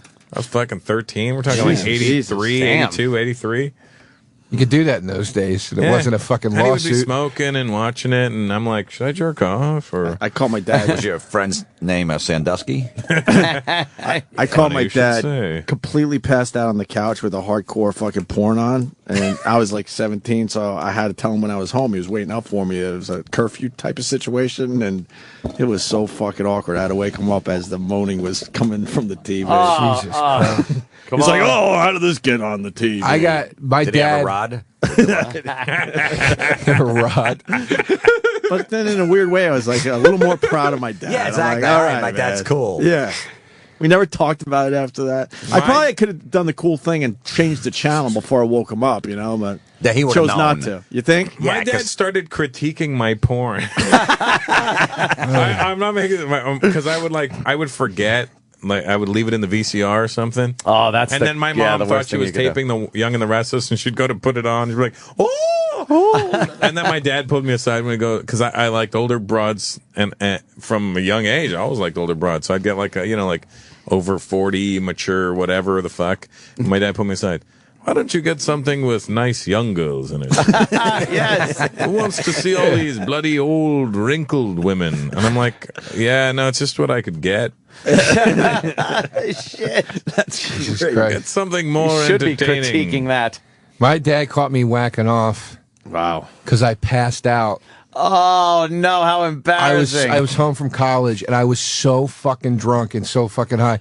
I literally passed out mid whack off. Oh, I've done that every night, actually. Yeah. That's how I go to sleep. I fall asleep with my laptop on my chest. Oh. The burning from the heat wakes me up. The hot battery. Awful. Fucking literally cock still in hand. Oh, yeah, that's Oh, man. Still in hand, waking up to my dad going, hey, lesbian porn blaring on the fucking TV. At least it wasn't cock. Shit. Yeah, That's tranny bad. porn you're into there, Joe. So what did he say? He literally just went, dude, I'm not exaggerating. Tissues on the armchair. You had all the features. Lube, Professional. lesbian porn, fucking blaring. You were a cliche of someone jerking off. Yeah, my mom and dad are upstairs. I'm in the living room. My dad. You jerked off with lube in the living room? Yeah, because it's the only VCR in the house. Oh, that's a bold move right you're there. a champion. Dude, I was I was so drunk. And he shook me, and I woke up, and I'm still holding my dick, and I go, like that, and he just goes, I think you should go to bed. And I did. He never, ever spoke to me about it. I hope that was a dream or something. I hope that didn't happen. Fuck, I think it happened. He woke me up the next morning, and my dad never did that. He would always let me sleep in. He didn't give a shit. And it was a Saturday, and he woke me up, and he goes, hey, buddy, I made some pancakes. And that was his way of being like, look, everything's it's cool. You know. He didn't never want you to have to approach him. Yeah, like If he fucking Freudian slips, hey buddy, I made you some Hancocks. Or if he woke you up by shaking your dick. Yeah, I just need some extra batter. Oh, geez. Yeah, geez, over there. Well, yep, it's that time, isn't it? Transvegetates. Wow, that went fast. someone was telling me that Russell Peters you broke Chris Rock's record. I don't know. Your people want us to mention it. Did they might be want you to mention people. it? I guess kind I of cool did. though, Eric. What happened? You say it. What do you rock? The arena that they mentioned, O2? The O2 arena, February in England, 2010, February 2010, he broke Chris Rock's record, 29,000 people. Jesus. That's where you film your special, right? Yeah, that was actually September of 2010. Thank you. 29,000? 29,000, yeah. Oh, shit. I saw him at Radio City Music Hall, and I was just amazed. He did comedy, I've said it last time he was on, for the world. Like, just was relating to so many different countries at one time. First time I met Russell, I saw him at the Beacon Theater. And right. Oh, yeah, you did the spot that night. No, I didn't do it that night. Oh, you didn't do a spot that night. That was gas, wasn't it? Yeah. But that was phenomenal, man. But unbelievable. I was just awed by you, man. Thanks, buddy. Just awed. Because I didn't. That's fucking amazing. Well, because I was. What's that? Now it's awkward in the room. No, I know, but I never. I haven't traveled like that, and I don't know these places. But you just made it fucking funny for everybody.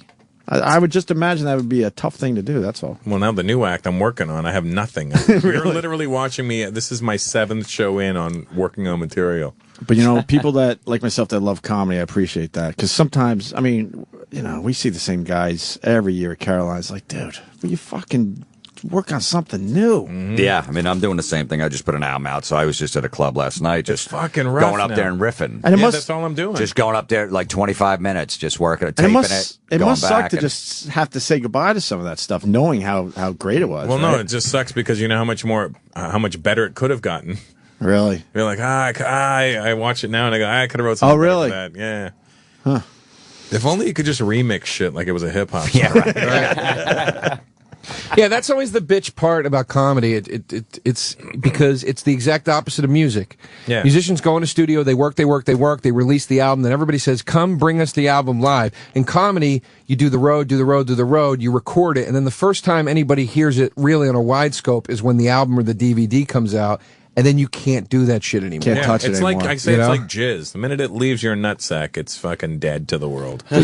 Sometimes I get lazy at shows. I'm like, who's got my album, my latest album? Like 4 people. I go, all right, I'm just going to do it right now because the rest of the people haven't.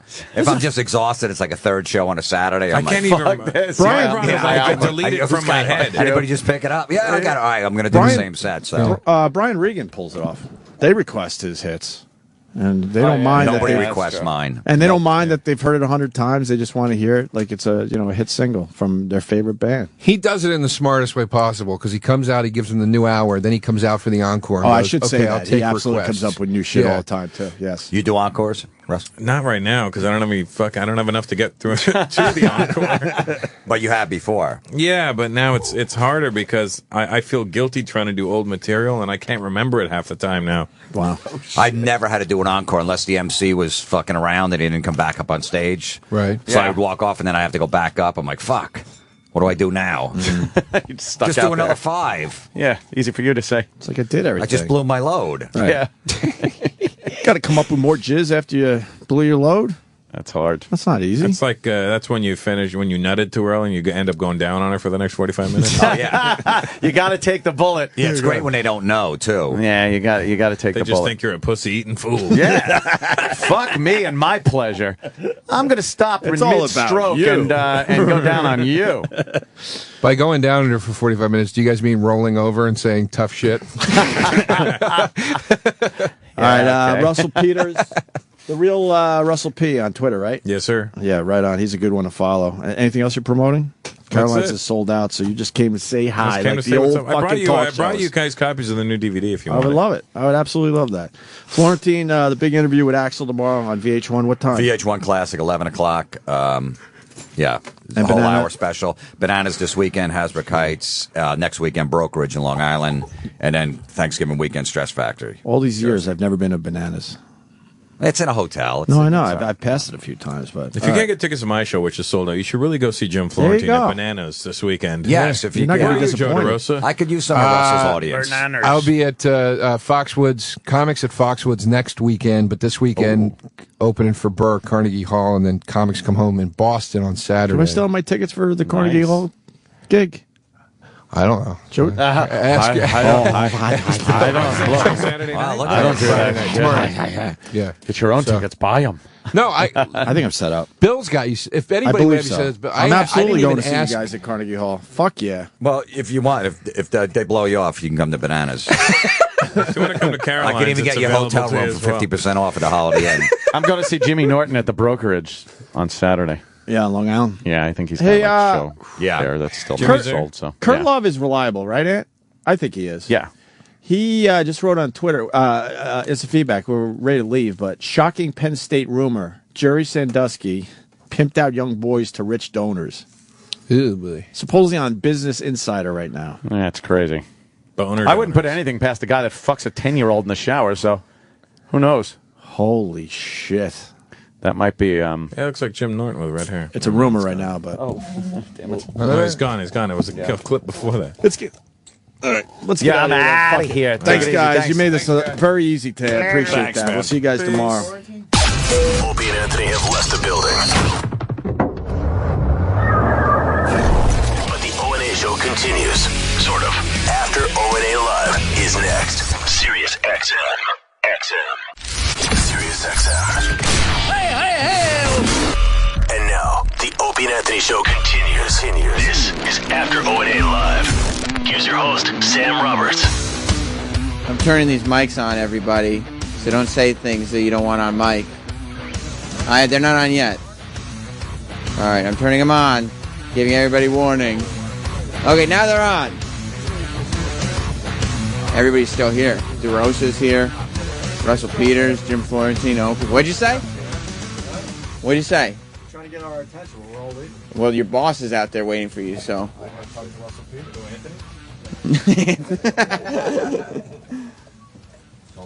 Rob Cross is out there waiting, Opie. Thank you. Yeah, I don't know. You gotta pick one. The comedians can get out of here. Did I say anything bad to Rob Cross today? I forgot. Yeah. What did I say? You said in the beginning of the show, I said that Matt the intern shouldn't be talking to you before the show starts, and you said, to be fair, Rob Cross and Gary haven't figured that out yet either. Oh, and then you went so far as to say Rob Cross is the king of small talk and just doesn't understand that just because I talk about something on the air the day before doesn't mean that I want to have a private conversation with you now. I forget some of the stuff I say on the air, and then like reality hits. Right, because because you did the whole show, and it's like that seems like a week ago at this point. And how many times can I say, I'm just doing that for the show before people don't believe me anymore? You know what people don't understand about the radio? Yeah. Is that like the stuff you say on the air generally? Yeah. That's the truth more often than not. Oh, like yeah, I that's completely mean it. Right. But then off air I have to go, no, it's for the show. You know, we got to entertain these people. It was just for the show. It's an exaggeration. I don't really think that way. The fakeness is once you get off the air and you have to be nice to people. Ah, Christ, where is he? He's literally like, first he was in the corner and now he's right on the other side of that door. I saw him walk to the other side of the door. You can have him talk to you on the air. His eyesight isn't that good, right? I refuse to comment. All right, we're going to try something. Okay. I'm going to open the door. You say you have to talk to him. Okay. And watch what I do. Okay. All right. You open the door. Okay, there's Rob. Come here for a second. I just wanted to talk to you. He got you. Do you want Tom Papa's Super David episode? He's sneaking out. We already said yeah. He's sneaking out. But He's still Do you walking. want it regularly, or do you want just that episode? One and done. We'll see how it feels on the air. All right.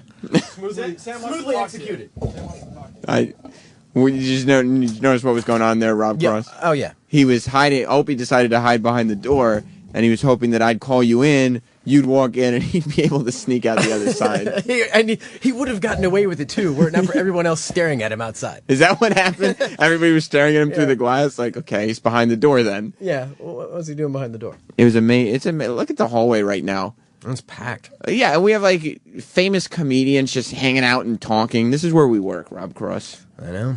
How do you deal with the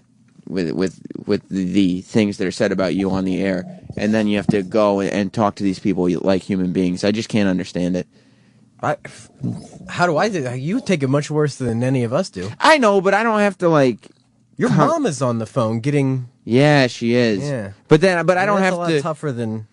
Yeah, but you have to be like, hey, we're trying to run something here. Let's talk respectfully. And, you know. Not really. No, you don't even try. You're just like, look, just tell me the answer to the question. It is what it is. Yeah, this is what I'm here for. Will this deter you? Did you hear the beginning of the show today? Yes, I did.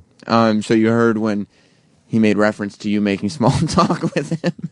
Yeah, well, I mean, it's tough, you know? Like, it's amazing. Do you say hi or you don't? But you're sitting there going, okay, here's my strategy. I'm just going to be a human being. Well, no, that would be overthinking it. I wish I had put that much thought into it, but I think it's like the Pop-Tarts thing, you know? Maybe like they just don't want the Pop-Tarts, you don't want Pop-Tarts, you know? I miss the Pop-Tarts. So you're like, okay. I kind of do too, but... So when you first started coming in, this is when you come in early, you'd bring in Pop-Tarts. Some lovely Pop-Tarts. Usually 2 or 3 boxes in a selection, but it's like nobody wants them. So. You'd put them out on the table. Pop-Tarts for everybody. You'd say good morning to everybody. Right. First thing you get hit with is, why the fuck is he bringing in these Pop-Tarts? What an idiot. And then you go, okay, no Pop-Tarts. Now it's you talking to people. Yeah. So... Well... I guess it's just gonna. What's after that? What's the strategy going forward? Because you'll still have to come in early. So is it gonna be that you just don't come into the studio? I mean, Opie does shit, right? Yeah. Maybe I could shit next to him. Yeah. You can, well, you shouldn't. Me too.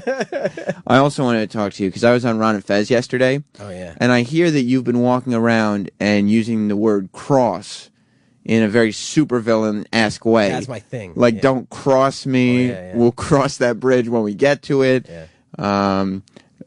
Don't put me on a cross. Yeah. Is this working so far? Seems to be, yeah. Yeah, because, I mean, it's caught on the air. Yeah. Who's that? I don't know. Let's find out. I think it's my dentist. Your dentist? By the way, the boss is in here, so I should mention that this after show... After Opie and Anthony Live is brought to you by Trojan Bearskin Condoms. Trojan, America's #1 most trusted condom brand. And the other thing, Rob Cross, that you should be aware of, and now that you're in the studio, you can plainly see, this is what happens to me, and this is where I'm stuck. I'm here trying to host After Opie and Anthony Live. There was just a hugely high-energy show going on in here because you had the likes of Opie and Anthony. Then you combine that with Joe DeRosa, with Russell Peters, with Jim Florentine, just boom, boom, boom, hit after hit after hit. And then all of a sudden, within one commercial break, all of the energy gets completely sucked out of the room like a vacuum. Yeah. Like there's just all this fun, positive energy. I got to tune in and hear this. All that vibe, okay? The vibe is snatched out of the room. I almost said robbed from the room, but yes. that's your line. That's you. Yeah. That's usually when I show up, when all the fun has been snatched from the room. It's snatched vibeless out of the room, and then I'm left to pick up the pieces. Yeah. And the keg is empty, the hot chicks have gone home. And now, listen, I don't want to talk, Rob, about Matt the Intern. And you're good. Because I actually have other things to do, so I'm just going to leave you here to wallow in your own vibeless. He walks in here, and he's smirking, but he's got his head down. Don't you dare talk on a microphone. Thinking that I won't notice that he's got a Not Sam sticker on his chest. Like he's like, oh, wait till Sam sees this. He just can't. Sal, you understand what your fellow intern is doing. Yeah, he's just setting himself up. See you later, Rob Cross. He's just needs the attention. And it's like you don't want to give it to him. But no, I mean, you don't have to give him anything. I shouldn't. I really shouldn't. Don't even breathe on that mic. I don't want to hear that you exist. The radio audience doesn't need to even hear that you exist, Matt the intern. No breathing. He wants to talk. He's not going to. I will dump out of him. I can see it. Eric, I need you to fire him if he makes a sound on that mic. Maybe Matt, you should go outside and let these guys kind of clean up the studio. What do you think? Just nod or you're not going to nod or just go. Just go. I got to have you out of here. Eric, you got to dismiss him from the studio. I can't have him in here right now. Matt, come in here. You're dismissed. You're out. Did you hear him? He said you're dismissed. Don't worry about that. Here, let me take this. Let me see these. All right. I got it. He can't hear me. Thank Tell you. him to come in here. Thank you, Matt, number one, the Ron and Fez intern. Don't make a bit out of this. Out of the studio. You're out. You're done. Much better. Out. Come on. I just can't have this going on. Roland, you see what I have to deal with. Did you have a happy birthday yesterday? An awesome birthday. What did you do? Did you go see Springsteen? Of course you did. It's your birthday. You met Bruce Springsteen? Gervais, and then I saw some of your Instagram page. Bill Clinton? Bill Clinton. You sure it wasn't George Clinton? No. Roger Clinton. Bill Clinton. Bill Clinton. Where was Bill Clinton? At the Beacon. With Brian Williams, Jon Stewart. Celebrities love Bruce Springsteen. It was Edward Norton, Richard Gere. It was like an A-list backstage. Was Richard Gere walking like kind of funny, like he might have had a gerbil? No. I heard rumor. I don't know. He walked around like he had money. He was a rich man. So you were backstage at the Beacon to see Bruce? Yeah. How'd you score that? I know people. You do know people. And I'll be backstage at all the other festivities. What festivities? The comedy festival. Bruce was doing comedy? Yes. He does 2 minutes every year. Bruce does 2 minutes of comedy? Yeah. Is he good? He crushes every year.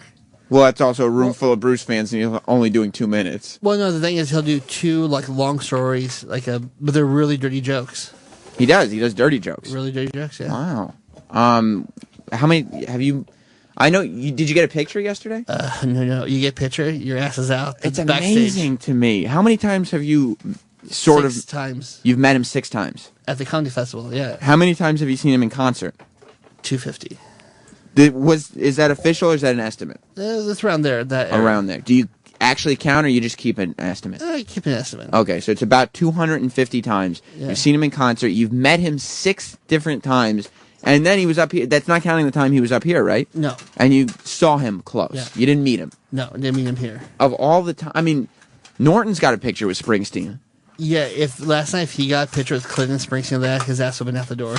Even Norton? Yeah, they were keeping the tabs on everybody with Wow. iPhones because people had trying to record conversations because it was Clinton, Jon Stewart, Brian Williams joking around with Gervais. Yeah, were they checking your Instagram? No, because somebody. Well, no, that was because I had the old phone, but you can hear Siri going recording or something. You hear like her voice. Sure. And that security just grabbed that phone right out the guy. And that's it for them. Oh, he was at the door. And the comedy festival doesn't like that either. Well, it was Secret Service, so I was like... That was his people? That was Secret Service people? They had, between him, Bruce, and the other people, they're like... Clinton. It's like 15, 20 backstage. Not George Clinton. No. Bill Clinton. Bill Clinton. That's amazing. How does he look? Good. Shook everybody's hand, say, how are you? He shook your hand? Yeah. You shook hands with Bill Clinton? Yeah. Did he smell good? He smelled great. And when Ricky comes in January, he'll confirm everything.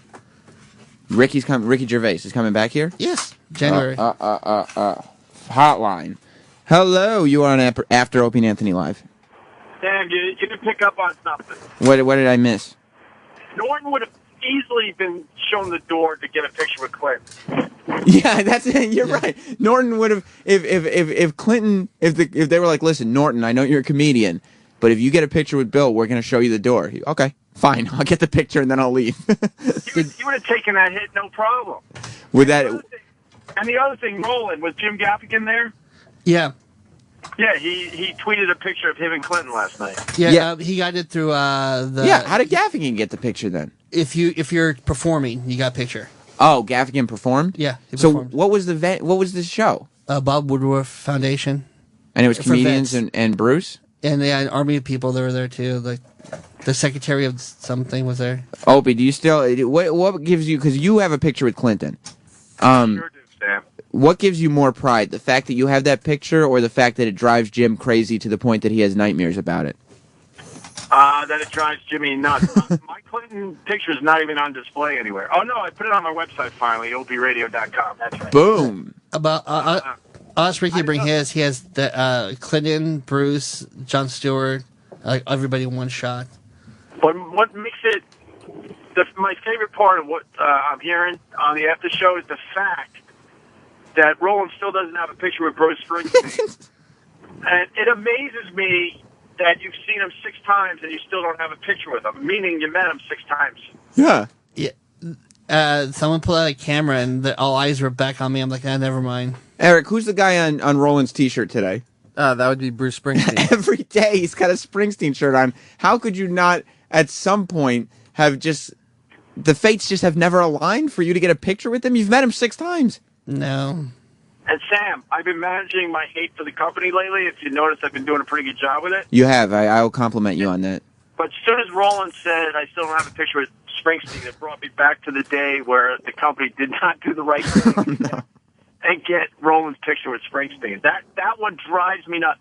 That could be one of my top 5 things that drives me nuts about Sirius XM. That Roland didn't get his Springsteen picture. No, that they didn't take care of Roland, knowing how important it would have been to him. I mean, for the rest of the people that got pictures with Springsteen that day, it was a throwaway, really. Most of those pictures probably aren't even on display. They're on someone's camera somewhere or in a drawer. But fucking, it meant everything to Roland, and the company did not do the right thing. That's why I love Gervais, because he initiated. He goes, Bruce, it's Roland's birthday. He loves you. He's here. And then Bruce goes, shook my hand, gave me a half of hug. He goes, happy birthday. Bruce said happy birthday to you? Ricky initiated that. That's huge. And he did. I didn't even work for Ricky, and he loves the guys. So he's come back January. That's why. Opie, how long are you going to be in a bad mood because of you getting reminded of what the company did to Roland? I'm not gonna make believe. By the time I see my son, I'll be good. So you're looking at what, 10 minutes? 5. Yeah, for the rest of the ride home. I mean, that one drives me fucking batshit crazy. The fact that the company knew exactly how important it was to Roland, and they just would not allow it to happen. All he had to do was get on the back of the line with the listeners that day. That is. I think the company, if they're listening to any of this horseshit that I spew on a regular basis, they owe Roland, and they absolutely should make sure that Roland gets a picture with Bruce Springsteen and make good on that one. Do you think the company, Roland, would be able to facilitate a private meeting between you and Bruce? Well, I think he is coming back next year because he has a new album and everything for David Marsh. All right, so let's start campaigning now. Make sure it happens next year. Let's do it. Yeah, or I'll see the hand again. Is that what you got? Was it okay? So when you went to this Bruce event that was here, was it a maybe or was it a definitely you're not going to get a picture? I made eye contact with a person and he did the wave no. The person who works here. You don't have to mention names. No, then I turned around and I saw Bruce, and then I put my head down and cried my soul to sleep. So Opie, are you envisioning now Roland getting the hand wave right to his face? It's unbelievable. I don't think the average listener understands the connection that Roland has with Springsteen. Literally? We live it every fucking day. Yeah, he always brings up Bruce. Literally, I just took my hand out and touched him from here, and when he was here, serious. And they go, no. And the Bruce just kind of looked at me because he was taking pictures with everybody. And then when I got the wave off, I was like,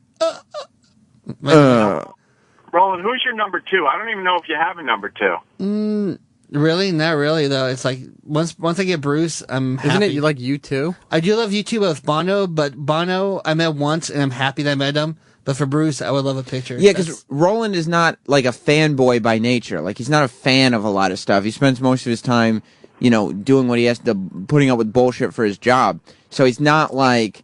the way E-Rock is with whoever, the way I am with wrestlers. Like, he doesn't have a ton of people that he's fans with.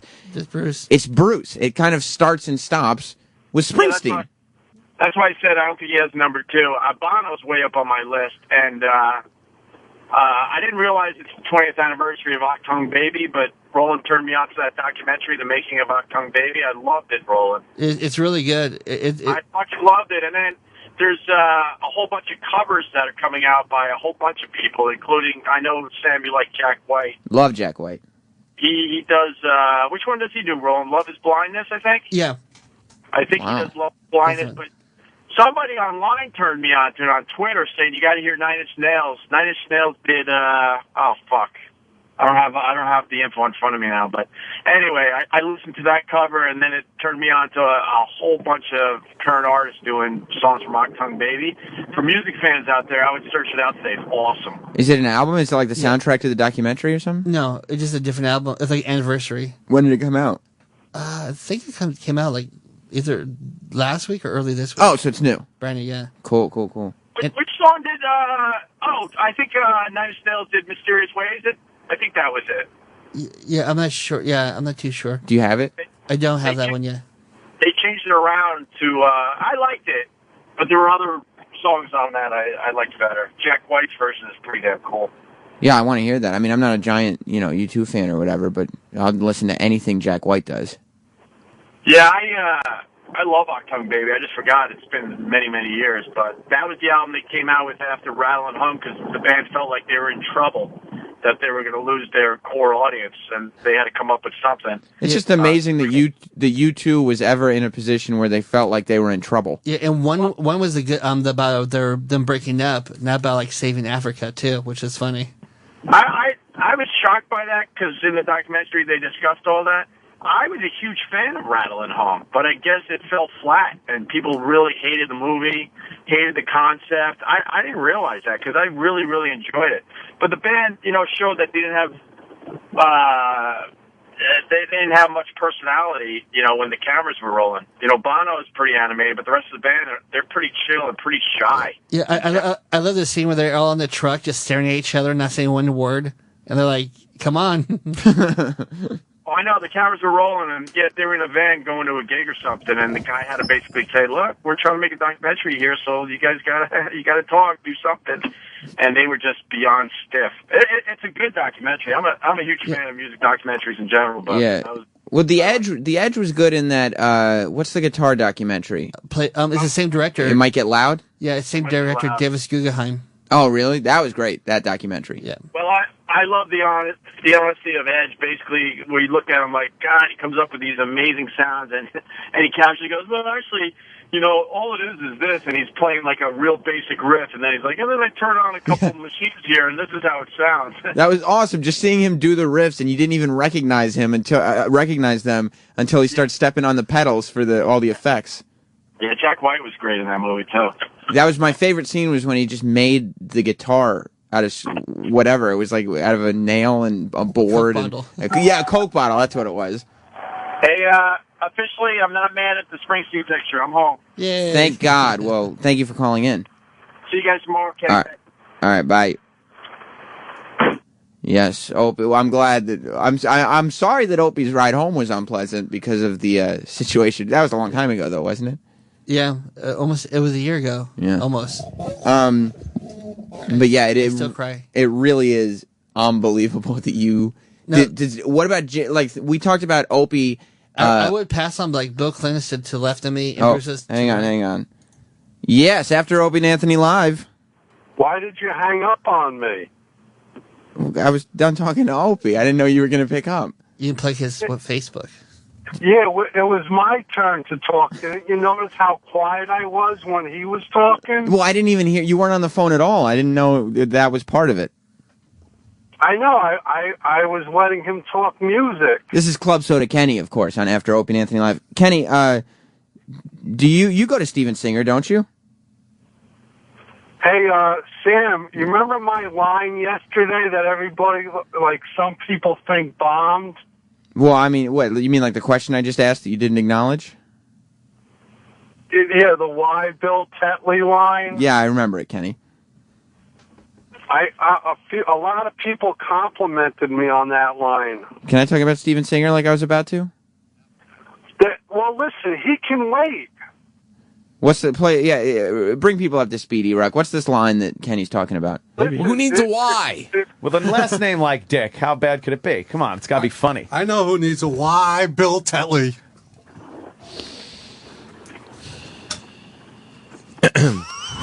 It's just the worst. Everybody's laughing on the inside. It's a lot of silence, Kenny. They did it on purpose. Listen, how many times did you plug Jim Norton on The Tonight Show tonight? 0. Well, once with this. Okay. So Jim Norton's going to be on The Tonight Show tonight? Yes, tonight. That's exciting. Tonight Show tonight. So tune into The Tonight Show to watch Jay Leno on NBC tonight. Chris Matthews and Whitney Cummings. Chris Matthews and Whitney are both going to be on? I was talking on Ron and Fez about Norton's almost picture with Chris Matthews, except... No, Chris... Oh, no. Not the guy from Coldplay. What's his name? Chris Martin. Chris Martin. Yeah. Jim almost got a picture with Chris Martin, except he didn't know who he was when he walked past him. And then he was like, what? Who is that? He kept looking back down the hall. I told him, I'll help you if you recognize him. He goes, excuse me. Yeah, okay. Who was that asshole? Chris Martin? No. Well, and while, of course, you're watching The Tonight Show, go to Facebook/Club Soda Kenny. Is that okay, Kenny? Sam, Yeah. Sam, What? shouldn't you be talking about jewelry? Condoms? Well, Kenny, you go to Steven Singer, correct? Yes, I like Steven Singer. Well, so do I, and that's why I'm anxious to see. I haven't seen in person Argentium. Everybody keeps talking about Argentium. I don't know what it is. I'm just kidding. You don't know what it is. Argentium is Steven Singer's new Super Silver collection. His brand new collection of silver. It's made from Argentium, the king of all silver metals. It starts at just $149. It's more pure than sterling silver. It's brighter than platinum and white gold, which is really goddamn bright. It's tarnish resistant. It's a fantastic metal, and it looks so beautiful. It's precious, I might say. Definitely you want to check it out at IHateStevenSinger.com. Or, Kenny, have you been there in person? Well, Stan, did you hear? I hear he's getting a reality TV show. Steven Singer is. Yeah. What show is that? I don't know, like the Argentium show. Well, I would watch the Argentium show because it's so fascinating. Hopefully they'll explain how it becomes the king of all silvers. If he invented it, Sam. He did. If Steven Singer were to get a reality show, I would probably end up on the show. That's how often I'm in the store. I love that. It's the only place I go for jewelry. And let me tell you something. My fiance Jess is a high maintenance woman. She needs a lot of jewelry, so I'm there quite a bit. It's on the other corner of 8th and Walnut. Sam, What? that's not all she needs. Thank you for adding that, Kenny. I'm glad that you were on the phone. It's on the other corner of 8th and Walnut in Philadelphia. I visit in person. You should too. If you can't, call him up, 888-I-HATE-STEVEN-SINGER, or visit the website, IHateStevenSinger.com. It's all very exciting. Kenny, what's the traffic looking like out there? I'm southbound on 11th Avenue, and so far it's smooth sailing. How about any other roads, or like the bridges and tunnels? Can we get a check on that for traffic reports? There's plenty of other roads and plenty of bridges and tunnels.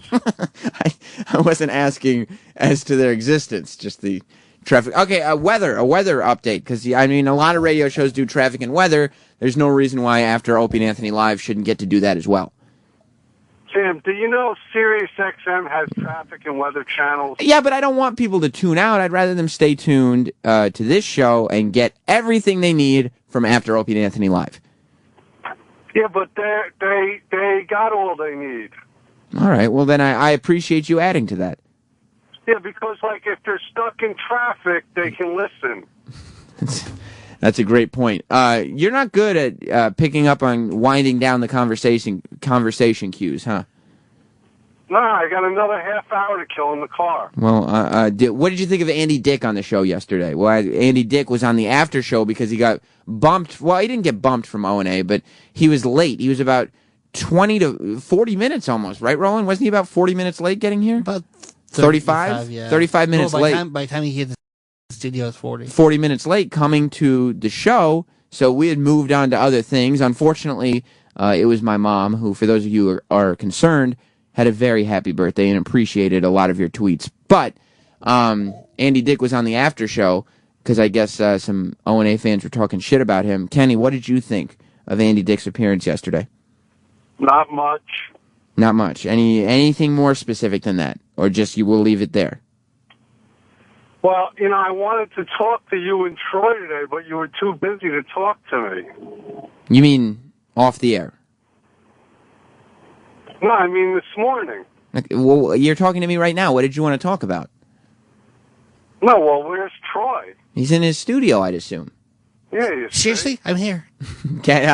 Roland, be careful. Roland and Troy got into a fight on Twitter yesterday. Don't think I didn't see that. Really? Oh, yeah. Because, Sam, I'll let you go. Thank God. All right, because you obviously have your own agenda.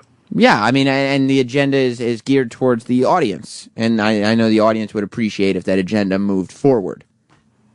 Yeah, no, they're dying to hear Andy Dick talk. Listen, I wasn't coming up with Andy Dick talk. There was nothing, and I mean nothing to talk to you about. So I was kind of,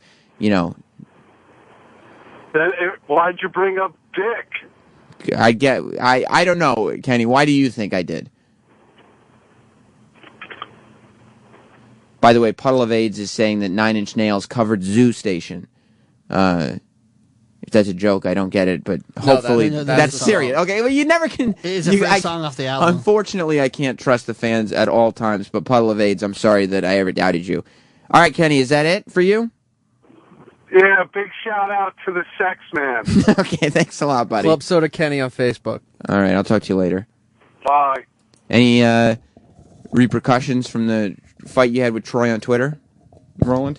No. Well, because Eric did point that out, and I clicked on Twitter and saw the picture. Well, what happened was Troy was sick yesterday, but he had posted pictures from Central Park on his Twitter, so Roland started shouting him out, and then Troy and Roland went back and forth a few times, and then you just bullshitted I was just busted balls, buddy, we're still pals. That was bullshit. No, it wasn't. It was. It was definitely bullshit. What do you mean Eric pointed it out to you? He was like a Troy's Twitter, so I just went there and saw it. Oh, and you started a little Twitter war? Just a little bit. Well, it was the talk of the Twitterverse yesterday, I'll tell you that. It's best a little bit, I think. That was not the highlight of your day, though. How could you even remember that after the Bruce Springsteen experience? I know. Have you talked to Troy today? Yeah. How's he? He's fine. Yeah? Yep. There's something brewing. There is something brewing. And we're going to be there to cover it. Listen, Ron and Fez are coming up next. This show, After Opie and Anthony Live, was brought to you by Trojan Bearskin Condoms. Trojan, Mark Zito, is America's number one most trusted condom brand. Yeah, that's right. There is no better condom brand. And that's something that a young guy like you should remember when you're out there slinging that dick around. You know what I mean? And Troy puts every time he takes a picture from Instagram, it's from the past. Is that it? Oh, there's something brewing. Stay tuned. There's passive-aggressive shit going on between you and Troy. Ron and Fez are coming up next. We'll be back tomorrow with more Opie and Anthony and After Opie and Anthony Live. Goodbye, everybody. Opie and Anthony show is now over. For real this time. Check out the O&A show on Facebook at facebook.com/Opie and Anthony. And catch Opie and Anthony live Monday through Friday from 6 to 10 a.m. Eastern. Ron and Fez are next. Hey!